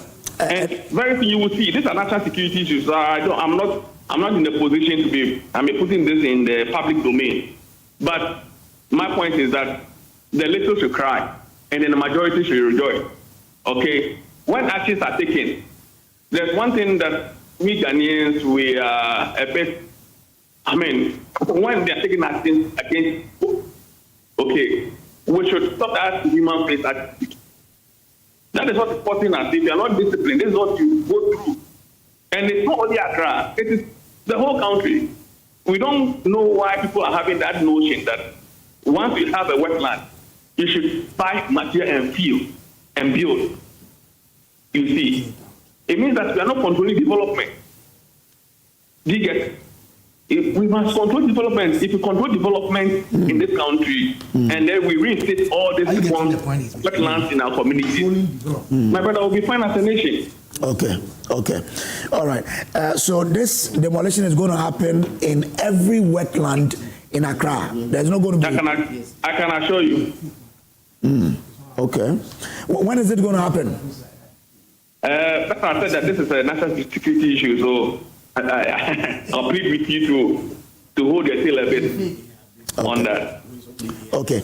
And after the demolition, what is next to ensure that, we've demolished, but we won't see these floods again? So the other thing is that after the demolition, you need to reinstate it. Okay? That is engineering. If I say reinstatement, it means that how it used to be 10 years ago. Okay? If you like, you can take Google Map, okay, and look at the series of years back. Take 2015 or take 2010 and start working from there to now. You see the level of encroachment, and you appreciate what I'm saying. Okay, so it's already there. Okay, and there's a commitment to get this done, right? Of course. Okay. Of course. All right, we'll look forward to it. But what would be your advice to viewers and listeners now? The rain is falling. We don't know when it will end. The forecast says that it will fall throughout the day. What would be your advice to people who are watching and listening to us now? People, everybody should stay. If you know you are in a low-lying area, you are in a flat-prone area, we'll plead with you that you evacuate from those areas, and go to a higher ground for now, so that you be safe. People also driving on our roads should also be careful. And then if you don't have anything to do that is so urgent, I don't see why you should be in the rain driving. And the other thing also is, all these are major roads are getting flooding because of all our drains, the roadside drains are all choked. Okay, that is a lack of maintenance culture, which the local authorities are taking note of. Okay. So that is the little I'll say for now. Okay, all right. Richard, I'm grateful to you for joining us here, sir. Thank you very much. Richard Ameko is the head of drainage at the Ghana Hydrological Authority. Now, let me bring, when we were speaking earlier, we said that the ECG should try and put off power to some parts. Yeah. Now, power supply interruption, temporary shutdown of Malam and Achimota primary substation. Yes. The Ghana Grid Company Limited, Gridco, and the Electricity Company of Ghana, ECG, wish to inform customers and the general public that the heavy rains currently being experienced have caused severe flooding at some critical electricity infrastructure in parts of the Greater Accra region. As a precautionary measure and in the interest of public safety, it has become necessary to temporarily shut down power supply from the affected facilities. The precautionary shutdown became necessary because the flooding has affected critical power infrastructure at a number of substations, posing significant risks to both electrical equipment and operational personnel. To safeguard lives, protect property, and prevent damage to electricity network, Gridco and ECG have taken the decision to temporarily switch off power supply from the affected substations until conditions are safe for restoration. So that is that. If you have power outage now, it is a precaution that the two entities are taking. Which of the substations, please? Malam. So Malam and Achimota primary substations. Yeah, that's what they've done. Now we also understand that there's fire at Odona rubber factory. There is fire at Odona rubber factory. But the interesting thing is, fire service on their way to put out the fire, they can't make progress because of flood water. So that is what they are doing currently, to try and deal with it. This is crazy. No. You see how raging the fire is? Yes. Back there. But they cannot reach it. And this is where you say, if there's any underground spillage in terms of fuel, then the fire would.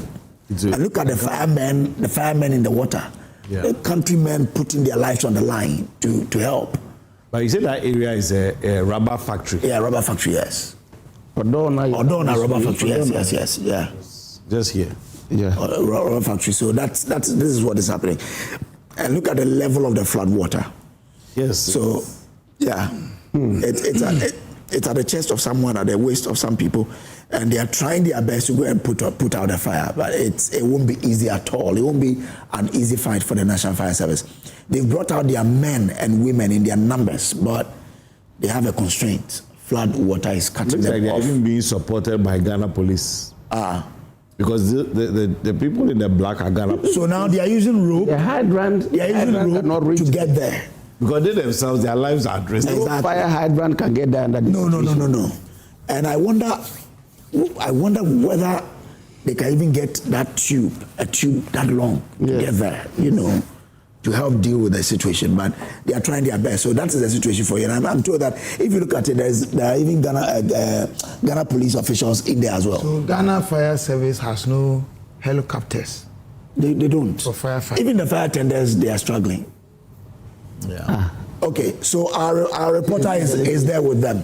Let's bring in Ramat. I think it's Ramat Shaibu is with them there. Ramat, what can you report for us from where you are? We are trying to get here since morning around 9 a.m. there at Odona Rubber Factory. There is a market here at Circle where we got here. The people here tell us that it's a rubber factory. And so earlier this morning when the flood started, the people around here noticed that there were flames coming from the rubber factory, and so they called the fire service. As I'm speaking to you now, we are all standing in flood water together with the fire service and the police officers to try and calm the situation down. But I must say that they are unable to do so because they are stuck in the water. The road leading to the place where the fire is happening now is full. Now the fire is spreading as we speak. The fire service came here with their first car. They were unable to maneuver their way through to the road to where the particular incident is happening. And so as we speak, there are about 3 cars from the Ghana National Fire Service here. However, we are not able to even go to where the fire incident is. But so far from what I've gathered from the ground, people are not affected. There are no persons in the market. I spoke to the presiding member of the municipality, and he tells me that as we speak, they are aware that people are not in the market. But because of the situation, the police, the fire service, they are all stuck. They are just trying. They say they are waiting for NADMO to get them more rope so that they can get to where the situation is happening and also calm the fire down. However, as we speak, you could see the flames still spreading to some other parts because obviously the service personnel are unable to do justice to the situation.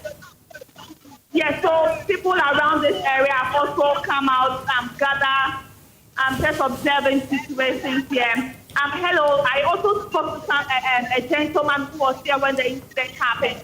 You said you were here from 6 a.m. and then you saw this incident. What can you tell us more? What I can tell you, I said normally it wasn't, it couldn't get the fire, it didn't go to where the marketplace. But now it has got to the marketplace and now it is spreading. It is still spreading up to the other places where the kiosks, people are sleeping in the kiosks and all the kiosks are bent. People's things are used in the kiosks all are bent. Yes. Yeah, so as we speak, I think we also have to get a place to speak, and I also have more of the people who were here when the incident happened. Everybody here is trying to save the police, and then the fire service personnel are also trying to bring the people who are in their homes, because I must say the fire is spreading. It's still spreading because they're unable to do anything about the situation.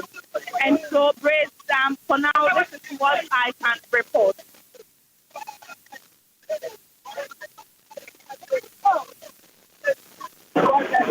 They told you how they are going to deal with the fire when they get there.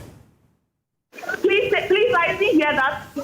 If they say they are waiting for NADMO to bring them ropes, have they been briefing you how they will fight the fire when they get there? As we speak, most of them are stuck in the water, and so I'm trying to see if I can get closer to them, but it's very dangerous here. But like I said, they said they brought their items with 4 cars here, but their resources is not really enough for them. So they're also waiting for NADMO to also come and also add up to the resources, because they say they didn't know that the situation was this year. Okay. All right. Ramat, keep an eye on it and let us know anything that changes there. So that's Ramat in there, and you can see the fire service together with the police personnel standing in the water. They are holding something like a rope. I think that's what they are using to try and get to where the fire is raging. But how they are going to put out the fire is the question here.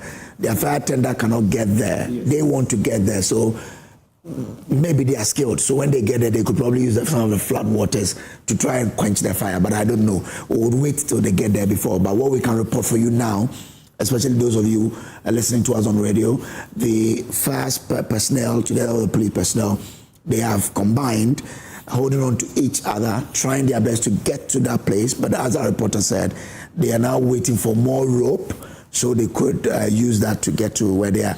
The reason they are doing that is just to ensure that they are in line and they could safeguard the safety of every member of the team as we have there. But the fire, as I see it on the screen, is still raging on. Huge plumes of smoke billowing from the area, not easy at all, yeah. This brings into sharp focus one element of the discussion we've had earlier about infrastructure and the equipment. Yeah. We talked about, for example, the helicopters. In many other places, Ghana Fire Service will have even choppers. A chopper that can spray from above. From above, yeah. Because from the visuals we can see clearly there's no direct access to the place. And then you said rubber factory. Rubber is also combustible material. Yes, very combustible material.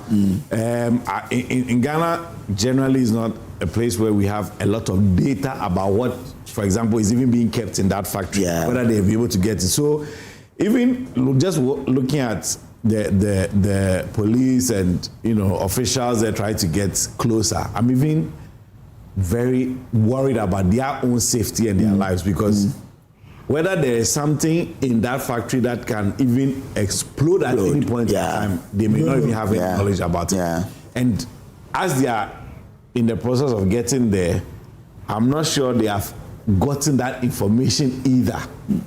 You see, and then we don't have the equipment that can also spray from above. So just imagine. It just brings to sharp focus that conversation. And we also saw visuals earlier that showed the some filling station was a total filling station. Yeah. Also flooded heavily flooded, which again brings to mind the June 3rd disaster in Circle and so on.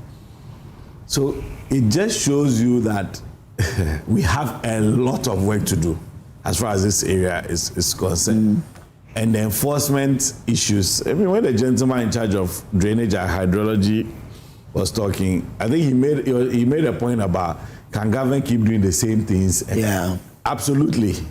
And it's different results? No, you get different results because it is about enforcement. Yeah. If you are enforcing the rules, we have to comply. So he says one of the things they are going to do is now break down buildings. Yes, which we are. We are more than happy to see happen. Yes, they should go ahead and do that. That's the point. That's why I was disagreeing with his assertion that it's more or less pushing it on the people. And so, yes, the people, if you give them the chance, they will take advantage. Oh, yes, why not? Which means you have to enforce it. That's why we have laws. Break the buildings, do all the things, and let the codes work so that people have access to the water will have access to pathways to go. Because water has a way of always finding its level. You can never stop the flow of water. Water is liquid, it's not solid. You can only stop solid. But liquid there, it will pass wherever it gets space. That's how powerful water is. Even with stones, we have this saying that in silver boarding. Yeah. A rough stone will become smooth. That's how powerful water. With time, it will change even the nature of other materials in its path. So why do we think that we building will make it any different? Now you go to many homes in flood-prone areas. So sorry, I'm not cutting you short, but this is the Achimota substation. It's flooded as well. You can see the flood waters there. This is serious. Achimota substation is flooded. So that's why they've put it. And this is a Greco substation. So when it's Greco, it means that the impact will be greater. Yeah. Because then there are many communities connected to that one bulk supply point. Achimota substation, big one. It means many homes will be without power. Yeah. So you are stuck in the home but no power because the substation has also been flooded as well. And substations are designed not to be flooded. Oh, really? Oh, yes. They are designed not to be. So you can tell. It tells you. Some of us want to go. You want to take a leave? We have not finished. You want to take a leave? That's what happened. I want to take a leave. Somebody wanted to go. This I have to say that for Dr. Buffett. When Dr. Buffett wanted to go, he said he should wait. You said yes. Okay. Anyway, a special birthday. Time moves on, but some people have a mark that doesn't fade.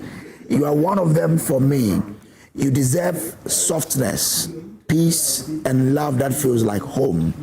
Happy birthday to the woman who still lives in parts of me I don't talk about. I'm not asking for anything today.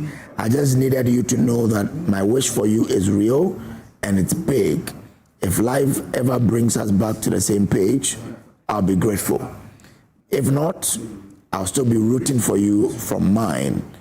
Grow, glow, and choose yourself fiercely this year as it's rain, and be safe. Happy birthday, Priscilla Amahazel from OJ at Multimedia. Hey, for sure. So Priscilla Amahazel, OJ says, time moves on, but some people leave a mark that doesn't fade. You are one of them for me. You deserve softness, peace, and love that feels like home. Happy birthday to the woman who still lives in part of me I don't talk about. I'm not asking for anything today. I just needed you to know that my wish for you is real and it's big. If life ever brings us back to the same page, I'll be grateful. If not, or it says, if not, I'll still be rooting for you from mine.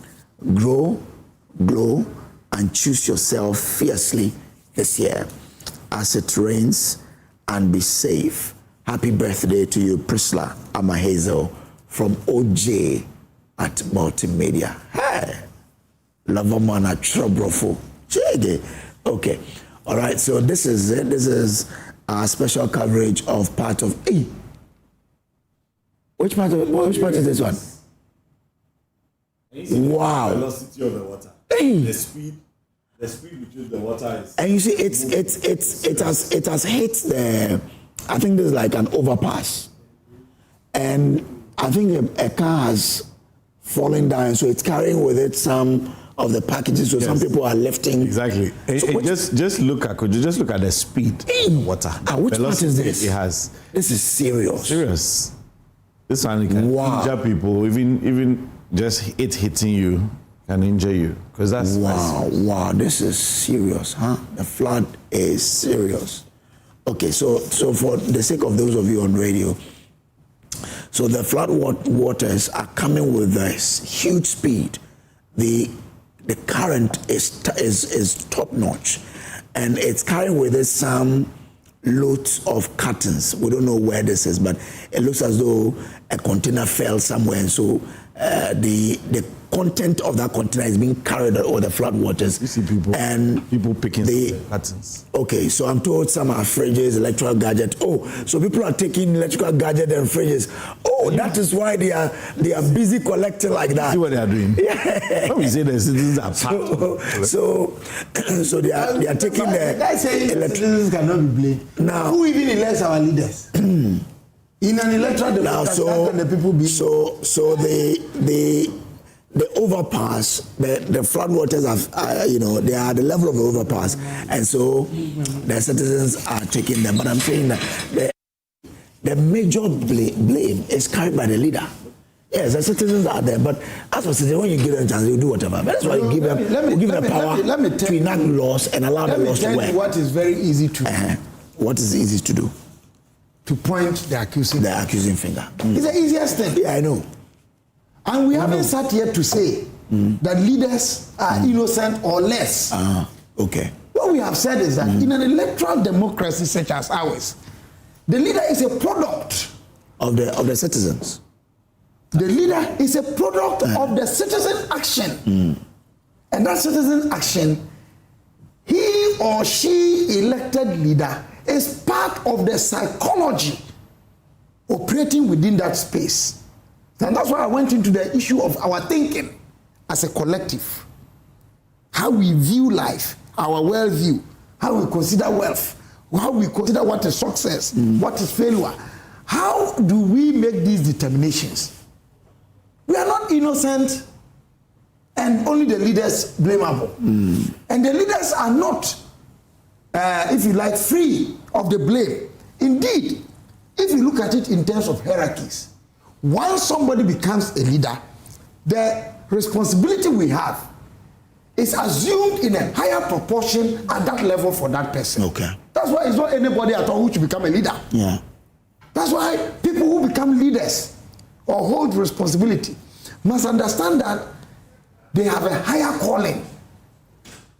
But when we come and talk as if once we have elected leaders, we can go to sleep. And it is for them to live for us even the life we must live. It is not correct. Okay. Because they can only do so much. Look, the drainage systems. This just came. Do you know what's the name? This gentleman, Zoomline, Mr. Champo. Yeah, Japan, yes. Do you know in the early days when they started, Just Group, they put containers. Yes. In areas. Yes. I recall. Do you remember? Yes. Do you know what happened to those containers in Kokomeme area? Do you know what happened? No. People picked them to go and turn them into water collectors. Those plastic containers. Yes. Yeah.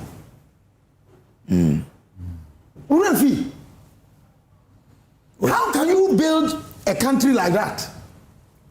Something to collect waste, to go and throw rubbish in. He looked here, looked there, didn't see anybody. He went to put it in his room to collect water, to use it as water collector or container. You see, and this is what we must understand. The bigger responsibility rests on our leaders, but our leaders can only do so much. Without us, they are nothing. And that's why our leaders too must accept that arrogant posturing. I'm the only one who can do this. Only this person, only who? Kwame Nkrumah Kwekuzi saying. Nkrumah alone couldn't do it, and he said it. We all have to accept that no one party, no one group of people, no one person can alone do it. It's a collective. And look at the greatest of leaders that we have had. Our Lord and Savior Jesus Christ,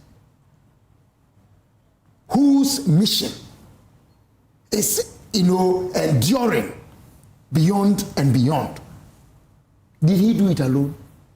He called not just the 12, what people must understand, the disciples that Jesus had, they were more than the 12. Of course, the 12 were the ones who were always with him.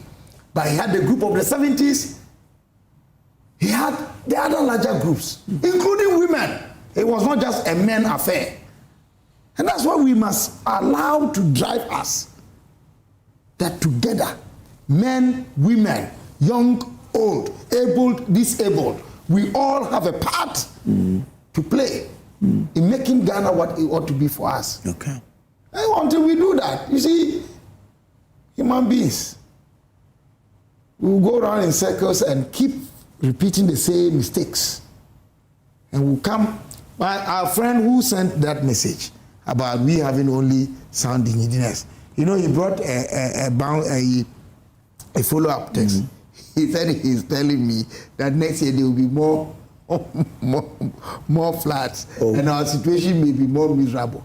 But look at this. Look at what we are doing. Look at what we are doing. It looks like they're actually stealing the items. Look, they're stealing. It looks like.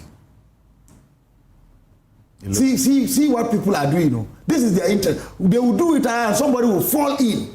And the speed at which this is moving, if you fall into this one, you are gone. You're gone, yeah. Oh, yes. For them, it's a fortune. This is a fortune, opportunity. It looks like. Grab. They're even picking zeros and all. Yes, because all those things are part of what is floating there. Hey, someone has taken a cylinder. So they are taking from the thing as much as you can pack. So you see the attitude we are talking about. The attitude we are talking about. Anyway, Kojo, interesting.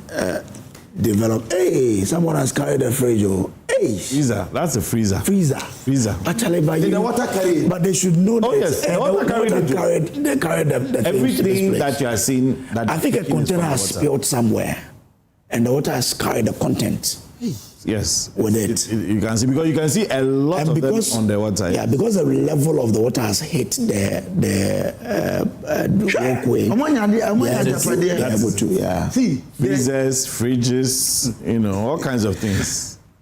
Why are they taking them? Is it the speed with which they are moving? Charlie, it's serious. It's a serious situation, but God, some may be taking advantage of it for their own personal. Look, like when an accident occurs, look at our attitude. Somebody goes, his pictures he's taking. Okay. Let's bring in Dr. Ignatius Williams. She's Deputy Director of Operations at GMET. Dr. Williams, I'm grateful to you for joining us here. Now, from what you are reading, what time should we expect the rains to subside? Good morning. Can you hear me? I hear you clearly. Yes. So based on what we've been looking at so far, we're expecting an intermittent rains depending on the parts of the country where you are. So mainly from the southeastern sector, we're still going to be expecting what we are currently seeing, a bit of light to moderate rainfall, depending on your location. And this is going to persist into the late afternoon hours. So we are looking around 3 p.m., but depending on the situation, it could extend further into the evening. So we should expect what we are currently seeing, a bit into late afternoon into the evening. Wow. Then late afternoon into the evening, we'll continue seeing what we are seeing now. Exactly. So that's why I said it's going to be of varying intensity. So even based on certain locations, there will be certain breaks. So it's going to stop for a while. It's going to be very slight. Then after a while, it might pick up again, but not as intense as we usually see it. This is also making its way westwards. So currently parts of the central region, although some have been experiencing it in the morning, will be having some sort of intensities also moving westwards. So from Cape Coast, Southbourne, all the way to Axon and other parts of the country and a bit more inland. And because of the situation in parts of the Volta and the OT regions also, we are expecting to trigger some activities also in the northeastern part of Ghana, areas around Yendi and possibly also Tamale. What is the forecast like for tomorrow and the entire week, if possible? Based on the prediction models that we're using, we are not going to see much difference in what we've seen today.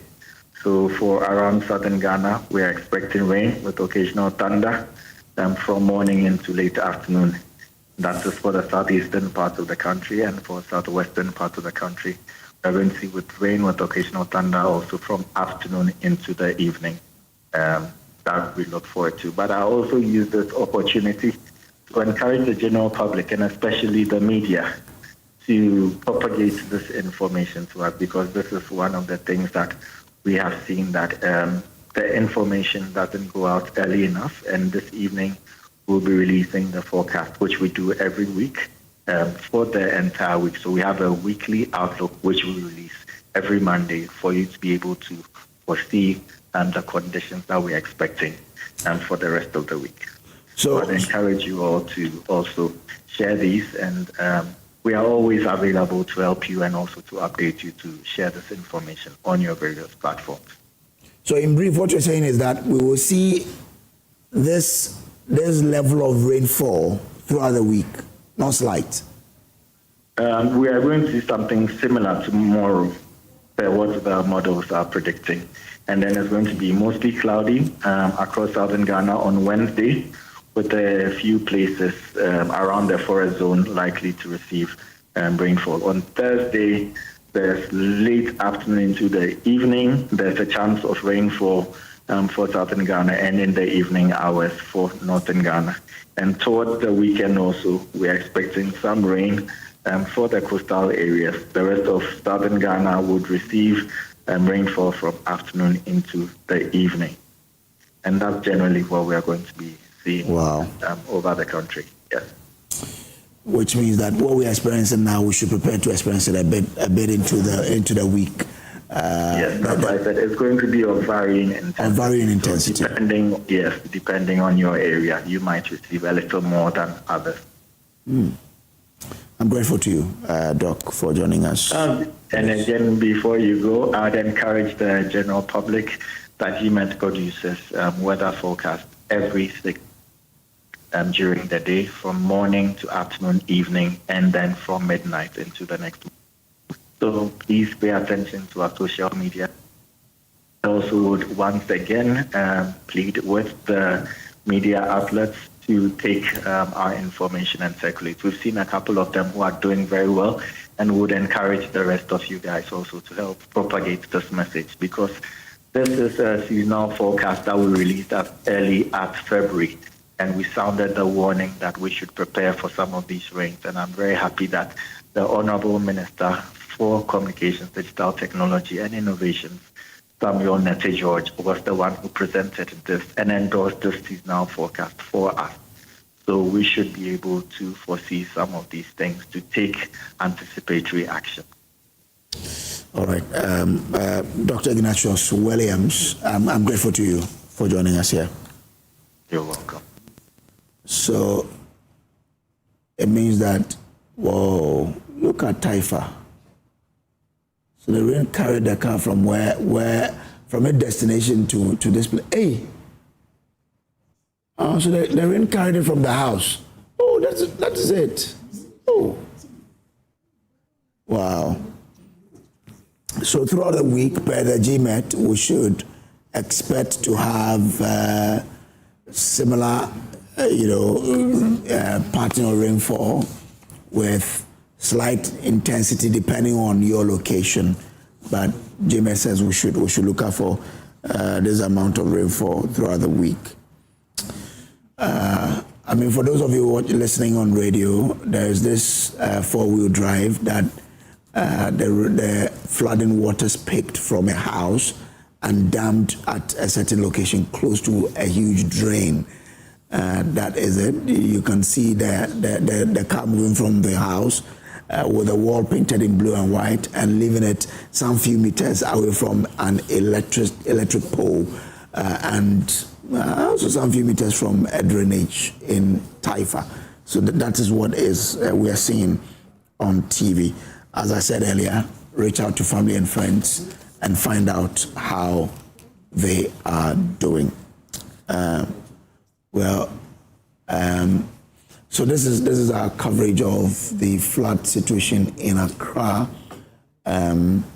We'll take a slight break here. We'll return with much more on this Tuesday. Myself and my guest are also here. Lom Nuku Alija is here. Dr. Kwabena Bonfe Jr. is here. He says he's tired, but we have service to country. On a lighter note, when I served notice that I was going to leave, my wife sent a message that be careful where you are going.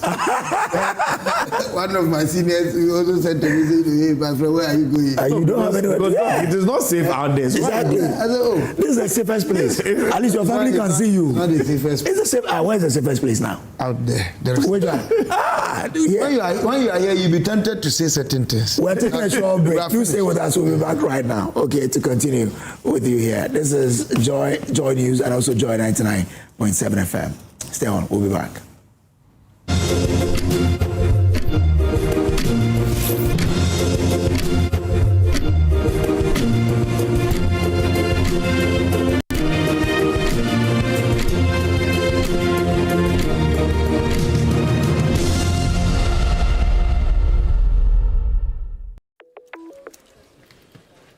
Charlie, again, Guamu. Bring the shit off fast. Remember shit that your mama made. For home church, all of it, watch it. Back to school. But the shit's on a hook him. Enjoy homemade taste of Shito, always with Didi Shito. Carefully selected ingredients, no preservatives, no colorants. Didi Shito, if you do need. This advert is FDA approved. Why do the world's smartest investors buy real estate? Because land is limited, demand keeps growing, and quality property has consistently proven to be one of the most reliable ways to preserve and grow wealth. Strategically located in the prestigious Airport West enclave of Accra, Rampanat combines luxury living with strong investment potential. Enjoy world-class amenities, including infinity pools, sky bars, premium co-working spaces, wellness facilities, smart home features, and advanced security systems. Rampanat is designed to deliver lasting value. Backed by MCL Ghana's proven reputation for quality, transparency, and investor confidence, every detail has been crafted for those who demand excellence. Call us now on 0200-903091 or 0244-167621. WhatsApp us on 0200-903091 or visit us at www.grandpanach.mclghana.com. Grandpanach by MCL. Prestige lives here.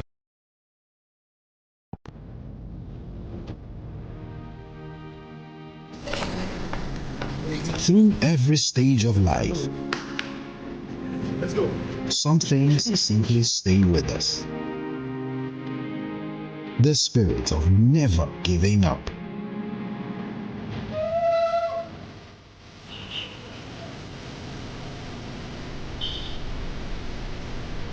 a throwback to a bygone era. Love was service. The silent statement of love.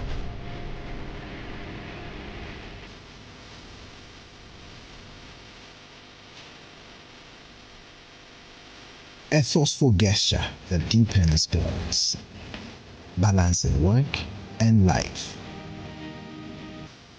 Every drop refreshes, every sip hydrates, just as it should.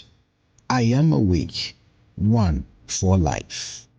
Drink water, drink awake. Supporting the National Cardiothoracic Center. This advert is in. Prayer invites God.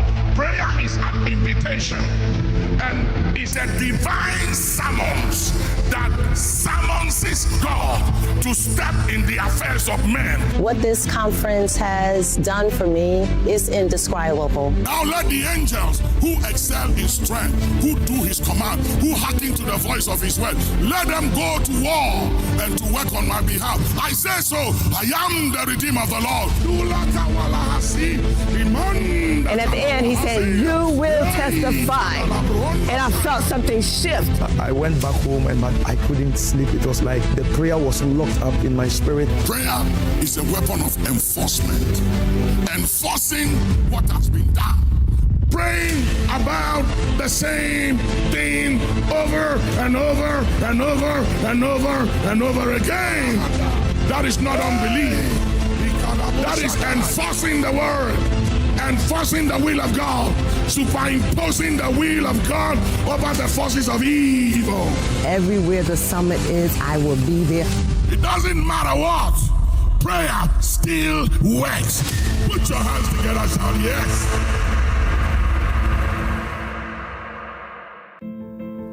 Discover Willow Lane in Sakumono, one of Ghana's most prime community. These expertly designed 4-bedroom homes feature a private elevator, 4 ensuite bedrooms, private balconies, walk-in closets, and a gourmet kitchen and a maid's quarters. Perfect for families, executives, investors, and retirees.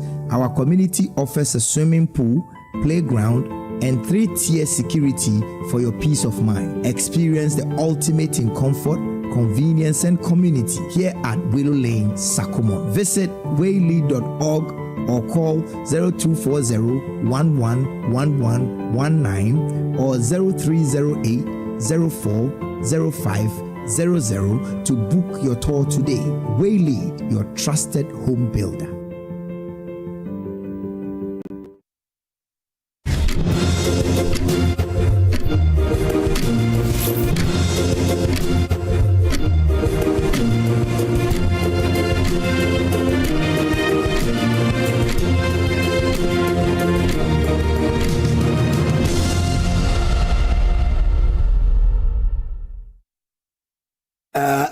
This is still a prolonged coverage of the flooding of Accra. Let's take you to Alaja now, where my colleague is standing by reporting on the situation there when the certified service is coming in. Let's take you there now.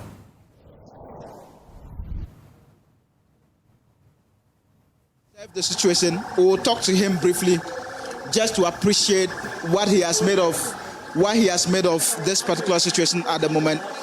DG, please, just a minute. You are live on Joy News. You have been going around some of these areas. Paint a picture to us. What is the level of destruction as far as this particular disaster is concerned?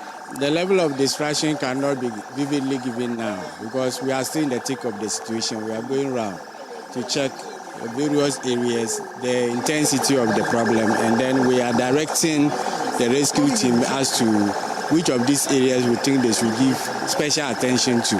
So that's what we are doing now. There will be time to talk. There will be time to give these details that you want. But for now, let's work. Thank you very much. So some of the people are trapped in their homes at the moment. So would we see maybe a team coming here to rescue these people?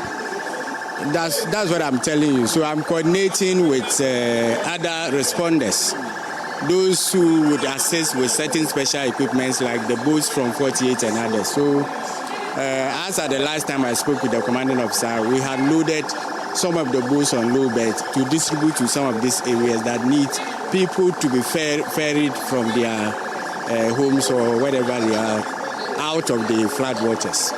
So based on your checks, have we seen some casualties at the moment? No casualty has been reported, but we are working on rescuing the people. That's the most important thing. Yeah. But you have done a lot of work ahead, so that is what he's telling. He has to tell us at the moment. He said that they are here to work. He said that they are here to work and they are monitoring the whole situation at the moment. So you can see military officers and some officers from the National Disaster Management Organization, NADMO, who are here, and their numbers with the Director General himself, monitoring the situation and trying to help the people who are trapped here. He said some speedboats and other equipment are being deployed to this area and other areas to be able to control the situation right here at Alajo. But let's try to speak with a lot. Let's try to speak with a lot more people. But I'll say, my minister, oh, about say also we are by we be shemu or friend and cause the sooner than say. I mean, say some we have. Oh, also we want about soon. Oh, then my bayon is anything sooner than say. Sooner than it's not or friend come to him on says yeah. Yes.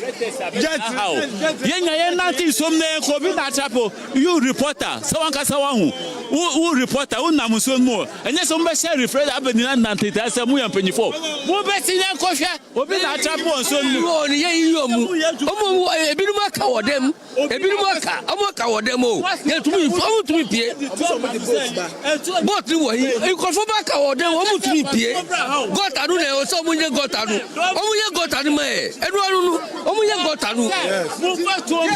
come and help life. Citizen, West Africa would do a more busy. Never know how Mamu says so. There's from them, call them Mamu just have over there. There are people over there are suffering. People are suffering over there. Look at somebody's car over there. You see? Yeah, somebody's car. See? So we have to go there and do what we can do. You understand? But they are saying that you guys should calm down. Some speedboats are being brought here and they will use that to help the people. Let them go inside. You support them. You support them.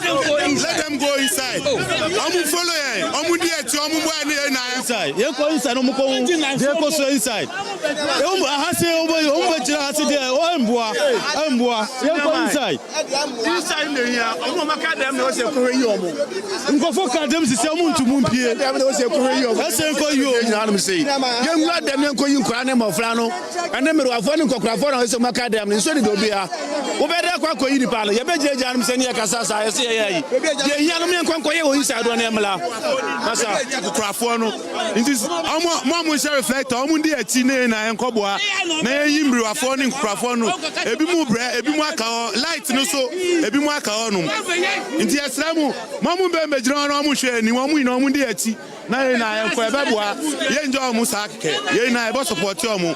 Yeah, so many of the concerns for many of the people here is that the NADMO officials to go in there and get their relatives and some of the people who are trapped inside their homes at the moment because of this particular situation. They want these people out of their homes at the moment. In fact, they say that there's a lady who is in there and at the moment she's calling for help and it looks like she's not getting that particular help. So they're saying that since the NADMO officials have arrived here, the best thing they could do is to go inside and get these people out of their homes to ensure that they save their lives. So even some of the locals, my cameraman would do that. Some of the locals are trying to go inside that particular area. They are trying to go inside that particular area to be able to save the people. But I must say that the NADMO officials, including the Director General himself, have arrived at this particular area. He said that what he tells me is that they are working. What he tells me is that they are working, and they will try to rescue some of the people here. What I say? Because you help us. My family, my sisters, my church members, they are there. Please, we need your help. Where are they? Help us. They are down there, and I'm hearing that they say somewhere too is burning. Please, we need one. What is burning? They say some house is burning there. Around beside her. Please. And I've heard that they say light have struck somebody. The person too is dead. We need your help, please. Please, you people should help us. Our family is dying. We need your help, please. You people should come and help us. We beg you in the name of God. We need your help. Church members,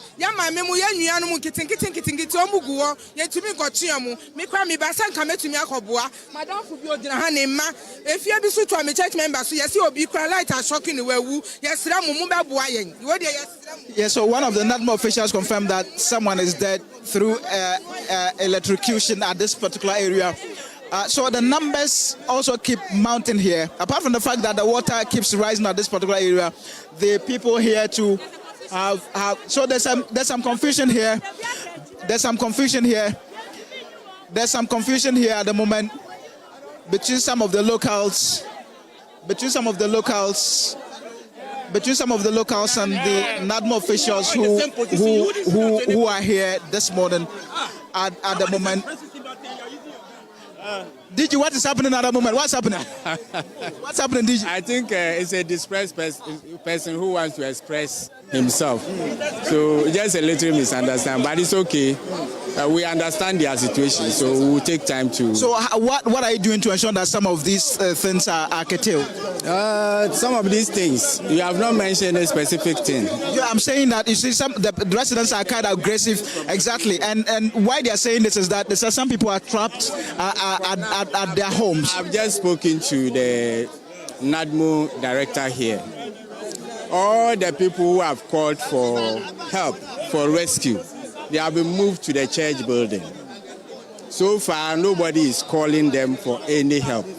So we should dispel the impression that people are still trapped in their rooms and they are calling for help. That is not true. That is not true? The people who are doing the rescue are telling you that they have moved all those who call them for help to a safer place. Nobody has called for help. I spoke with a few people right here and they say that their relatives are still trapped at home. It's not the people. Can they give you location of where that relative... They can do that? Yes. Some say they can do. Have they? Because the district director is here with them, with his team. So if they have any location, they give it to them, they go there and help the people. So if they are not giving location, that is frivolous talk. You don't have facts.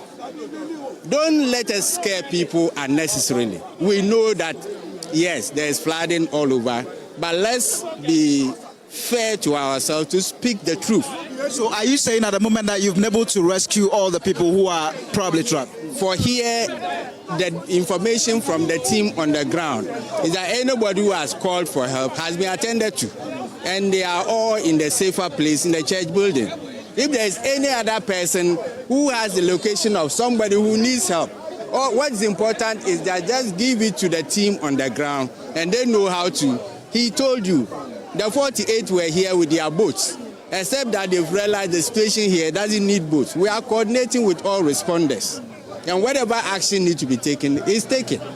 So let's not scare people about people still being trapped in their homes when you don't have evidence to the fact that people are trapped in their homes. So from here, where are you going to? Chado. All right, thank you very much, DG, for this information at the moment. Yes, talk to us. I'll talk to you. Okay, all right. So this is the situation here at Alajo. The residents, some of them say that they still have people who are strapped at home, but the NADMO director said that isn't the case. They've been able to rescue all the people at this particular area. So let me speak to some of the people who were claiming that their relatives were trapped. Some of the relatives who were claiming that they said but almost Oma rescue everybody.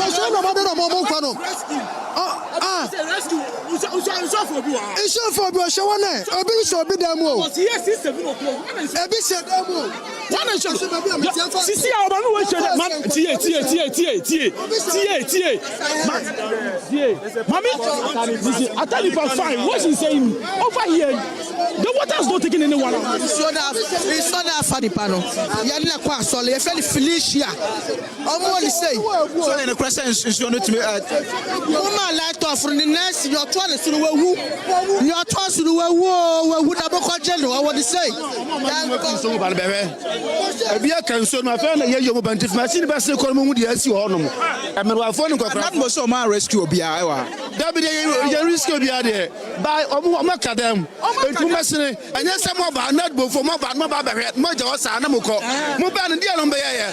Mo me bibi ne wusi mo bibi. Mo be je jina keke mo di tu abegina sa na mo da ko. One kasa wa ba report on na mo. One question for. One mo betina V8 na mo ko. Who nam so mo ne pa se dem ho. When no ma rescue na we ho. Yeah. According to Isono, the by say I'm not more for Abuamo, our animal. But I Atani Park. Yes, young youth boys. Yeah, Atani Park. Not more official. Not more for the Mumba Atani Park here. I don't know about it's a youth for the Atani Park on them. Yeah, Mona. Yeah, I'm for a lot of people at Atani Park. I'm a man for stores to crap SSS. So the Kapa Choki almost starts me. The con it's a answer not move on a belly Atani Park on Akoboy. Okay, so let me just take you to this side. Let me take you to this side. So some of the people here tell me that there are still people trapped in their homes, but the NADMO officials say it is not true. It is not true that there are still people who are trapped in their homes, but the residents here, some of them says that there are still people trapped in their homes, and they themselves are going inside to rescue these people who are probably these people that they claim are still trapped in their homes at the moment. But I must say that the DG and the officials who came here have left a few minutes ago, but the residents, you see them, a lot of them and their numbers heading into the most dangerous part of this area. They say that there are still some of their relatives who are trapped inside and they have to get them out of their home. So we are trying to see some of the people they claim are still inside. We want to see those that they are trying to rescue from this operation that they've taken upon themselves to get their other counterpart out of this particular area. What's that? Big shop. Big shop. What do you sell? At Alajo, before T Junction. And I felt that all my things has been sent off by the water. Oh, everything has been cleared by the water. It has been cleared by the water. What do you sell? What do you sell in the shop? Sell provisions. We sell in wholesale. It's a wholesale shop, and everything has been cleared. I want to go just have a look at it, but I can't go. But where your shop is and how serious the water situation or the level of the water is, are you sure you'll be able to get to that point? Yeah, to get to that point, because according to my colleagues who are around, they said it has gotten to the middle side of the container. Yes. So if you look at the whole situation, how much are you going to lose as this particular issue is concerned? Almost 500 million Ghana cedis.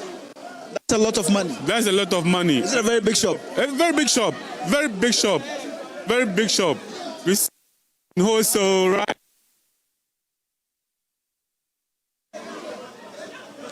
That's quite unfortunate there. So you still see a lot of the people heading most dangerous part of this particular situation. They insist that there are still people. This man here is saying that no one was here since 7 o'clock. I hope you understand. Most of the people came out of their rooms. Some of them are in. There's a particular church over there. They asked them to move to that place. Likewise, you saw other people over there. But these particular people who are in what's the name? In that house, they were asked to come out. I'm told there are people who are further down there, and I have you in the pictures and everything. They are up there. You see, they are up there. That's what happened. So I was just looking at you, taking information. They were just giving you false information. Why do you say it's false? I was here since 7 o'clock. I'm not more staff, and I'm giving you the information.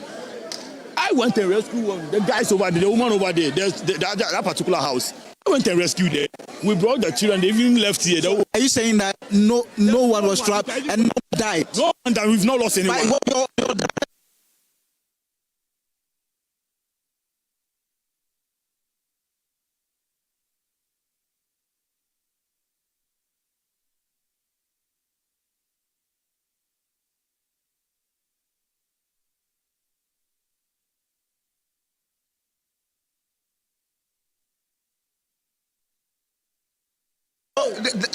This man, you were saying that people were trapped. He's saying that no one is trapped. And what do you make of it? What want to say? We are seeing the Jamaican kind of cray. Yenina, Yenanom, Sebi, I can't name 2 and I can 9. Sebi no, say so, and I told her fire. I said, can you pay a day in the Pabua? Hey, be like a deity. But also, my, I'm a father, among some of be. Wow, Nipa dear, or say a year. It is like a bomb about so, some of be. The rest of the Sebi, the back of water, the intimate saw the moon, and was saying, yeah, boy, if any funny by Amoko. Well, not before by his house, I'm always here. I'm on your beer, show.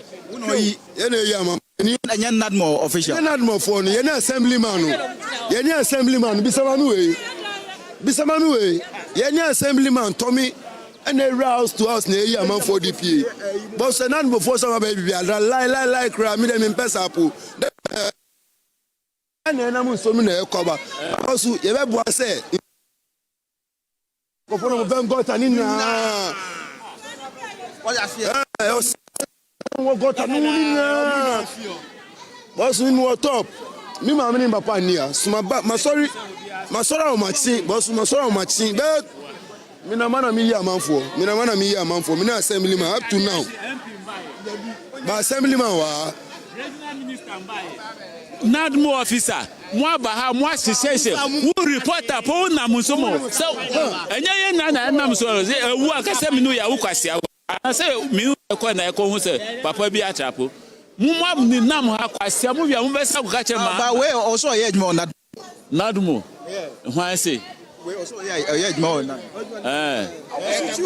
Once you are with advice. When you phone number. Wow, who are rescue? Wow, yeah, Kassan. When you phone some Kojo, some Kojo. Who the young and send a woo. Almost I had on my UBBR. No. Then who are also as a reporter. I am why. Uber saw your rescue be apart from Papa na come so mu. Omu jinan so movie. Omu the then rescue. Who reporter who jinan so mu ni e. Who pay for theater mu. Who say you the boat in Chiro? When our rescue and penny phone number, let how many numbers do I have? Who by how many minutes and hours in it? Officials are on the ground who are doing it. It's one of them. This man here, also one of them. Me, I can't see him as a officer, master. And penny phone or multi count quite on my body say, quite nice. I could catch a man myself, quite we are very rescue. They are talk. That's too harsh. Too harsh. It's too harsh. What's that? Baby, I shall mumble inside the honum. Says, yeah, I will be so.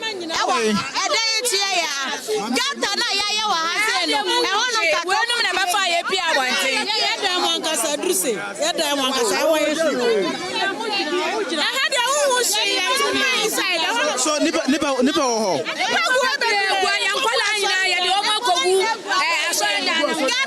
Halfway, Jabby or Honum, one and back to us. And for day,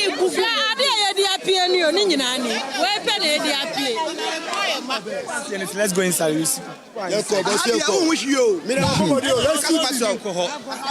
Want me because Hannah Behunia Manipa, Minada. So I bet me a Tiaconi say Hannah Behunia man. And I don't wish you.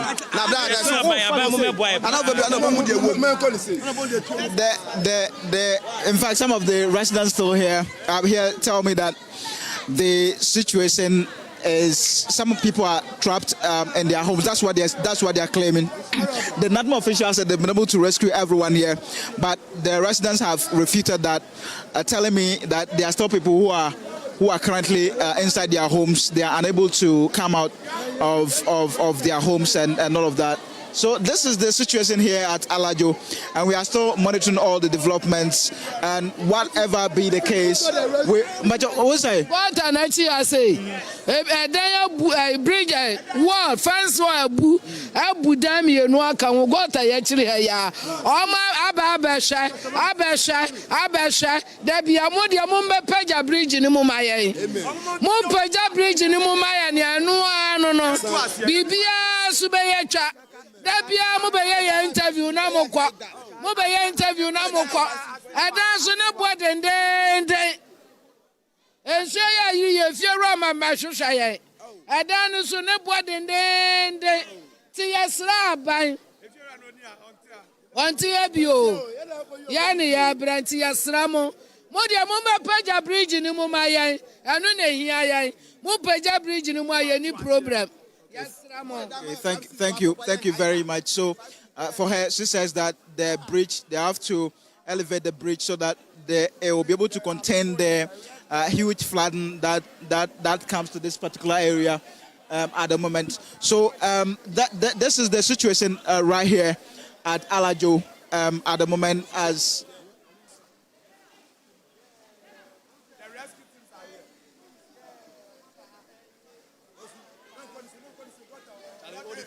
Hey, Matao, what is well? What is well? We can afford it. I beg you. My friends, I don't mind it. Kids call me. On what's happening at Alajo, we are still there. We'll be bringing you all the latest from the area, all the development that is shaping up as a result of this flooding that is occurring in most parts of the capital, Accra. We will be there again to let you know what exactly is happening. We understand some people are alleging that some buildings have collapsed. We'll get into the details of that. But we want to have our eyes everywhere, but we're also strained. So you are our eye. Wherever you are, call us and let's hear from you what your situation is. If you are in distressed situation, let us know. We'll put the numbers on the television so you can call us and tell us exactly what's happening. A lot more people are saying a lot of things. Our cameras will try, Fatah Bayaga will try and get into all of those details to bring us what exactly is happening. But you, wherever you are watching us from, join us and let's hear from you what your situation is here on our extended coverage of the flooding situation of Accra. Accra is flooded this morning. Let's hear from you wherever you are. It's 34 after 11 a.m., 35 after 11 a.m. Let's hear from you. Now, some of you have been sending in some thought on this situation. This one here, Nana Bain says, Kojo, the issue of today's flooding is not just about wetlands. It is about gutters not being dredged.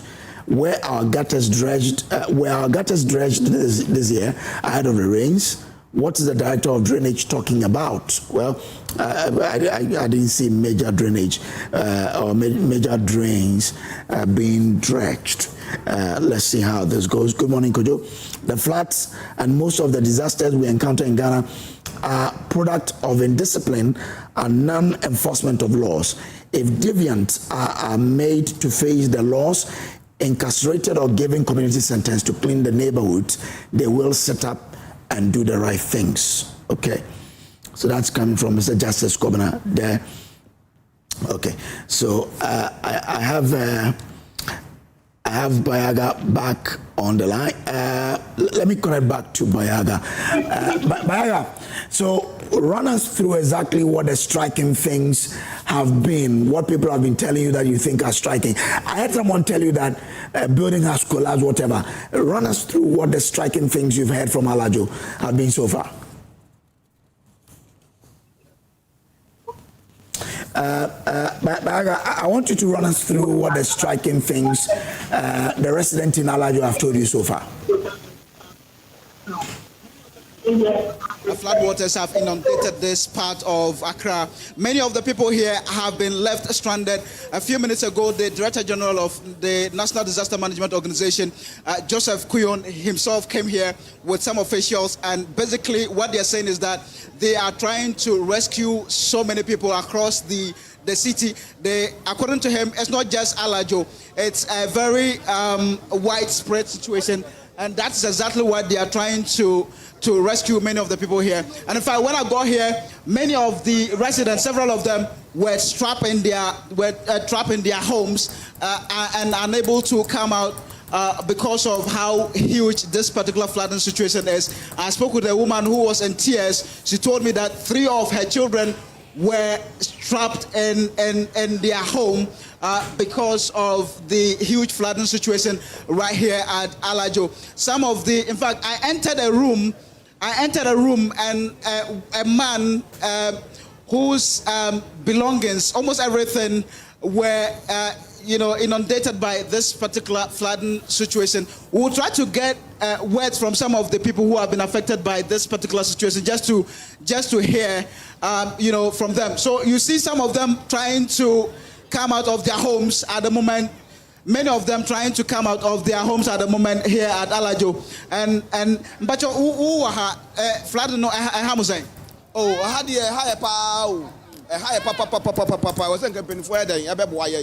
That is an idea. Namjan cannot correct. You so talk a crepa now hanging out the Airi. The Slemon, the Sempany for. Yet the young one day in Penifona said a baby. The Pamacho power was from Dimwate. Yeah, wow, to a near Casa or dinner, Uno, father. Won't say Aquapayama. Obey to be come, can't be come, machine, Yashi, Besslamo, Mabuay, Yamwa. This one here tells me that he needs support. But who have you? Yeah, I am a teacher. You are a teacher here? Yes, I am a teacher at the Ghana Armed Forces. Okay. Due to that, today I'm not able to report at school. Okay. Well, my room is all flooded. Both everywhere is flooded. Flooded. The whole house is being flooded. So all your belongings are destroyed. Destroyed. Are wet. Even last night, I ironed my children's uniforms, including myself. Everything has been flooded. So due to that, I was not able to report at the school. So we need your help. So where's your family at the moment? But they are in the room now, and they are due to the whole house is full, so they can't come out. So I kept them in the house. As I speak to you, the children are crying for food, so we don't know how to go about. So we need your help to come out and support us. Help us with the Ayawaso Central here. We are suffering in terms of during a season like this.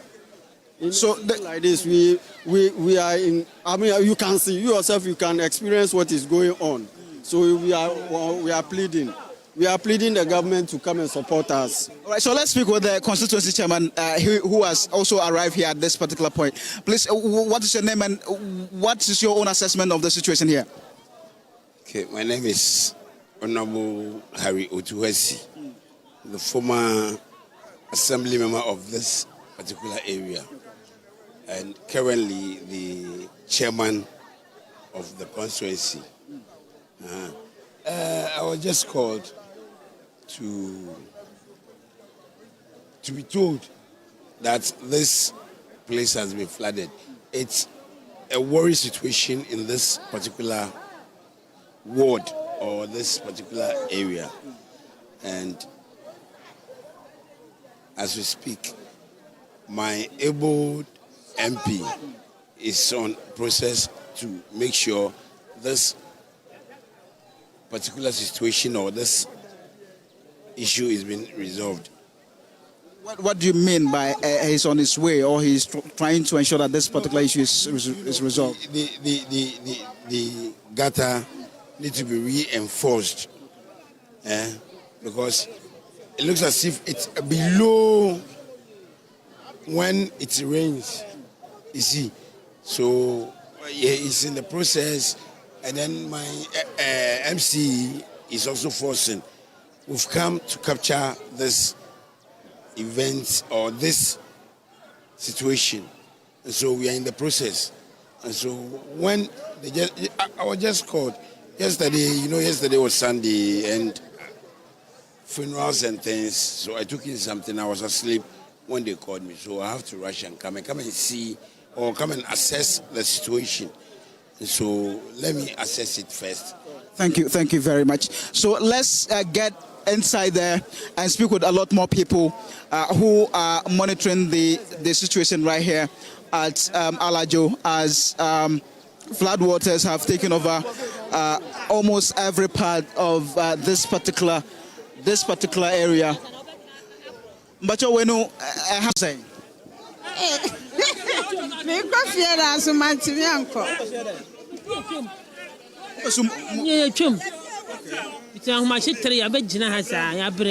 Since 3 a.m. My business is on the other side now. Interesting. So this woman said that they are trying to cross to the other side of the bridge, but clearly it's been flooded. But many people are now trying to cross to the other side.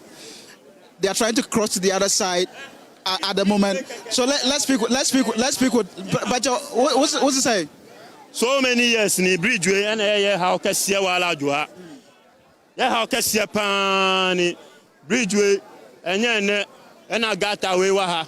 Ya sre ban say ya sre na ombra no be solve na ya ma me no mu ya nwa no mu nketua o mu so mu gugu fie wo hayi na ayire okwa amanfo gugu fie o mu ntumi mpie obi ampie bra baby mpo no makoto bibi edi nti ade na bridge we keke ade we o aye problem ama aban abesine so mu hwe na mu solve we keke mu solve ma ye na yenso ye huntoye.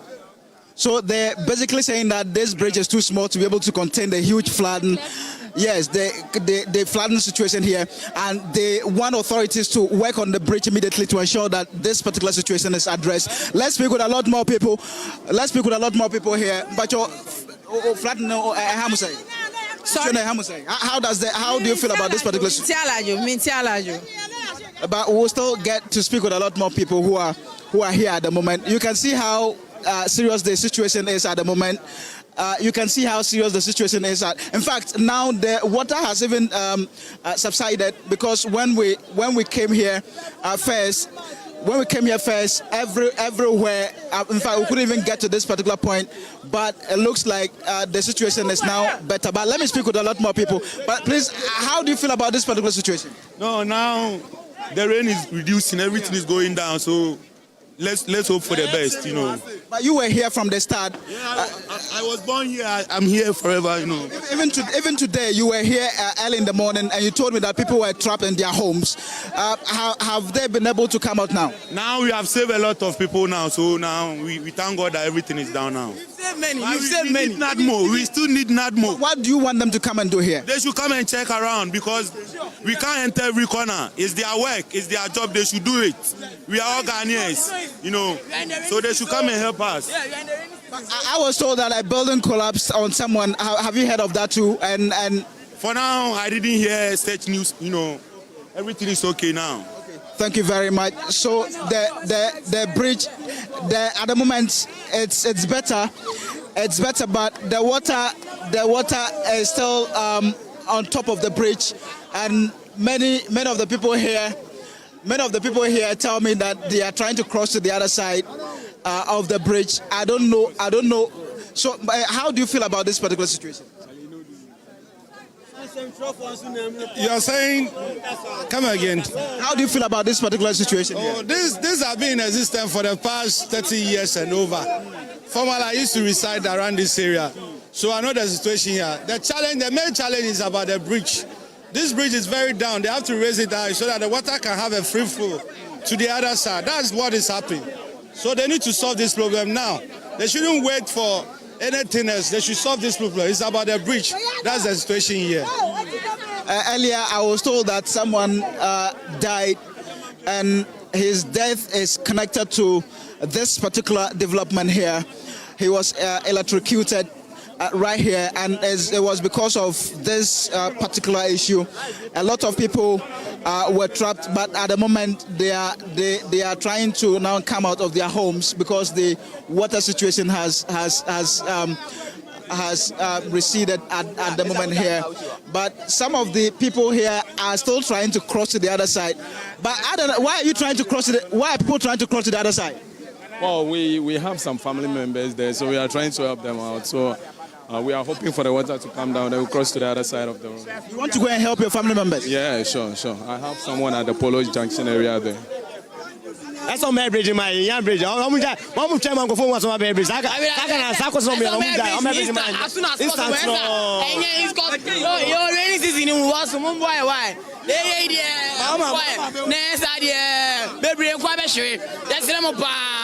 So some of them say that they are trying to cross to the other side to help their family members. We are all trying to go and see how they intend to do that.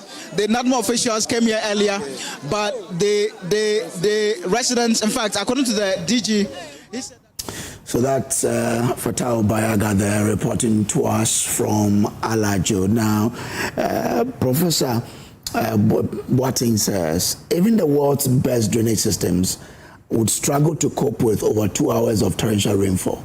Yet, while nature plays its part, our attitude and behaviors too often make the consequences worse. Climate change is no longer tomorrow's problem. It is today's reality and a wake-up call for us to rethink how we build, plan, consume, and care for our environment. Nyansakasa reminds us nature may send the rain, but human behavior often determines the scale of the disaster.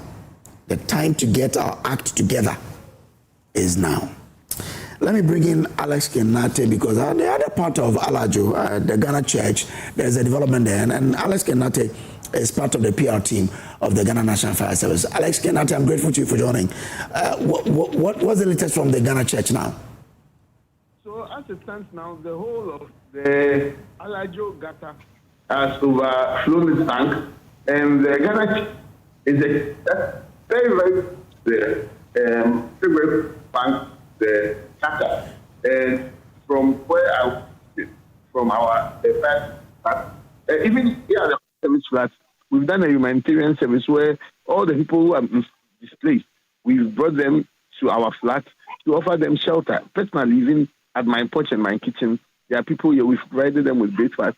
But then the church members are trapped inside the church. And the church, if I'm not mistaken, above next level, with members in there. So we are now trying to how we can go get in there to let them. Alex, your line keeps breaking, but you're saying that there are some members in that particular church and the church is flooded. Yes, and they've locked themselves in the church, and the water is above neck level from where I could stand. I was standing. Okay, so you are not able to interact with them, right? They are not able to interact with them because the whole area, you need to swim there. They have locked themselves in the church, and the flood water, the level of it is at the neck level. Yes, it's at the next level or even more. So we are now trying to get through to them. It's difficult. We are trying our best to see. We are hoping there should not be any casualty at the moment. Have you called on the Navy to bring some of their boats there? So we are trying to get through to our coordinating agencies to help. As of now, we the officers of the Ghana National Fire Service who stay in the area are here trying to get through to them. And so it's not easy. We are trying to see our best. You've not been able to speak to the head pastor of the church? No, please, because when it was later, after we've accommodated the displaced people, that someone told me that as they were coming here, people were inside the church holding on to the louvers, saying that they need help. Hey, okay. And this is how many minutes ago? Over 30 minutes ago. The whole place is flooded. The cars are submerged, and it's scary. So we are trying our best to get through to them. Wow. You've not heard from the coordinating agency yet? Yes, please. For now, no. Okay. We were also following a story at the rubber factory where there was fire, but the fire service and the police were now trying to get access to the place. What do we know of that particular fire as well? So we've been able to, officers have done, we dispatched about 4 fire tenders. Some got there, and then some were also finding it difficult to get there, but I can tell you that officers are there and making sure that the fire is confined from further spread. So our officers are there. It's not an easy situation looking at the kind of materials on fire, which is rubber, but we are working hard to make sure that the fire is contained from further spread. I mean, when we were watching on the television, we saw that your officer and the police were holding hands on a rope to get there. Are you saying you eventually got there with a fire tender to put out the fire? So we eventually had to find a way to get through to the scene. As officers, no matter what, we still have to find a way. The flood waters has also posing a big challenge for us because when we are getting to a scene and people have parked their cars, blocking ways, it's difficult to get through. It's very, very difficult. And so we still find our way. And mind you, as I keep on saying in all my engagements, I always say that when people are quick to judge fire service that we came without water, they should get to know that we don't fight every fire with water. It's raining. So why is the rain not extinguishing the fire? That should let them know that we don't extinguish every fire with water. It takes tact, it takes strategy to be able to extinguish fires. So you are saying to us that fire at the rubber factory, your men have it under control?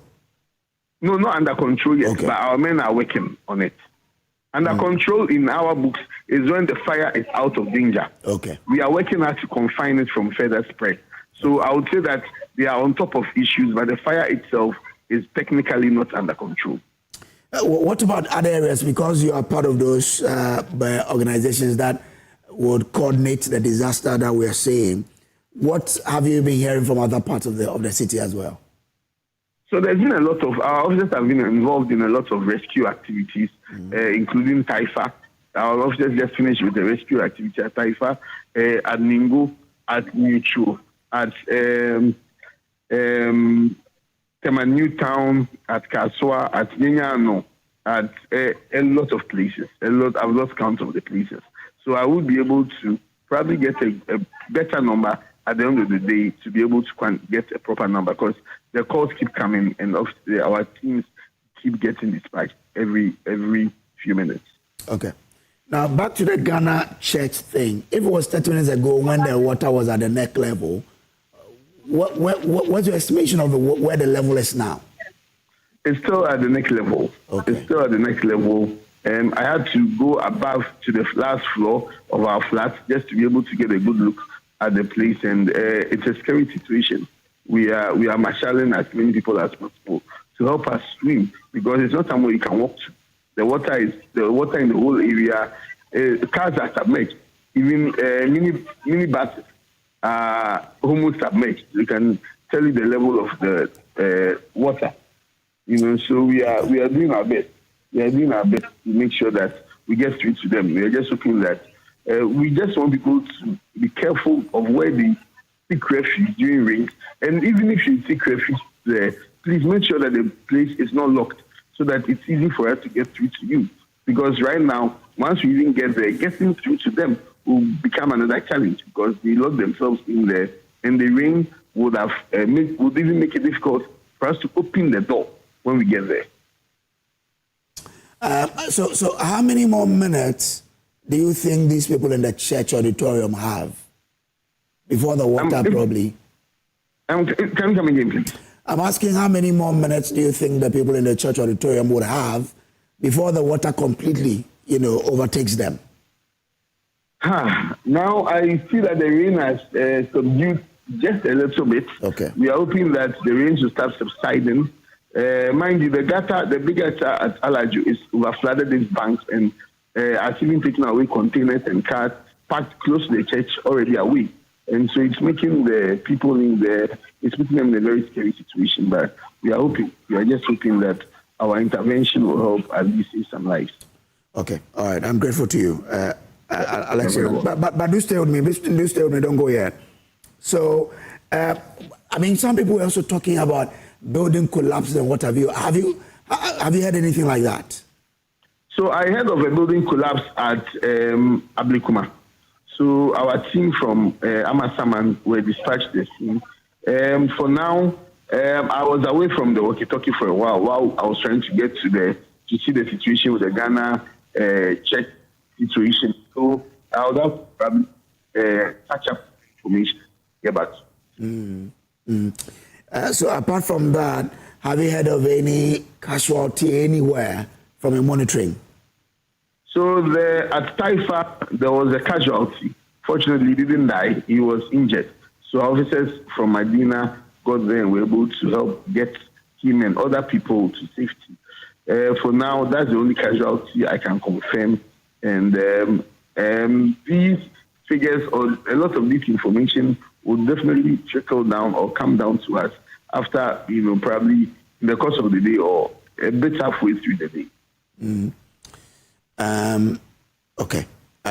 So, but I guess that by now you've been inundated by the several numbers of events that you need to attend to. How are you trying to ensure that you have hands and on all of the issues that are coming up? So we are doing our best to coordinate and make sure I must say that our resources are quite overstretched. Being able to get through to all these people. We've always been making calls that we are hoping that corporate agencies, benevolent individuals would help donate pickups so that we can convert them to rapid intervention or rescue vehicles. And so we are doing our best. We are doing our best to try and reach as many people as possible. And so when people are trying to reach us and we are not there yet, please, they should be patient, no matter what. As a service, we are committed to saving lives and property. Okay. So with the Ghana Church one, don't you have people okay? So the most important thing is for the rescue team from your end to come in to help, right? Yes, so our rescue teams are also, as I said, overwhelmed with a lot of them are even with attending to other rescue activities. And with a place like this, getting through it will require a lot of swimmers to be able to swim in to get them. And so we are working hard. It's not easy because, as I said, our rescue teams are already. So are you suggesting that probably the Navy should be the right people to come and save these guys? Well, if the Navy can come into argument, because obviously we all work for the same aim, to be able to save lives, and so getting them to augment our efforts will be the right call. Okay, Alex. I'm grateful. I mean, when we have need for any further information, we'll come back to you. I'm grateful, sir. Sure. Alex Kenate is a member of the PR team of the Ghana National Fire Service. Now, this one says, I'm worried about the wetland reclamation for construction. I've complained about Tetekwashe Art Gallery and Tetegu Junction area. Over the weekend, I saw another land reclamation between Atomic First and Second Gate. This is a busy road. By the end of the year, it will be a construction site. Assemblies must wake up. Chiefs and other land officers and land sellers must face the law. If care is not taken, we will all sink together. Nisua of Oyarefa brought this one in. Okay, let me see if I can deal with this one for you quickly, and then we move on here. Okay, let's see. But this is our extended coverage of the flooding situation of Accra, and we're still trying our best to lay our hands on a lot more people so we can bring you up to speed on what is happening. Well, let's see what we can do for you. This is Joy News. If you're listening to us on radio, it's Joy 99.7 FM. Most of you have sent in several messages. Let me try and see if I can bring you more of that. Okay. I will try and get contact to our reporters who are on the field for us, and then we'll bring you up to speed on what exactly is happening. But as you heard there's been reported building collapse at Ablikuma. We'll confirm that for you. Also, one injured person at Taifa. He's been rescued and taken to the hospital for treatment.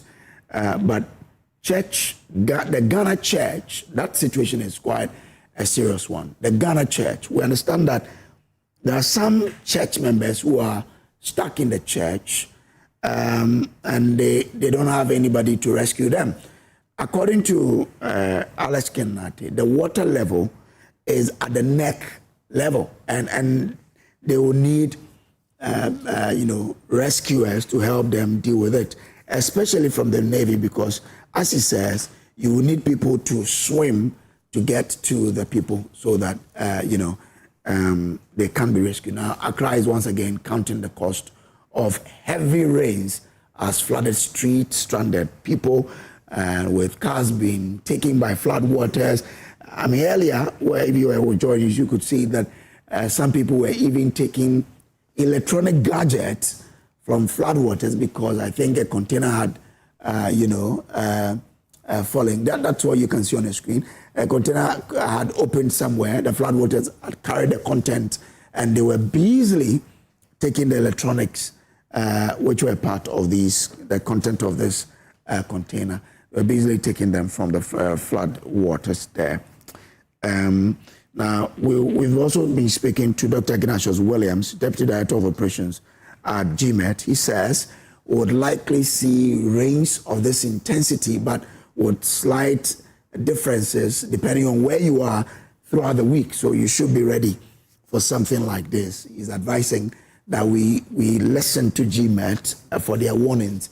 Now, if you're living in a flood-prone area, this is the time you probably have to move up to a higher ground so that you don't get battered by the rains this time around. We're also told that it looks like the Wager Dam, the Wager Dam also is overflowing. I saw something like that. I'm trying to retrieve it so I could give that to you as well. Okay, let's see. So he says, let me see if this one will come up here for me. Okay. So from Nadmo Wejagbawe, the Nadmo Wejagbawe is appealing to all residents living along the Wager Dam spillway to move to higher grounds. What's happening? 1, heavy inflows from the Nsawam area into Wager Dam reservoir is threatening to exceed the maximum level. This is what we are getting from the Wager Dam. NADMO is giving this warning. 2, the management of the dam are spilling the excess water to protect the integrity of the dam. So if you're living around the Wager area, this is for you. You need to pay particular attention to this. And it says 3 spill gates are opened at 30 inches each, spilling at high intensity. 3, communities downstream at the Wager Dam are likely to be inundated. So as the rains are coming along with them their own impact, the Wager Dam is also being full, and therefore to protect the integrity, the management of the dam are spilling excess water to protect the integrity of the dam. So what do you have to do right now? It says 1, residents must leave low areas immediately. Don't wait to see the water. Move to higher ground. So if you are in Wager area, this is for you. Let's see. Okay.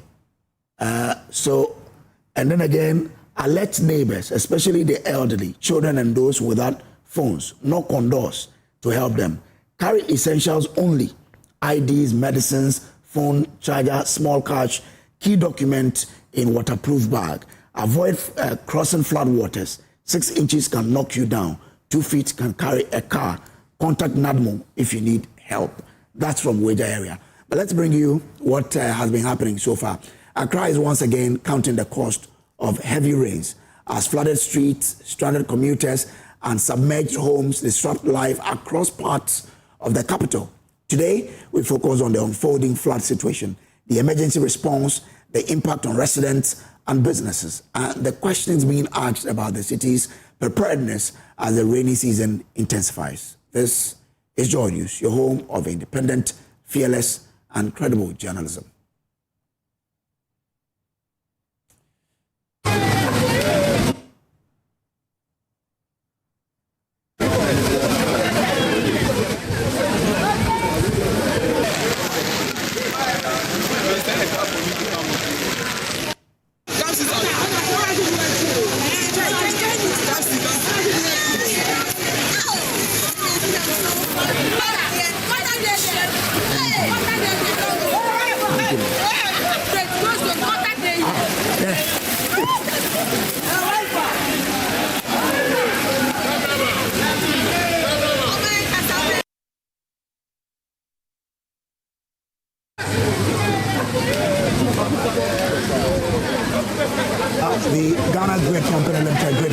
and the Electricity Company of Ghana, ECG, have announced the temporary shutdown of Malam and Achimota primary substations following severe flooding caused by heavy rains in parts of the Greater Accra region.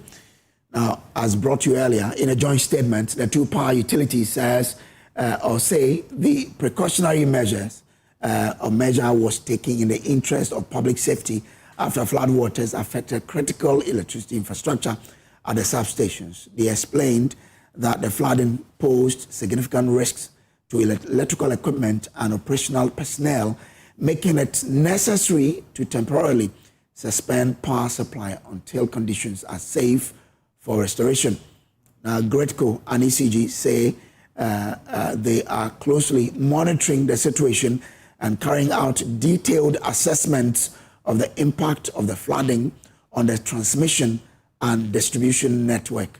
They cautioned that as the heavy rains and flooding persist, power supply may also be temporarily interrupted in other affected areas where safety risks are identified. Now, the utility companies also urged members of the public to exercise extreme caution and promptly report any falling electricity poles, exposed or falling power lines, flooded electrical installations, or any other electricity-related hazards to the nearest ECG office or through the company's customer service channels. They say timely reporting would support rapid response efforts and help protect lives and property. GRETCO and ECG apologized to customers for the inconvenience caused and expressed appreciation for their patience and understanding. They assured the public that every effort will be made to restore electricity supply as soon as weather conditions improve and it is safe to resume operations.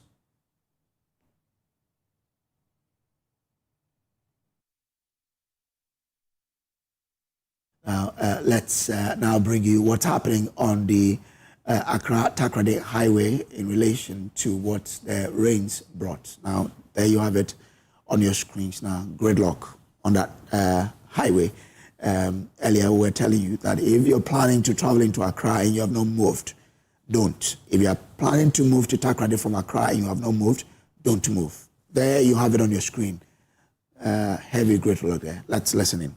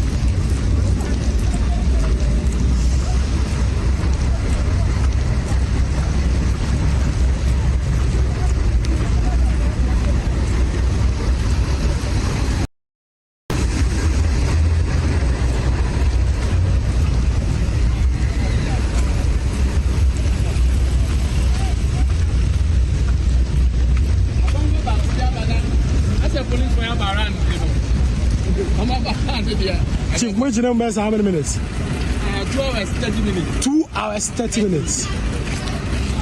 Yeah. More than 2 hours? Yeah. Wow. Yeah, the episode is 2 hours, 30 minutes. We're 4 hours. Wow. I didn't see that. At all, so I'm not going to pass so after 1 week. I say, Ghana devils there as the once in. Yeah. So make Jama no go about there. Then you have a wow. We the man say, I'm over. And I'm for 1 line. I'm not the factory. Sorry.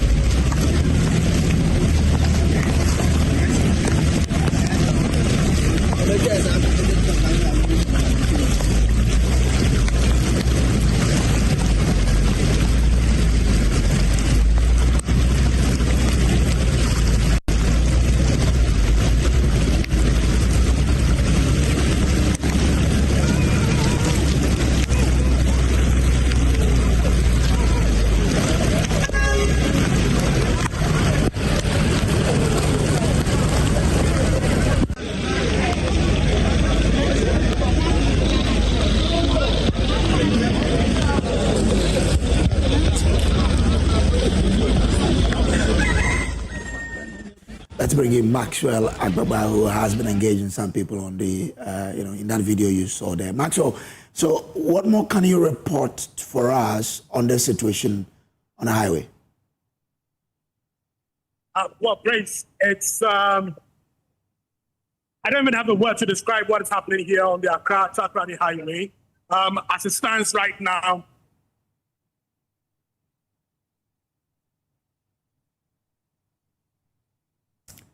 hello, Maxwell.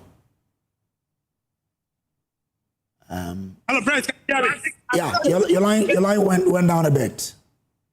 You can hear me now? Okay, yeah. Yes. So, as it stands now, traffic has come to a complete standstill here on the Accra-Takoradi highway. No vehicle is able to move as I speak to you right now, here, especially at the Atala section of the road. But I'm also hearing that on the Malam Junction section of the road, also vehicles are unable to move. So what we see right down, several vehicles.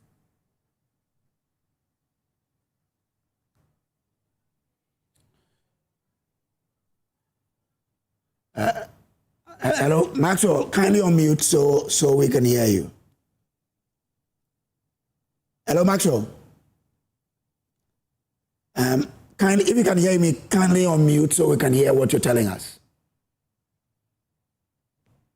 Okay, so we'll get Maxwell back so we can have that chat with him, because we understand that thousands of commuters and heavy trucks transporting goods have been stranded for hours. As you heard in that video, some have been stranded for more than 2 hours, as flooding has rendered a section of the Accra-Takoradi Highway impassable. Floodwaters have submerged both the Accra-bound and the Takoradi-bound lanes, bringing traffic on the highway to a complete standstill. The disruption has affected the movement of people traveling to and from the western region, as well as cargo destined for the region and neighboring countries. Some motorists say they have been stuck for more than 3 hours on that highway. So if you are making your way to travel in and out of Accra towards western region, you probably have to reconsider your decision or choices. That is a situation that will still bring back Maxwell so we can continue that conversation with him to really understand what's happening there and whether or not there are some, the military presence on the road or the security helping him. But away from that, and still staying with the flooding situation, emergency crews facing major challenges in Accra as flooding hampers response efforts to a fire outbreak at a rubber factory near Kwame Nkrumah Circle. According to the Ghana National Fire Service, 4 fire tenders have been deployed to the scene, but movement has been slowed as floodwaters make access difficult while the blaze continues to spread. Assistant Division Officer 1, ADO1, Alex Kenati of the Ghana National Fire Service Public Relations Department confirmed the incident, assuring that personnel are on the ground working to bring the fire under control. He added that while the cause of the fire is yet to be determined, another fire outbreak at a house at Sakaman Blue Lagoon has already been successfully contained.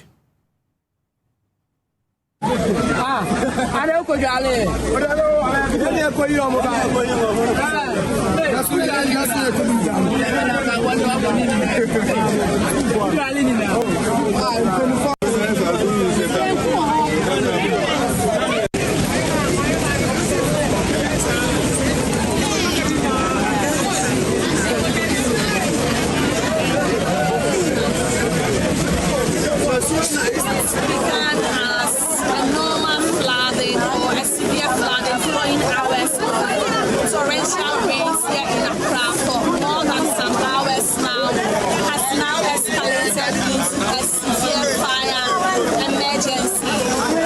Firefighters, together with some police officers, are now stuck. They are able to reach where the fire incident is happening, just because the road leading to the spot is completely submerged. It's completely flooded. And so now what we are trying to do is help the people who are stuck in their homes with ropes. So we are bringing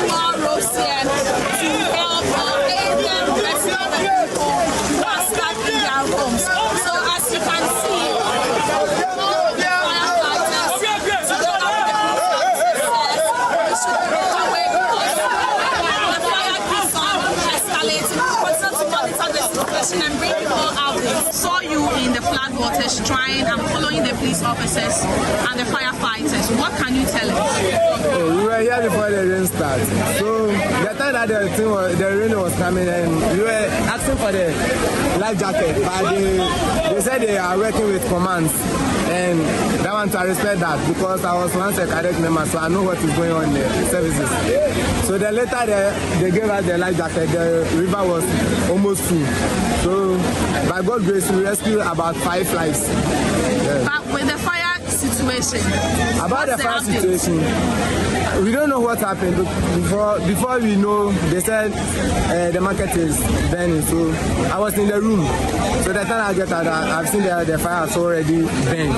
Yeah. So we also saw the oil on the surface of the water. So we were all rushing to rescue the life before the water will get out of hands. You understand? So as we speak, they are unable to tame the fire. No, because the fire service car cannot enter. As you can see the river. Yeah. I came here around 6:30. By then the water wasn't flood like this. Then later on, then we were standing here.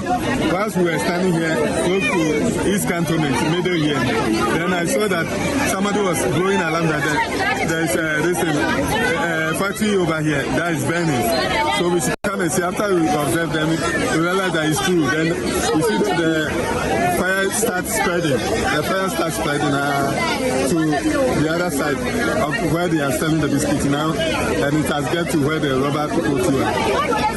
Okay, but we've seen that the fire service have been on ground for some time now. I was here before the fire service was working, but they tried to send their car to the place, but they couldn't. The first car came, it couldn't. The second one took time, it couldn't. Then the third one, then now they've moved to the other side. So now, I hear and I want to pass it for me by it. I'm about Muhammad. So now, I know to me and a police phone to buy police phone and then I'm why I have a it's a bomb by some soon. I mean, a boy and I'll be but so be a new one. I also market in open Mudaho and open mobile market now matching into the eye in open Muho. It is something I said about slow, you were washing bill and I'm walking out through. It's a yes, I didn't hear the Akosua say, dear, your name's an hotel. I mean, you can see what is really happening here. There is a rubber factory and then which has involved with fire. But then the passageway to the factory itself, there is no way. You cannot get there. And it's preventing the firemen and then the police to get there so that they can do any rescue. We've called the NADMO and then they've assured us they are bringing us about 2 or 3 boats that will enable us to get there to rescue the situation. As we stand here, you can see that there are a lot of properties that are being lost. But just we are praying that within the next 30 minutes, we should get a solution to it by the people coming here so that we can get there and do something for the people. It is heartbreaking. I will tell you, it's heartbreaking. Standing here and watching this thing is not something that we should always do. And we pray that the Almighty God will help all of us. Thank you very much. Do we have people who are stuck in there?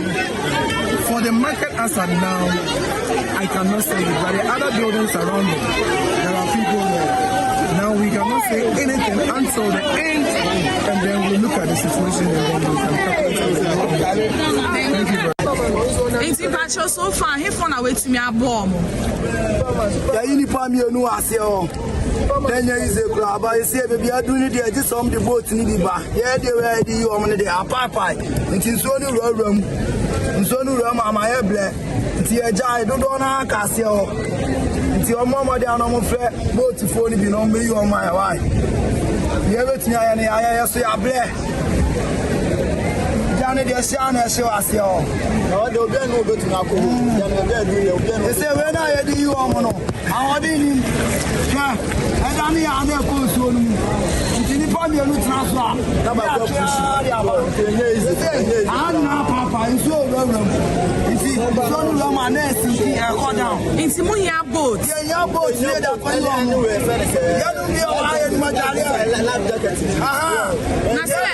Firefighters need please for the Baham.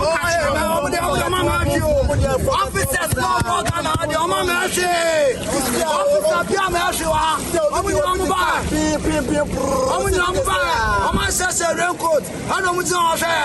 yes, we are here. Money, I'm was your market. Me masu ho enti me mani abena mi koyi omno onu se re court no jira se opening me so man ti ase mi di o ma ti a aka me ri mi makam we have am de koyi omu pie enti amadu omu ma boaye sempen for officer bia me boaye kai we are ready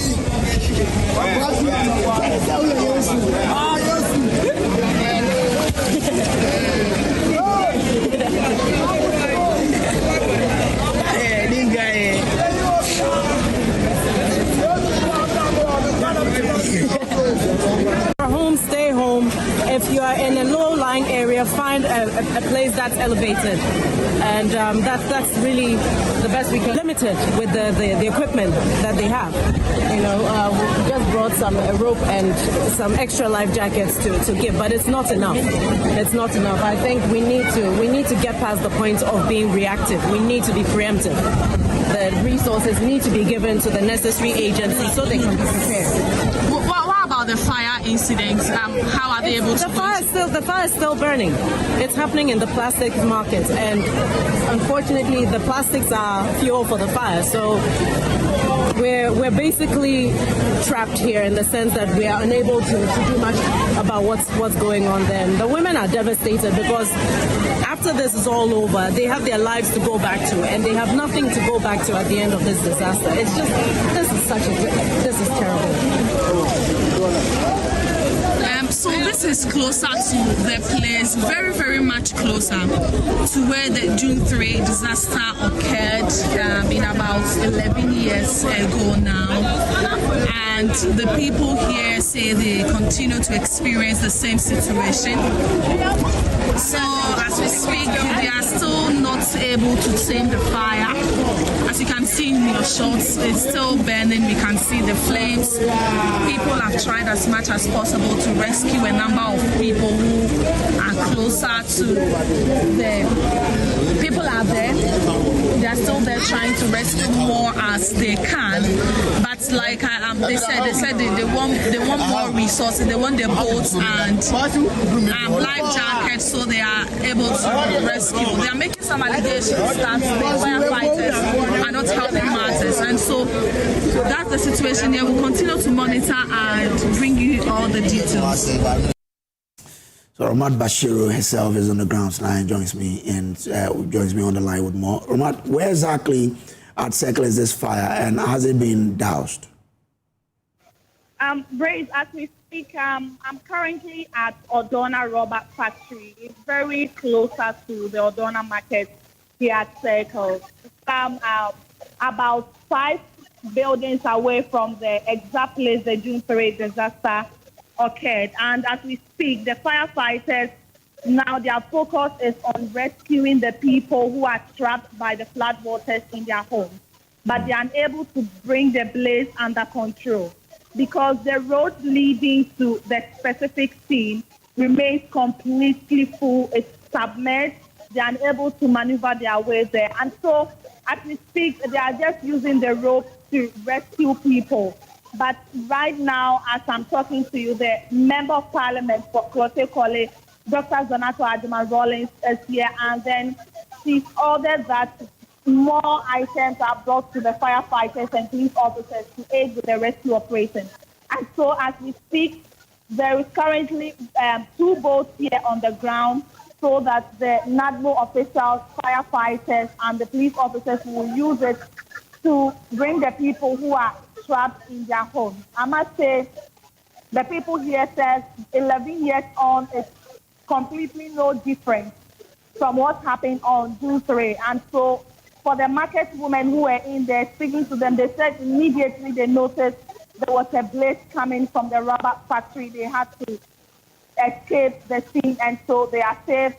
But people are still trapped in their homes by the floodwaters. And so for now, their focus is not on the fire because they are unable to do anything about it. The road leading to the incident is blocked.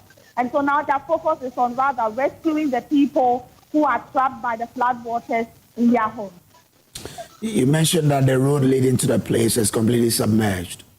What's the flooding situation in the area now, as we speak?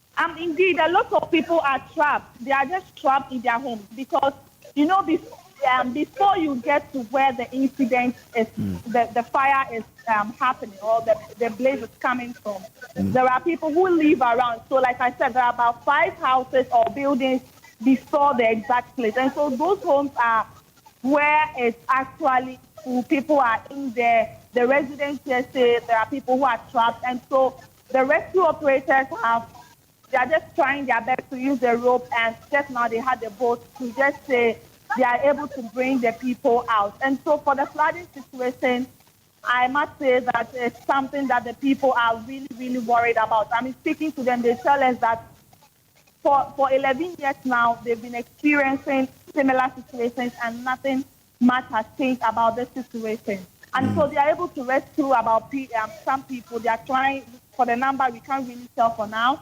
And the cause of the fire, we can't also really tell for now. And so that is the situation here. A lot of them have come out from their rooms because they want to be safe. Okay. We're much grateful for that.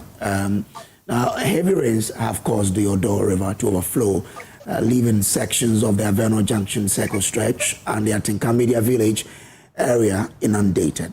Floodwaters have engulfed major roads, disrupting traffic and raising concerns for motorists and residents as the downpour continues.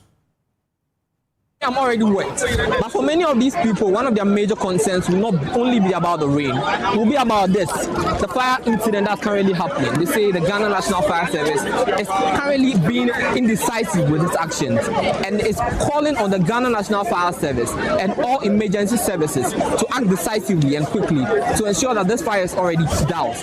What you'll be seeing will be live video from the Odo River, and this will be the situation currently. The rainwater currently submerging most parts of the road. Cars are already inundated and submerged in the rain, and they are calling that an urgent government to act decisively in ensuring that this incident does not happen.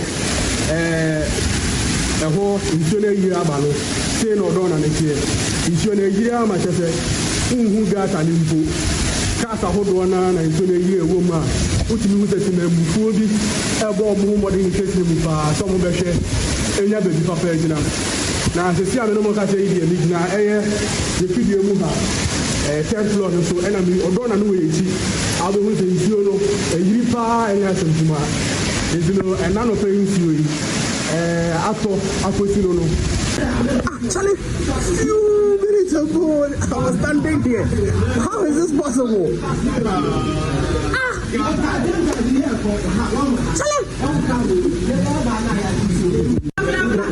Few minutes ago, we did not have a report. After you know,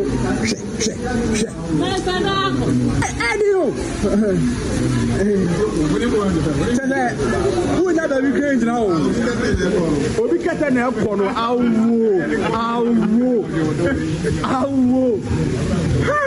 We get an airport.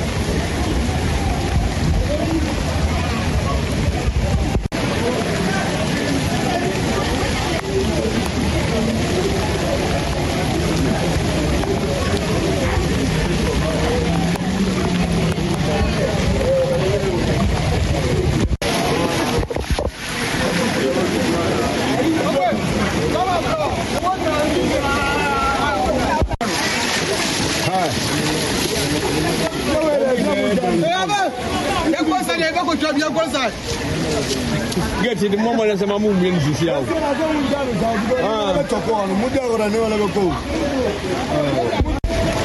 Chief,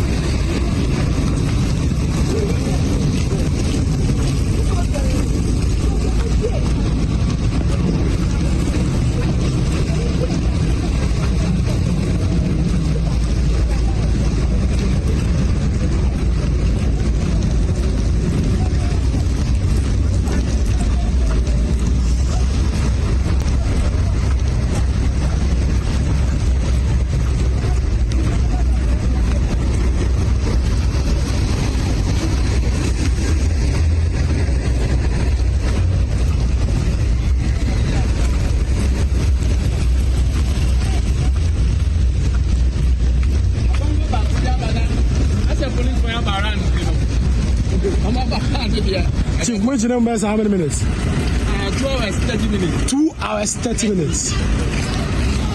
Yeah. More than 2 hours? Yeah. Wow. Yeah, the episode is 2 hours, 30 minutes. We're 4 hours. Wow. I didn't see that. After 1 week, Ghana drivers there, I see until once. Yeah. So make drama me no about there. Then you have a wow. Okay, so we can now cross over to Stephen Mensah live for some updates. Stephen, so you've been monitoring in some places, New Plant Station, Awudome. Let's start with New Plant Station. What's the updates there? Well, Kojo, currently what I can report to be the rain doesn't seem to be stopping anytime soon here at the New Plant Station. You will notice that the bus terminal is filled with water. And one other peculiar thing you'll notice will be close to this New Plant Station is a bus terminal. This is public transport. Almost everyone uses. And some of these vehicles are filled with water right now. We've seen some of these bus conductors and their drivers trying to fetch or scope the water from these buses. This short we normally say. You notice some of them also currently sitting on top of these buses because you're unable to move away from the buses or from the terminal because of the rain. The whole terminal is flooded currently. And as we reported earlier, one part of the overpass is blocked, meaning you can't move. There's no easy flow of traffic in and out of this stretch. Okay. And there's been no casualty yet at the New Plant Station? Currently, we've not recorded any casualties yet, but we've seen the emergency services currently on site. We've seen some of them trying to engage with the affected persons and trying to move them away from the rain with respect to the fact that there may be any live electricity poles or anything close or connected to this water. Okay. So we've seen some of these emergency services currently on site. Okay. Let's go to Awudome now. What was the latest? Awudome still remains the same. It still remains the same. The rain has taken most parts of the road. The cars we saw earlier have doubled. And they are locked on the stretch because the rain is not allowing them to move. So we noticed one bus had been locked on the stretch. One private vehicle had also been locked on the stretch. But currently, the number has doubled on the Awudome stretch. That part also, the overpass is blocked. And beneath the overpass also, there's no flow of traffic over there because the rain is on top. When I moved through this rain, it was close to my waist level. So that would depict how bad the situation is. And this stretch will be leading to Kaneshie. It will be leading to the Kolebu stretch. And what we understand from some of these persons who are trying to maneuver their way all through will be that the Kolebu stretch is also flooded. Okay. So all these parts are all flooded, and this part, the Awudome stretch moving to North Kaneshie is also flooded. So if you're a commuter, you're unable to move through Kaneshie, through the Awudome stretch, through to Kaneshie, through to Odoko, if you are moving through from the Awudome stretch to the Kolebu stretch, or if you are unable to move. Okay, all right, Stephen, grateful for that. Let's still stay with the flooding incidents because firefighters have been deployed to Taifa as the flooding situation worsens, with emergency teams working to contain the impact of the heavy downpour. Now, the traffic on the Accra-Kumasi highway has come to a standstill for more than 3 hours after floodwaters submerged the sections of the road at Taifa Junction, and a Lantra Saloon car has been almost completely engulfed, underscoring the severity of the flooding currently affecting major parts of the capital, Accra.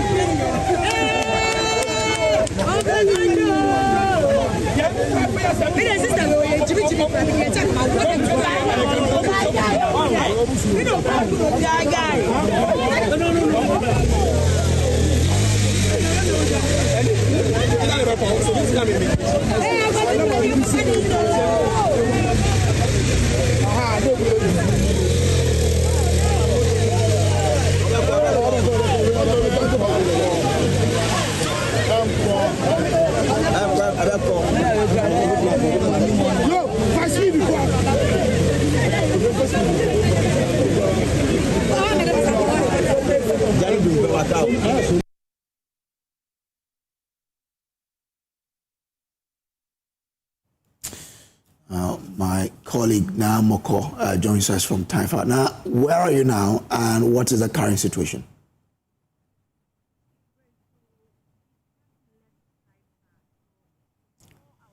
Hello, now, if you can hear me, I want you to tell us where you are and what the current situation there is.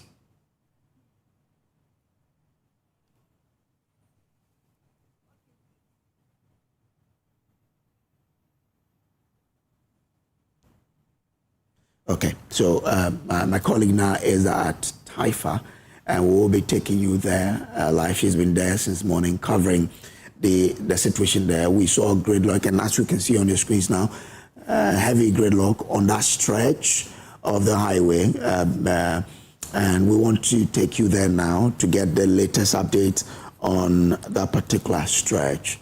Now, if you can hear me, I want you to tell us what the current situation is, where you are now. Okay, so earlier on, the rain stopped, so drivers were able to move, and also some commuters were also moving. But then at the moment, raining is so the place getting stuck. There's a situation at the moment. Now your line keeps dropping a bit. If you can position yourself and let us in on what you said. Okay, I'm saying that earlier the rain stopped, so drivers were able to maneuver their way through the flood, and then go, and then also some commuters were going by the help of firefighters' help. But at the moment, it's still raining. Okay. So the place is choked again. No one, place is terrible. Okay. All right. Now I'm grateful to you for joining us here. Let's bring in Fatal Bayaga now. He has been at Talajo, for a long time now. He's bringing us a situational report now.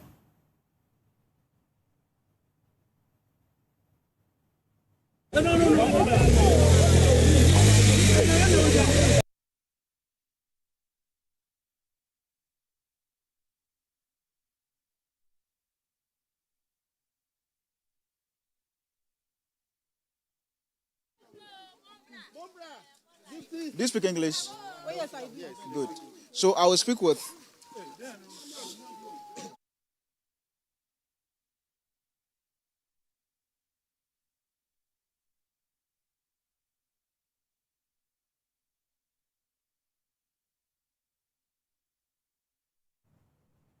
Okay, all right. So we would bring in Fatao Bayaga quite shortly. He is at Alajo and he'll be bringing us a situational report there. What you see in our live visuals from Alajo, and the place is okay. So let me take you back to Fatao now.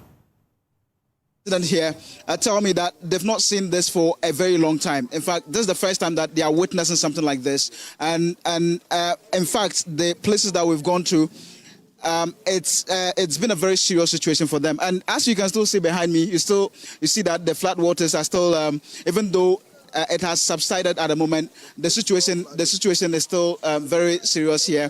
Many homes are still flooded here at the moment. Let me get to speak with some people here who have been affected by this particular situation.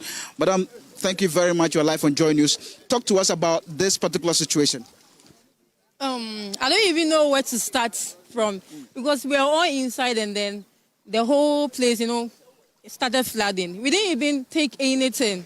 We left our belongings inside. See, the only thing that we took is here. This is what we are wearing right now. That is what we took. I'm even confused. I don't even know what to say at this moment. So you mean everything in your room has been destroyed? Oh, destroyed. Totally destroyed. We didn't take anything, no. We didn't take anything. So where are you going to live now that your room has been inundated by the water? I don't know. I don't know where I'm going now. I don't know. I don't know where I'm going at this moment. I don't know. Is this your first time experiencing something like this? Yes, this is my first time. I've been here for over years. It's been more than 10 years, but I've never seen such thing before. What do you think is the cause of this? You are the residents here. I've seen a lot of refuse in the water. Do you think that is also contributing to this? Yeah, I think. Yes, because people do throw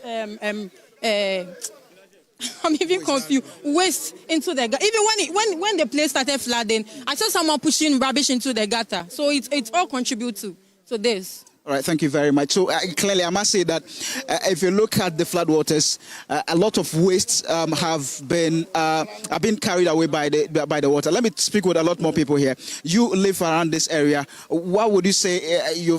What's your what would you say about this particular situation? I don't live here, but what I saw is not easy. The rain has damaged everything. One of our friends live here, so we came to see what is going on his side. That's why we are here. But we don't really live here, but we know what is going on. Particularly when it's rain, we know what happened because of the gutter and some of the road have been blocked with the people also put rubbish and dirt boiler. That also caused a little bit of some of the problems, So if you're able to continue to be doing that thing always, then anytime when the rain falls, it always bring a problem. Let me speak with a lot more people. You are here. How do you feel about this situation? Well, the situation is very bad here because since 95, it's happened like this, and this time too is happened. But June 3rd, it's happened like the way this one happened. But it's very. This is serious than what happened on June 3rd. Serious. We have been rescuing a lot of people, falling in the water, using rope, pulling people into their various houses. It's not easy at all. It is not easy. Yeah. That's what I can say now. What do you want the authorities to do about this situation? Well, fine. What I want the authorities to do is that they put in forth law enforcement, because a lot of people are using these opportunities to throw garbage in the gutter. You can see a lot of garbage. Now they use this opportunity. The moment flood started, you see they started pulling their houses, garbages and stuff like that. So I want authorities to stand firm, to put law enforcement, so that we blacks, we won't force. If you didn't put force in that, then the Africa you can remain like this. Nothing gonna change about it. So what I have to say is that the authorities are supposed to put law enforcement or if they don't put them in front, this is how we are going to face until our entire life. Thank you very much. So, Brace, just a few minutes ago, the National Disaster Management Organization, the Director General was here with some officials, and he said that they are doing everything possible to ensure that people are rescued across this area and other parts of the city that are affected by this flooding situation. Let me engage the Assembly member for this particular area. Honorable, you have been here monitoring the situation. What will be your assessment? Yeah, it's just a terrible situation. This is the first time we are witnessing something like this. I've lived in Alajo, this part of Alajo, all my life. And Speak louder for us. I said I've lived in Alajo all my life, and I haven't witnessed anything like this. This is the first time. I witnessed the 95 one. I witnessed the June 3rd, that's 2014 one. But it can't be the 2015 one. It can't be compared to this one. This one, almost every, like you can see cars, a lot of cars, properties are damaged, belongings of people. Look at this, look at the level here. This is serious. So I haven't seen something like this. I'm told that you've rescued some people here. How many did you rescue, and where are they at the moment? Uncountable. We just had to move them to safe grounds. We had to move. And I understand 2 people have lost their lives. We are yet to confirm that one. Yes. There are places we couldn't go. We couldn't have access because of the rain. Right now, the water gradually, I think it's going back.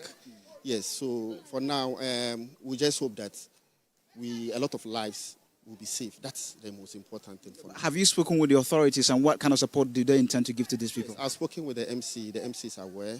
The municipalities are aware. I mean, NADMO officials are aware. But you see, it's not just only this part of Alajo. It's the entire Alajo.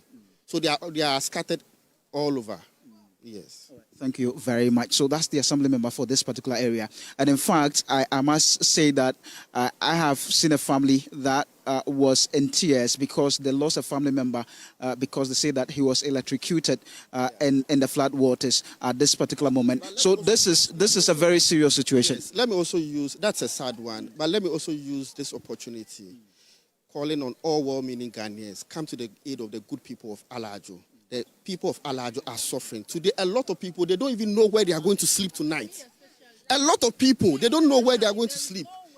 So if there's any support, we are calling on all well-meaning Ghanaians to come to the aid of the good people of Alajo North. So all of these people say they don't know where to sleep tonight because their room. You said your things have what? All the kiosks, all my clothes, my nothings. I didn't find anything. The water coming. My room. My room is just close to the gutter. Everything in it. So we don't even know where to sleep. I don't know what I'm going to wear, what I'm going to eat. I don't have any clothes with mine. Just this one. Is what we brought out. Aside that. So this is the story of thousands of other people. They are just talking to us about an issue that is widespread, and in fact, almost every corner, every place you pass around Alajo and its environs, many of these people have been affected by the flooding situation. I spoke with a woman who told me that, in fact, her children were trapped inside their room. Apart from that, all their things have been destroyed by the floodwaters. At the moment, they don't know where to go to and all of that. We also picked reports that even a place that was used to house some of these people who were rescued has also been taken over by floodwaters here, and the situation, the impact has been very, very serious, with many homes inundated by this particular flooding situation here at Alajo and its environs.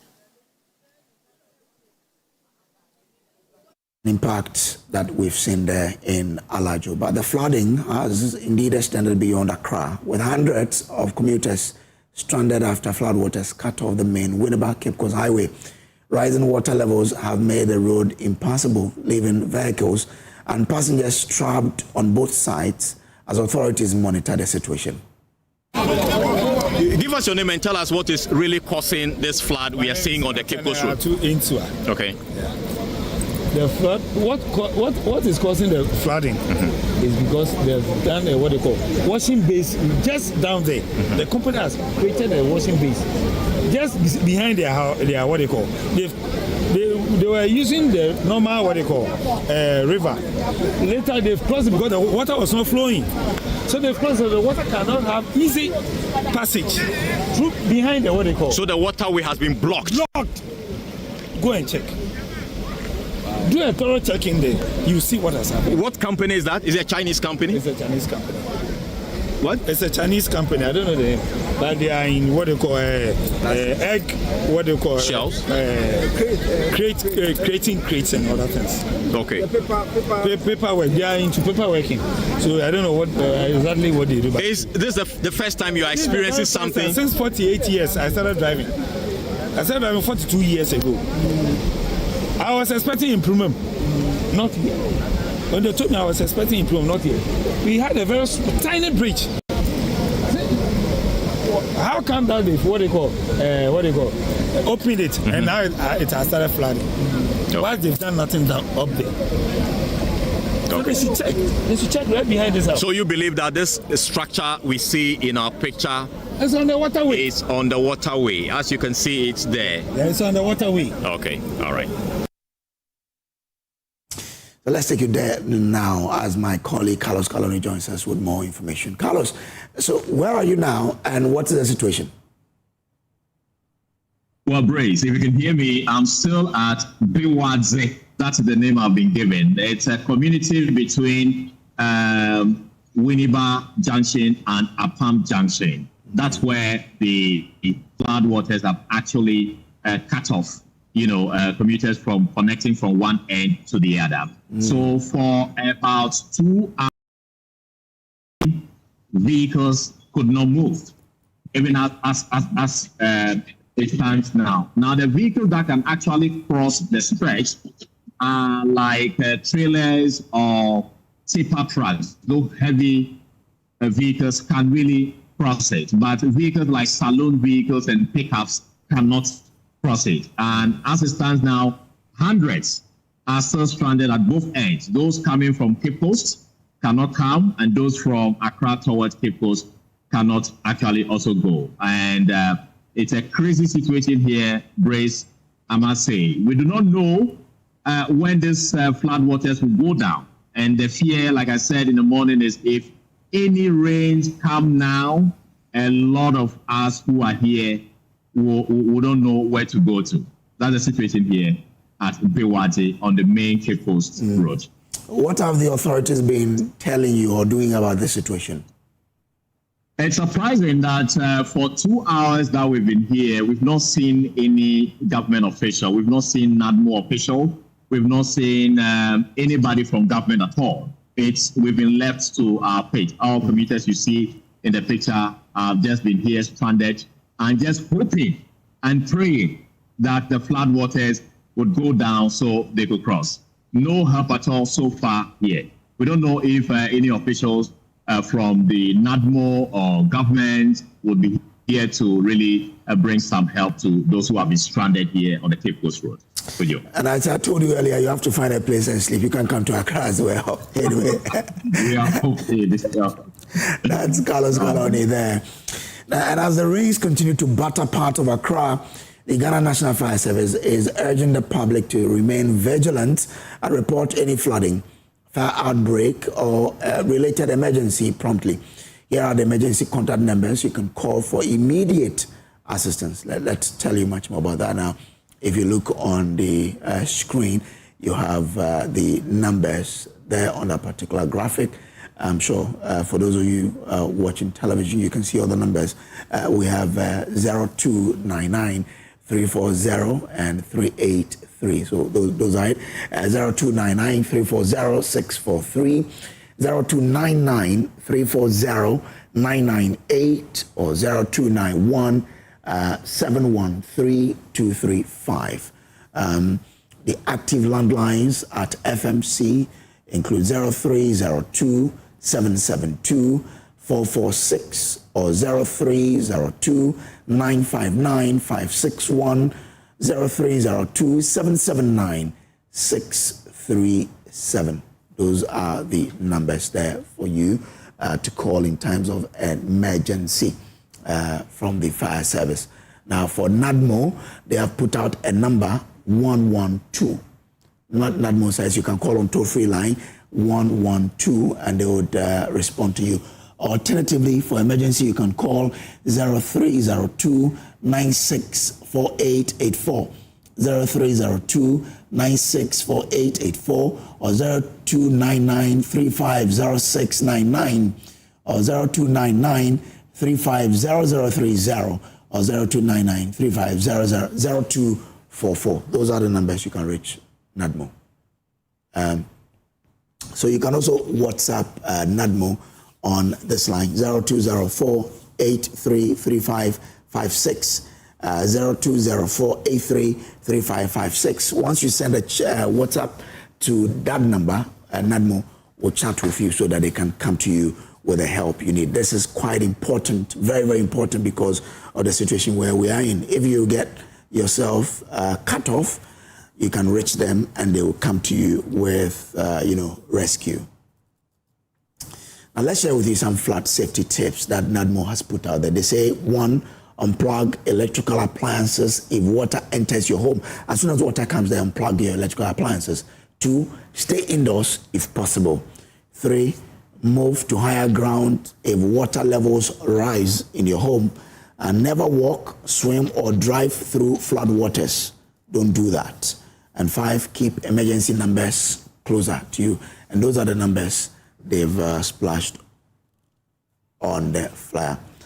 Let's take you back to Alajo, where my colleague Fatao Bayaga is for updates. We are still here at Alajo, and the impact is very, very severe. Many homes submerged in flood waters. Rooms, almost everything in people's houses have been taken over or have been drenched by this huge flooding this morning. So I want to take you inside someone's house just to paint a picture of how severe, of how dire this particular situation is. In fact, inside his room, a lot of his things have been destroyed by the flood waters right here at Alajo. And it's really a very serious situation. The man himself, he is literally traumatized by this particular development. He doesn't know where to sleep tonight because almost everything, including his mattress, have been drenched by the flood waters. So let's start from the hall, just to tell you about how the situation is here. So, in fact, inside this particular room, almost everything, you see the chairs here have all been drenched by the flood waters. So you see his television set and other equipment or gadgets here at the hall, all of them have been drenched by the flood waters. I'm very. How do you feel about this particular issue? In fact, it's very, very sad for me. Simply because since for so many years I've been here, I've not been seeing this kind of thing before, and it just happened to me. I have packed all my relatives to somewhere. Where are they at the moment? They are in some places. After I'll go and look for them. So you've literally lost everything. Yes, of course. I think you can see it by myself. Look about my documents. You see, I'm a chief also. You're a chief? Yes. At Kojo. You just. So let's go inside his bedroom and to tell you the story here. It's a very heartbreaking story. He doesn't know where to sleep tonight. His family, he doesn't even know where they are at the moment. So when he's done here, then he will go and look for them. His mattress, you will get to see it shortly, has been drenched. All his clothing, all of them have been drenched by the flood waters here at Alajo. So this is his mattress and some of his belongings. All of them have been drenched by the flood waters. In fact, he said when it started raining and the waters began to get to this particular point, all his things, what he could do was to just stand and look at the whole thing helplessly as the water kept entering his room. And now he's lost almost everything here. His mattress, his documents, and other important gadgets have all been drenched by the flooding situation. We are taking you to his wife's room, and the story here is even very heartbreaking. It's very devastating because her room too, almost everything here has been destroyed by the water. Her mattress is all drenched, it's wet at the moment, and even for her, according to the husband, she's been taken somewhere at the moment with the kids and all of that. So almost everything in this room has been destroyed by this particular situation. So please, what do you want and in fact, let me put it on record that because of the flooding situation, there's no light here at the moment. So we'll talk to him just to appreciate what he makes of this particular issue, and also what kind of support would he need from the authorities.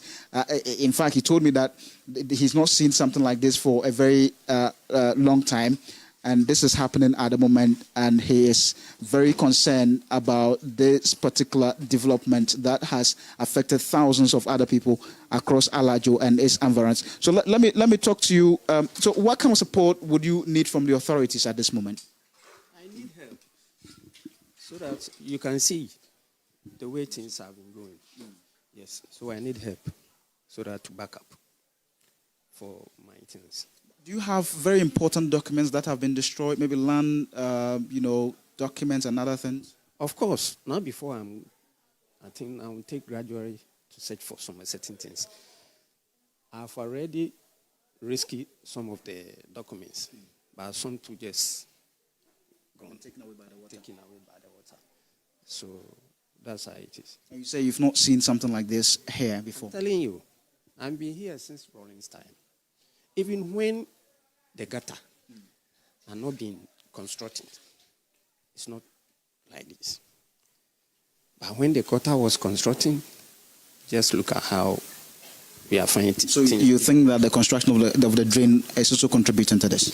Well, formally, when they did it, it was okay. But later on, even my very self, if I'm passing along the gutter, you see that the gutter was choked. You see, with sand, with bola. You see. So I think that one too is among.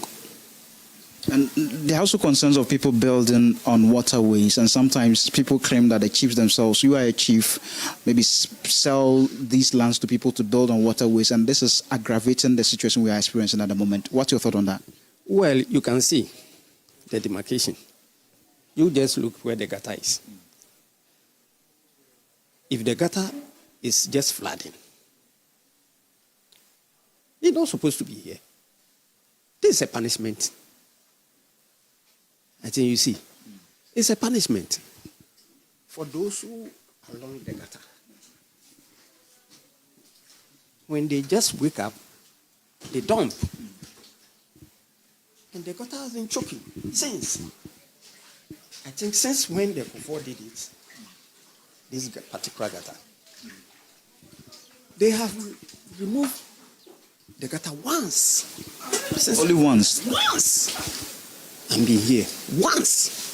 Everywhere was choking. You see. So when it is a big raining like this, huge like this, it cannot just flow. You see that some will pass here, some will pass here, some will pass here. You see. So please, you can see this is not a place. There is a huge gutter here. When I came here, you just.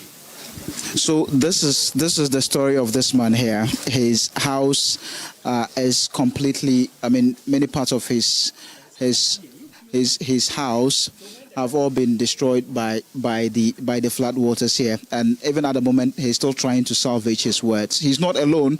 There are many other people out there whose rooms have also been inundated by this particular situation. And let me just let you see what people are doing at the moment, trying to scoop the water out as they continue to count their losses at the moment. So a lot of them are trying to scoop out the water inside their rooms, their bedrooms, almost everything, all their gadgets, they tell me, have been destroyed by this particular situation. So you see these people here, they are trying to scoop out the water in order that they can, in a way, maybe get a place to sleep tonight. They tell me that it's been a very difficult situation for them. Let me try and see if I can get a word from those doing that.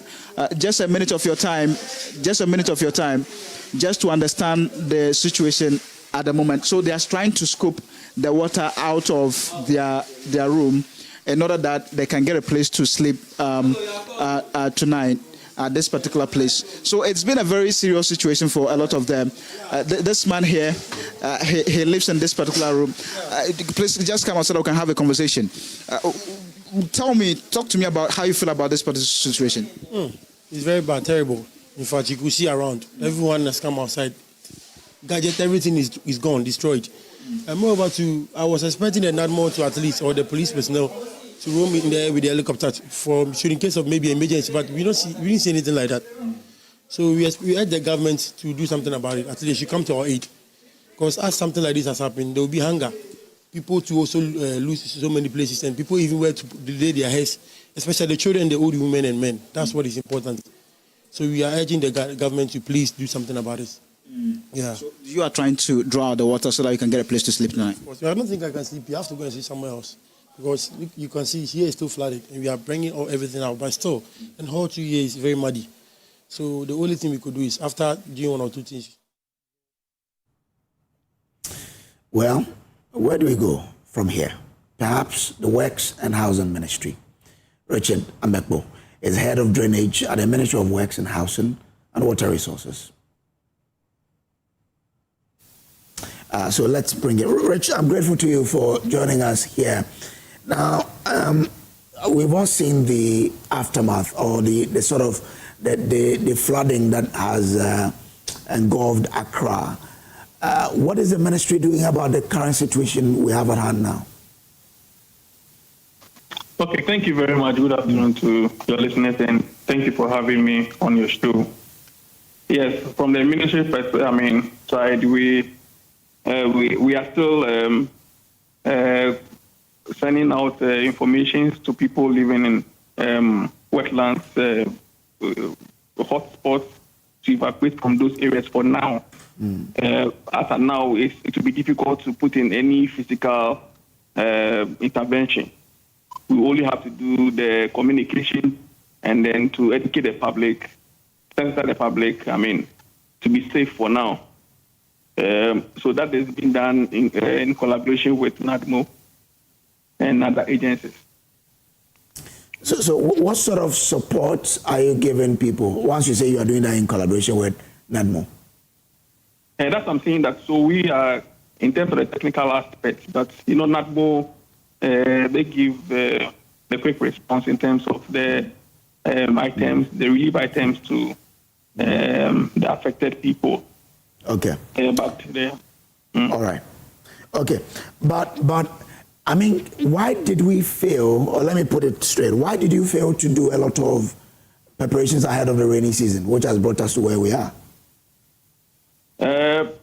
Do we say we failed? I beg to differ from that. The ministry has been, doing a lot in regards to flood control mechanisms. But you know that sometimes there could be an excess rain, which is beyond everybody's imagination.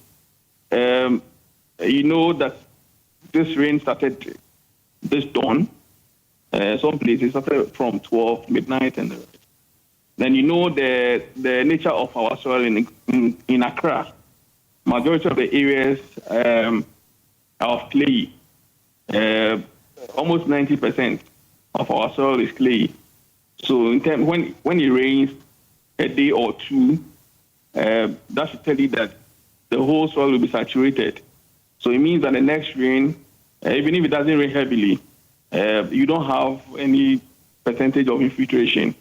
So there's level of the runoff, which is the overland flow, becomes very high. So it overwhelms the system. Okay. That is why we always say that people should desist from filling the wetlands, the ponds that we have. So then when this excess water comes, it goes to stay in there. And then people should also not build close to our drains. They should leave the buffer, they should leave the reservation. Once you're able to do that, adhere to those ones, when the system overwhelms or overflow on its banks, it should be able to stay in those buffer that we are speaking about, so it doesn't go to people's homes. But this is not the case. You see, that is why we are seeing what we're seeing. And also, you know, when it rains from the top, it flows down, which is the down is the lagoon areas which receive the flow from upstream. And it's supposed to contain it for some time before flowing into the sea. And bear in mind that also the sea during the day from 9 a.m. onwards, there's this high tide from the sea. So water from the land cannot, or from the lagoons cannot flow freely into the sea unless the tide goes down before. Okay. So these are all some of the factors. That is what is causing, the inundation. Now, so the works you did it include Odo as well? Yes. What did you do? Tell you that from last year, the contractor has been on the Odo. They dredged from Caprice through Circle to a point further down to Agbogloshi. But currently they are the lower lagoon. You know, from there, from the line section, it goes to the online section, and which enters into the upper lagoon and the lower lagoon. Currently, that is what they are.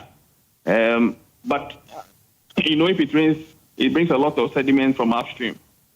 So what they've even done some works that they work to the bottom. You could even see the bottom of the drain, which is the concrete drain. Now, if you go there, it's heavily filtered again. But then the project is such that you would have a deferred dredging and then the routine maintenance.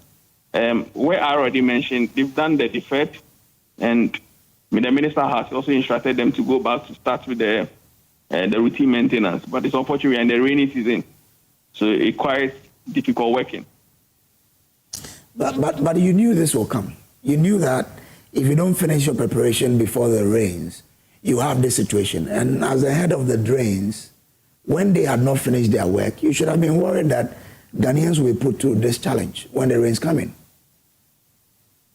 Yeah, of course. And you can't also say it's a 4-year contract.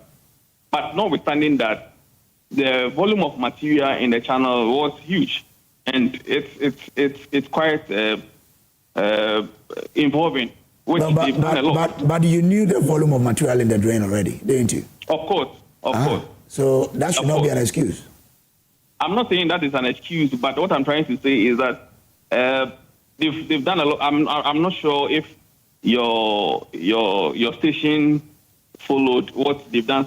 Previously, you would have understand what I'm saying, but it's fine. And as I said, they dredge from the top to the down, but if it rains, it still brings a lot of sand in there. And as you said, even the down, you mentioned that they finished the top, but the down they didn't finish until the rain setting. Not so. Yes. Yeah. I'm saying that it's ongoing project, and that is the Wapan project, and this particular one is it's a special project that we are handling, which is we call it PBC, performance-based contract. In the sense that if you dredge, you're supposed to stop out the material for the water for the material to dewater before doing the segregation, which is the screening, before sending the material to the final disposal site. This particular activity it's not the normal dredging we do. That is why I said it's a bit involving. Where do you stockpile? As you said, where do you stockpile? So if you know the stretch very well, if you go to right now currently when you go, you will see that there are a lot of material that have been stockpiled there at the lower lagoon side, Koli Lagoon.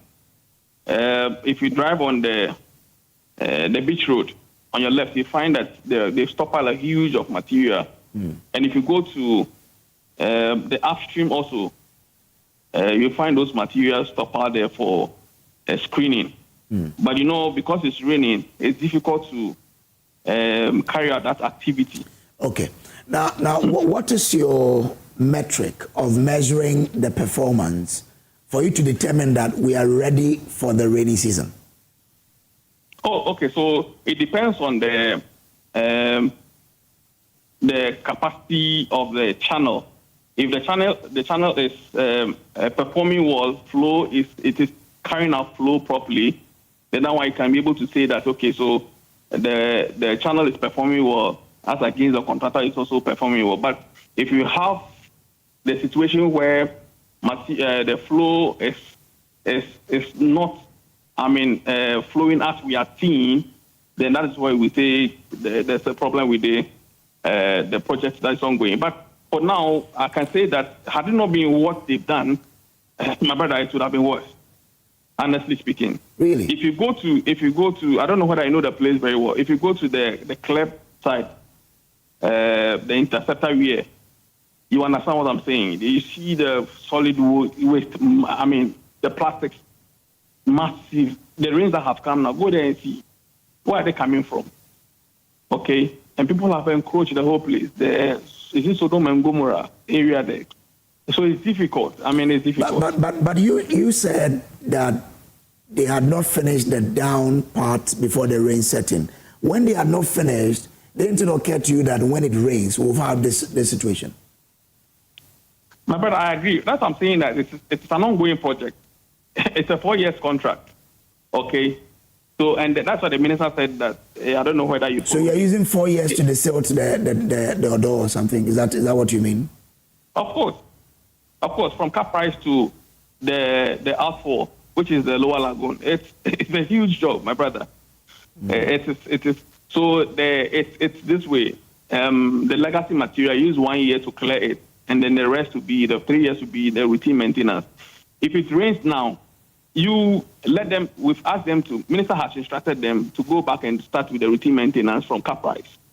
You send your media guys there now to go and see what is there. Let them go there, clean it to Cap Price.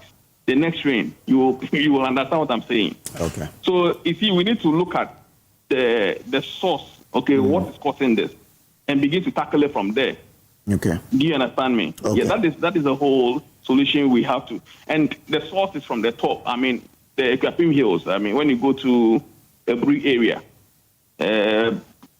through Abokobi Enclave. Okay, that is where the indiscipline is happening. Okay. We've got a lot of ponds in there, and we've lost all. Okay, people have fueled all. Okay. So now government would have to look for resources and go and reclaim all those things back again. You see where we are. So that is why we say the indiscipline is too much.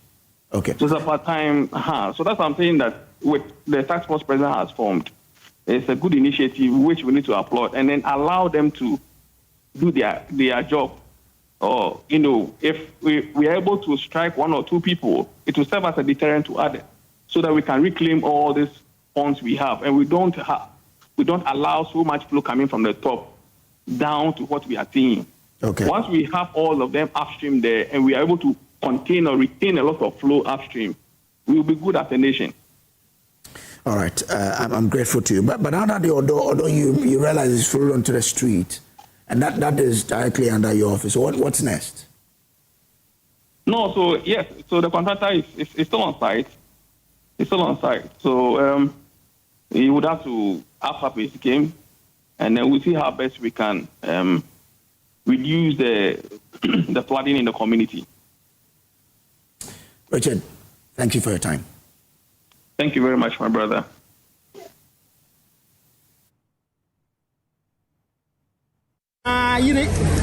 My friend Atale from the Akosua shop so ayire. Me was shop Donna market baby Asian. Ti baby Asian na wo ben ho. Na me ben ho. Me jankola no inside. Say me ko shop wa ba. Me ba ye no. Me free ho no ma me ba ni say na janitor ho no. Ti na me wo ho no ma say na janitor market ni. The city is almost 4 hours 5 hours ago. Fire service to anya kwan inside ko no wa do me janu. Me dem ho aye to. Me shop wo so bibia say. Atale ese me afọ ma ta wo no. Abebi na ese me ti no. Ituma bibia. Bibia ni wa fa. How was the feeling like? access to the place. Yes, in Falano go inside no. Yen to me mano. Send your son baby I do no. Yen to me pie. It's when no boat na buy and to me I beg school Falane mothers birthday. But I didn't send it no. In so no talk getting. It's one. You say and to me and it's what time we na it's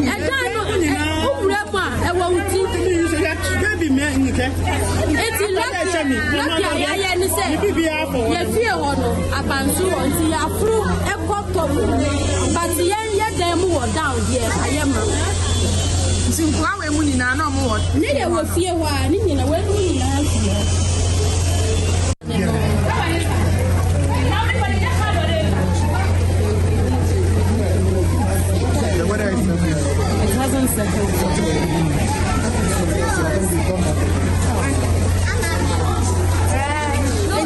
I can amount. Iso ye kuye. Yanyama nyina ashi. Iso sa afa yanyama nyina. Ye pe boat di akosisa nkofo na omo iso ni mu no. Boat na mba. Mi na mi wo ho. Mi ye fi o nyina mi ma fo. Omo nyina wo so. Iso no ye ti nkofo omo. Enti ye se omba no. Den na omo wo he fa. Omo wo so. Iso na yiri ba bia. Omo ti bi si fom. Omo abanso so.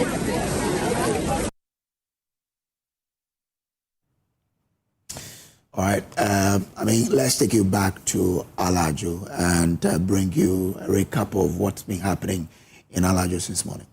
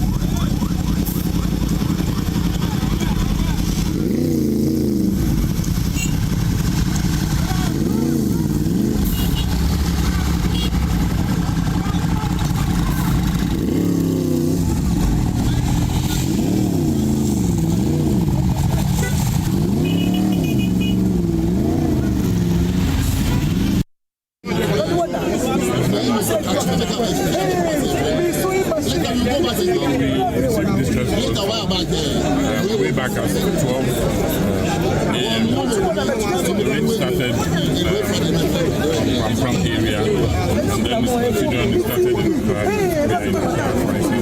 specifically Alajo. And we can see over thousands of people are able to do this. But now we are concentrating on how to rescue every single person. Thank you, sir.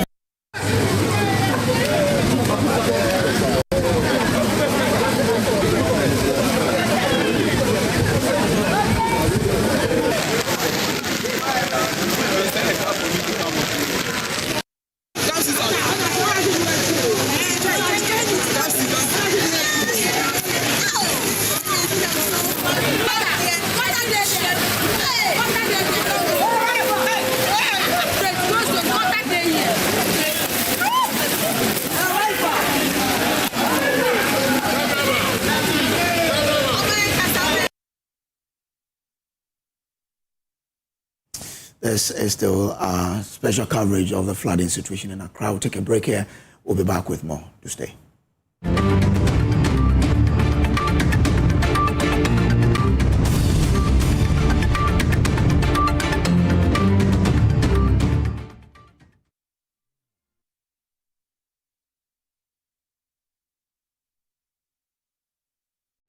Another week is here on the greatest of all time show. My name is Giovanni Clip, and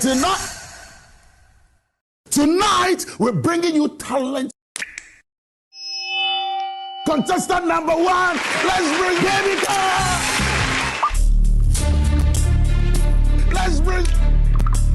He did it for you. Oh, there is a leakage. Where's the plumber? For quality and durability, insist on Syntex pipes. If you want quality, this be where you belong. Strong, tough, and reliable. Your perfect match to your trusted Syntex pipe. Syntex pipe, it dey carry water, no wahala. Syntex pipe, it dey make water dey flow. Syntex, strong, tough. His introduction raised eyebrows. You are Josh Wiseman? Yes, I am. And he loved the life of crime. And how did you come by such detailed insights of an armed robbery syndicate? I am an armed robber. Hey. Roverman Productions, in partnership with National Theatre, presents an Uncle Wise play, Love and Handcuffs. Remember the ovulation? Action tonight. Hey, David Fifi, that's you a wicked man. After bringing the police to shoot me, all you are thinking about is sex. I am going away. Praise my mother's house. Shows on the 26th, 27th, and 28th June, and 3rd, 4th, and 5th July at the National Theatre. Rates 300 CDs for single tickets, 500 CDs for couples, and 225 for the loyalty card. Tickets are available via the Rover Uber Short Code *365*535#. Joy FM, Walking Now offices, Airport Shell, Tamale Community 11 Shell, and Someone Shell back on a total. Call 050-554-6010. Sponsors: Koba, Makana, Potica, and M Notify. Roverman Productions, be the difference. As the sun rises over the city of Accra, its warm glow settles on one of the city's most thoughtfully planned communities, Lakeside Estate. And once again, something exceptional is unfolding.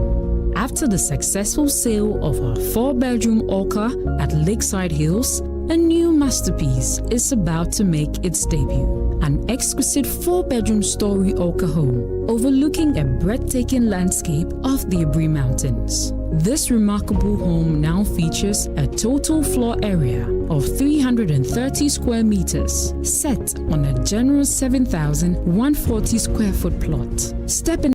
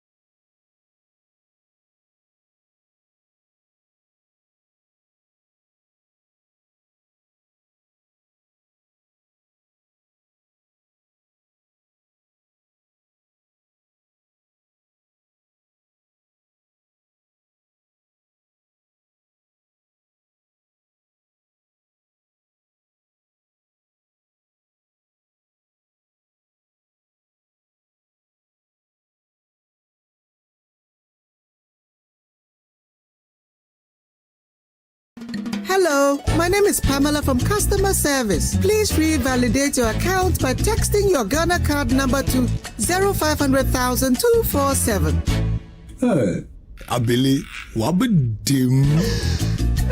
Madam, give me the numbers behind your ATM card. I'm calling from the head office. An email was delivered across to our customers this morning. Confirm if this is your bank account. 100,100,100. Thanks for sending your bank card details. Send the OTP now to avoid cancellation.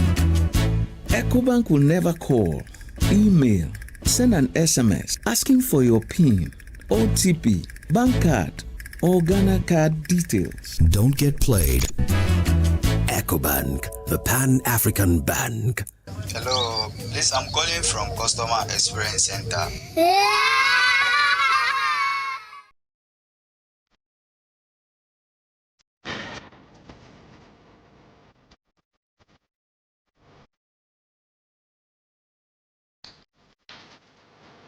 It doesn't take much to protect what we love.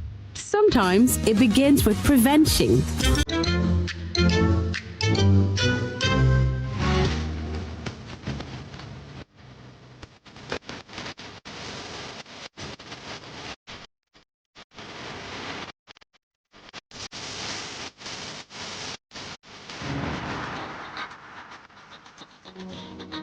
Care is not always loud. It is attention, caution, and doing small things right. Fire safety starts with me, being careful every day. Good Conduct, Great Life is brought to you by Indomie. Tastes great. More Kivo inside, more to share. Kivo Gari Soaking Mix, taste of Ghana.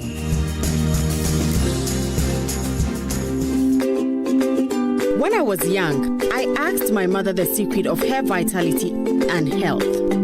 She said, the right food, the right exercise, the right amount of sleep, and the right blood tonic.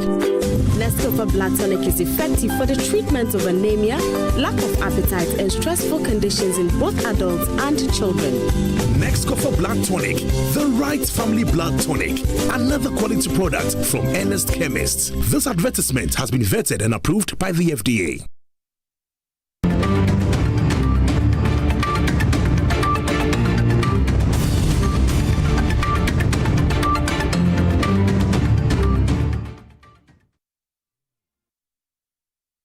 All right, welcome back to our extended coverage of floods in Accra. Now, I mean, we've been covering all of this this morning. Watch this. This is how flooded Accra is. I mean, this really brings it more home, right? Look at the aerial view of the central business district of Accra. This is it. That's the Odo there. Although we're talking about the one day the engineer or the contractor is using 4 years to work on that's it, and then you see the circle interchange there. But if you look at it, it tells you how the whole place is inundated by water. That is how flooded Accra is. All right, so we'll take you back to Alajo. We're hearing that one dead body has been found. Let's get details of that. My colleague Fatao Bayaga is still there. Fatao, bring us up to speed on what's latest from Alajo. We are coming to you live from Alajo, where another person has lost his life. We are told allegedly that this is through the person was electrocuted this particular afternoon following the heavy floods that have inundated this particular area. NADMO officials are here and they are trying to remove the dead body from this particular room. What we are told is that there's so much water inside the room, and basically they want to first of all make sure that the water is out. The water is out of the room before they can get the person. They can take the dead body out of this particular place. And as I speak with you, NADMO officials are here in their numbers trying to do this particular situation. We will speak with the NADMO just to appreciate what is currently happening here in relation to this particular development. I would speak with the NADMO right now. But a lot of people are here at the moment, and they are all observing this particular situation. And this is the second body that the officials here are trying to retrieve from this particular house. In fact, where we are right now is close to the other place where another person died at the moment, and it's been a very sad situation for a lot of the people here. At Alajo. We'll try to speak with the NADMO just to get to appreciate what is happening here currently. Just to appreciate what is currently happening here at Alajo. Madam, thank you very much. You are live on Joy News. You are live on Joy News. Talk to us about this particular situation. What is happening here? Okay, there is a man trapped inside. He's dead. Electrocuted. But this is my director. But okay. Hello, boss. All right, so let's speak with the director. This pressure, this thing. Let me finish this thing. This is more important. What is happening? I just came. So you are here before I came. So you are asking me what is happening. So the NADMO director doesn't want to comment on this. But you were here earlier before your boss. What is happening? There's a guy inside. He's been electrocuted. Yeah, he's dead. We were passing to go through another place, Alajo North, one of our officers is being trapped inside. She can't even come out. So we were going there. On our way, the residents told us that someone is trapped inside. So one of our guys entered, and it's true, the guy is dead inside. He's been electrocuted. Yeah. And I'm told that there's so much water inside the room. Is that the case? Yes. That is why they are using the hammer to bring the waters outside. Yeah. It's a very sad situation here. She was here earlier before her boss came. Her boss just arrived at the moment. He is still assessing the situation, and he would also be talking to us about what is happening here at the moment. This is the second body that the officials are trying to retrieve from this house, and we are told that the person was electrocuted due to the mountain flooding that has inundated this particular area. Let's try to speak with some residents just to appreciate what they make of this particular situation. But so, I just came here. Just arrived here. So we'll get to speak with more people just to appreciate what they make of this particular situation. But do you know the person? It's my neighbor. It's your neighbor? Yeah, it's my neighbor. But what really happened? Okay, actually, in the morning when we saw that the Friday is coming, we all get out from our rooms, and then maybe even the first one who just died. He told us that maybe he's going to the room to take his TV, and then we said, okay, don't go. And he said, no, let me go and save my TV. Okay, so when he went there, the time we were like, he said, the person is dead. So we decided not to go unless maybe you call ECG to off the light before we can able to save it. And for the second one, we came to knock the door, but there was no response. So we just leave it like that. And recently, we just saw these people. He said they should come and check the room so that they can know what is going on there. What you say?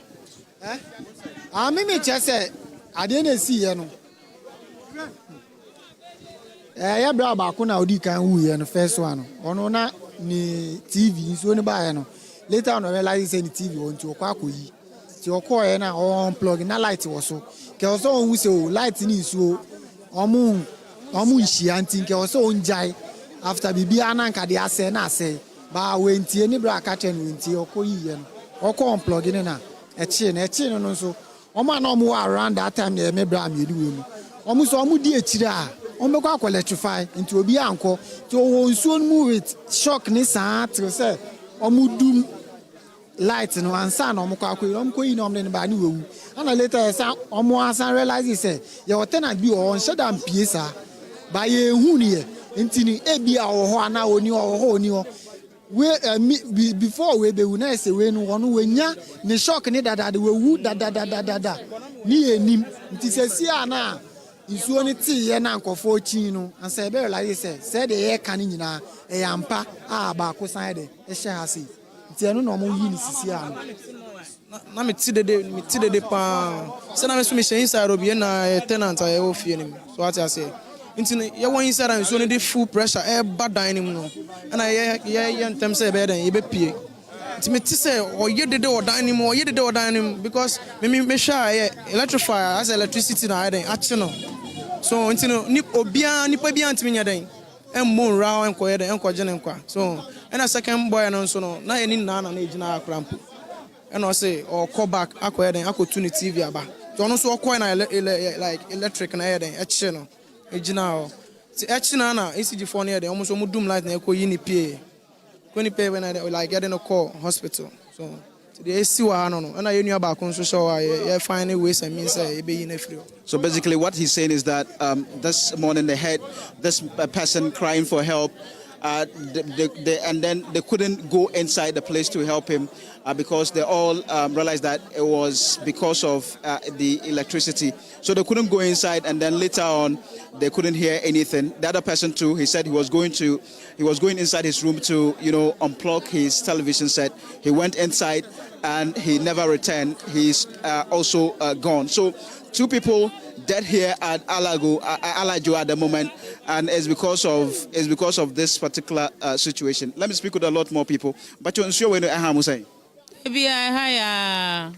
Eto etimi yiri ye basa nti se wan dwane am free with them man lucky puna dwane anache se bibi boni ato nti e basa na yiri wa na wa lucky wupunu na wa dwane akọ nti enim de ye anu abemba no ye na onu de wantimi am dwane na eyiri no ekun no ba kun so awo afie ba kun mu nipa tu na awi ewia we ya no pa we ya ye nim de course ene basa nsuo no basa eyiri nyina yiro anka mutimi ngina ho eyiri hwe unse me hu nyina afo eyiri ye nti e basa nyina edwane kosoro ho nti we ntimi hu so ndo e wada o se den o na eba. So this woman here basically said that this is a very, troubling situation, and all of them went through that. In fact, I was here myself. It was really very serious for us to even cross to this side because of how serious the flooding situation was. And just within one house, 2 people have lost their lives, and we are told that they were electrocuted. At the moment, the NADMO officials are still trying to remove the dead body from this particular house. And in fact, what they are trying to do is to first of all make sure that they draw out the water. We're told that there's so much water inside the room, so they are trying to make sure that they get out the water before they are able to remove the dead body. But you were here earlier, and apart from this particular situation, talk to me about the general flooding situation at Alajo. It's bad. How serious was it? It's bad. Alajo has been a flood-prone area. It's very bad. And this continues. You see, this heavy downpour was continuous. So it has caused people's houses have been submerged. It's bad. I don't know what to say, but Alajo has been a flood-prone area since. But then this situation is too much because the downpour continued. It didn't stop. You knew, It rains and it will stop a little bit, then it will continue heavily and those things. So I understand that you've rescued so many people. Where have you taken them to, and what's the plan for them going forward? It's the hospital. The other guy, the first guy, you heard there were 2 guys in the hospital, but they were here and they called them from the hospital that the guy has passed away. But I also understand that other people were also trapped in the water, the flood waters. NADMO has to rescue them and has taken them to some places. Where are they at the moment? Okay, as at now, within my constituency, Ayawazo Central Municipal Assembly, no, I don't know of any. Maybe it's other assemblies. But here they've been able, the DVG, Disaster Volunteer Group, the area guys around have been able to worked with us to rescue people, but not to the extent that they were maybe affected or maybe injured or to the hospital, rescue them to safe havens. So they are currently at safe havens at the moment? Yes, higher places. Thank you very much. So the NADMO officials are still trying to be able to get this person out, but the impact of the flooding situation has been a cause of concern for many of the people here. So you have been monitoring this whole thing here. How do you feel about this particular challenge? No, I think next time in Ghana we have to observe this. If in case we see that the weather is not that good, then VRA should be careful with how to off the lights in terms of the timing. Because this thing happened, if in case it happened in the midnight, a lot of people would have been involved.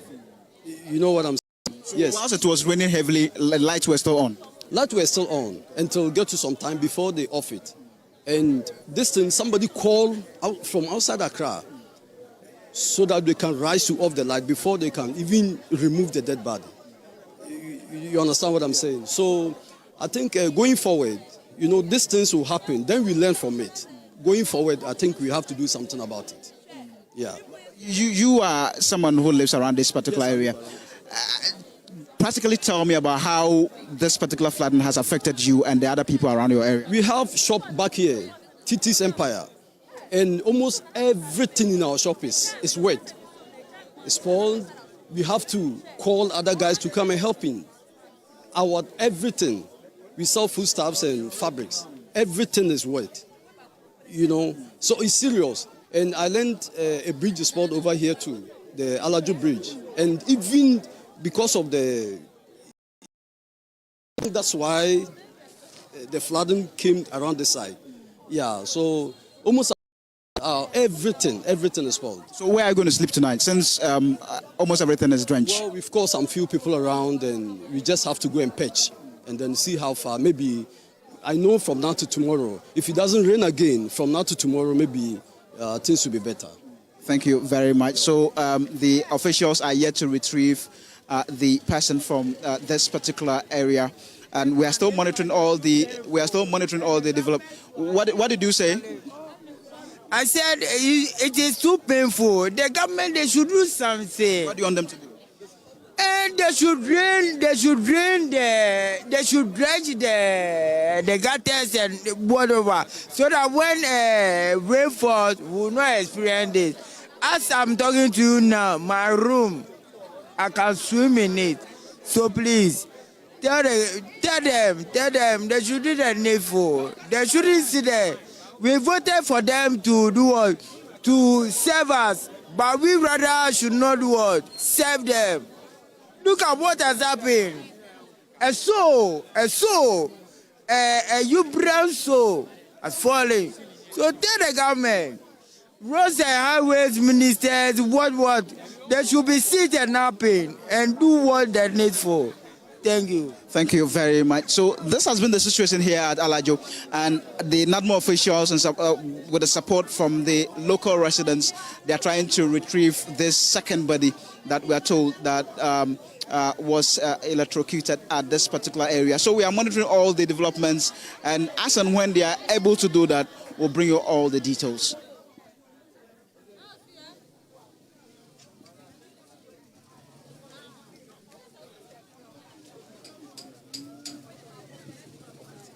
So that is the latest from Alajo. Quite a sad incident there where, 2 people have lost their lives through the flooding that occurred this morning. They are trying to retrieve the body of the second one. We are still there. We'll bring you all that we have to bring you. So stay with us. Everything about this flood, we'll bring that to you. My colleague Gemma is taking after me, and will bring you all the details on this flooding incident Tuesday. But let's bring you a recap of all that has been happening. Stay on.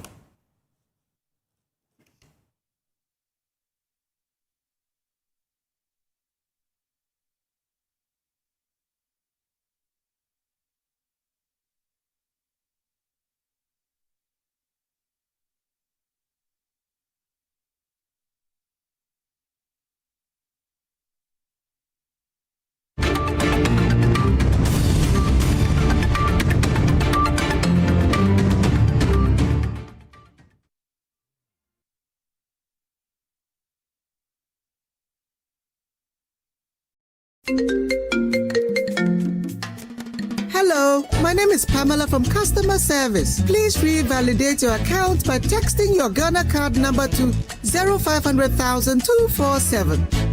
Hey, Abili, wabedim. Madam, give me the numbers behind your ATM card. I'm calling from the head office. An email was delivered across to our customers this morning. Confirm if this is your bank account. 100,100,100. Thanks for sending your bank card details. Send the OTP now to avoid cancellation.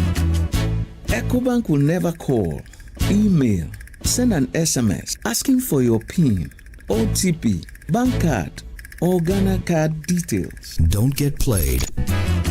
EcoBank, the Pan-African Bank. Hello, please, I'm calling from Customer Experience Center. Cadbury Hot Chocolate. Crafted from cocoa, milk, and sugar. Creamy, chocolatey, frothy goodness, rich taste, so satisfying. Cadbury goodness, the treats you deserve every day. Did you know that Ghana spends more than 8 billion Ghana cedis annually importing food that can be produced right here at home? That's why the Joy brands, in partnership with the Federation of Associations of Ghanaian Exporters (FAGE), are bringing you Joy Agribusiness Month 2026 under the theme From Soil to Sovereignty, Building Ghana's Agricultural Self-Reliance Through Innovation. Join us on the Joy Super Morning Show, Joy News, Joy Prime, and across Joy Business platforms for a month-long national conversation on Ghana's food security and agribusiness future. Since the beginning of June, we have engaged policymakers, industry leaders, researchers, agripreneurs, and development partners, exploring government policy, trade, and financing for food sovereignty highlighting research, innovation, and mechanization. We have also examined infrastructure, value addition, youth participation, and agricultural financing as critical drivers of sector growth. In week 4, our focus turns to vast opportunities across Ghana's horticultural value chains. The final week looks at consumer power and Ghana's roadmap to food sovereignty by 2030. Stay tuned to Joy FM, Joy News, and Joy Prime. The Joy Agribusiness Month 2026 is proudly sponsored by Agro Monte Company Limited. We understand Agric and Ghana Commodity Exchange, trade, storage, financing, all in one place. That's GCX, powering Africa's commodity markets.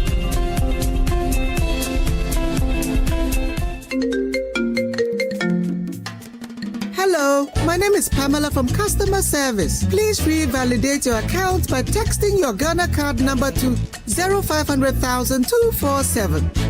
Hey, Abili, wabedim. Madam, give me the numbers behind your ATM card. I'm calling from the head office. An email was delivered across to our customers this morning. Confirm if this is your bank account. 100,100,100. Thanks for sending your bank card details. Send the OTP now to avoid cancellation. EcoBank will never call, email, send an SMS asking for your PIN, OTP, bank card, or Ghana card details. Don't get played. EcoBank, the Pan-African Bank. Hello, please, I'm calling from Customer Experience Center.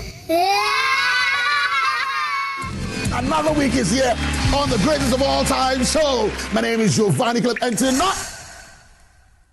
tonight we're bringing you talent. Contestant number 1, let's bring Emefa. Let's bring. You did it for you. Cut. Oh, there is a leakage. Where's the plumber? For quality and durability, insist on Syntex pipes. If you want quality, this be where you belong. Strong, tough, and reliable. Your perfect match to your trusted Syntex pipe. Syntex pipe, it dey carry water, no wahala. Syntex pipe, it dey make water dey flow. Syntex, and you're strong, and you're tough. So this strategy will lead. Oh no, not again. Say, relax. The generator will come on now. The generator is Why stress yourself when the experts are just one tap away? Introducing Left Power, the smart emergency support app from Left Signature Limited. With Left Power, certified engineers respond fast, anytime, anywhere. No delays, no stories. Hello, sir. This is Left Signature Limited. The request has been received and our engineers are already on their way. Please relax. We've got you covered.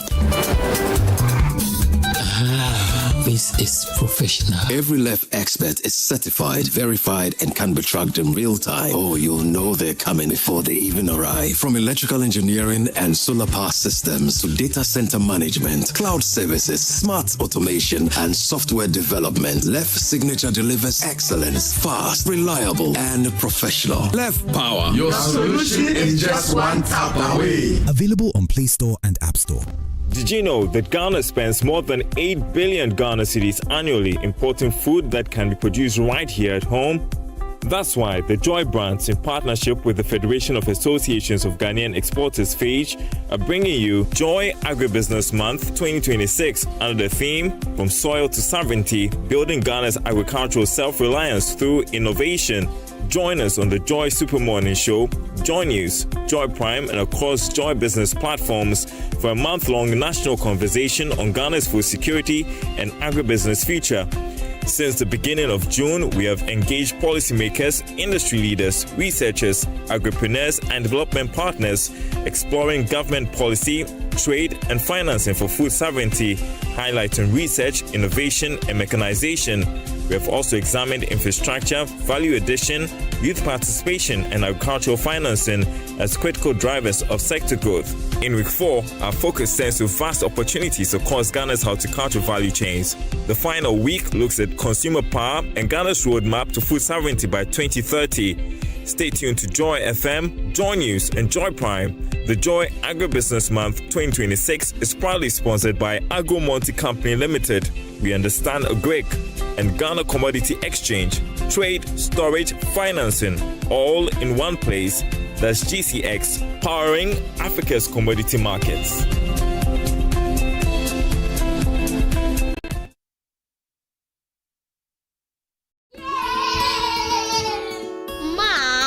So Kitty Rice contains 12 vitamins? Yes, 12 essential vitamins that growing bodies need. So grow healthy and strong. And smart? Absolutely.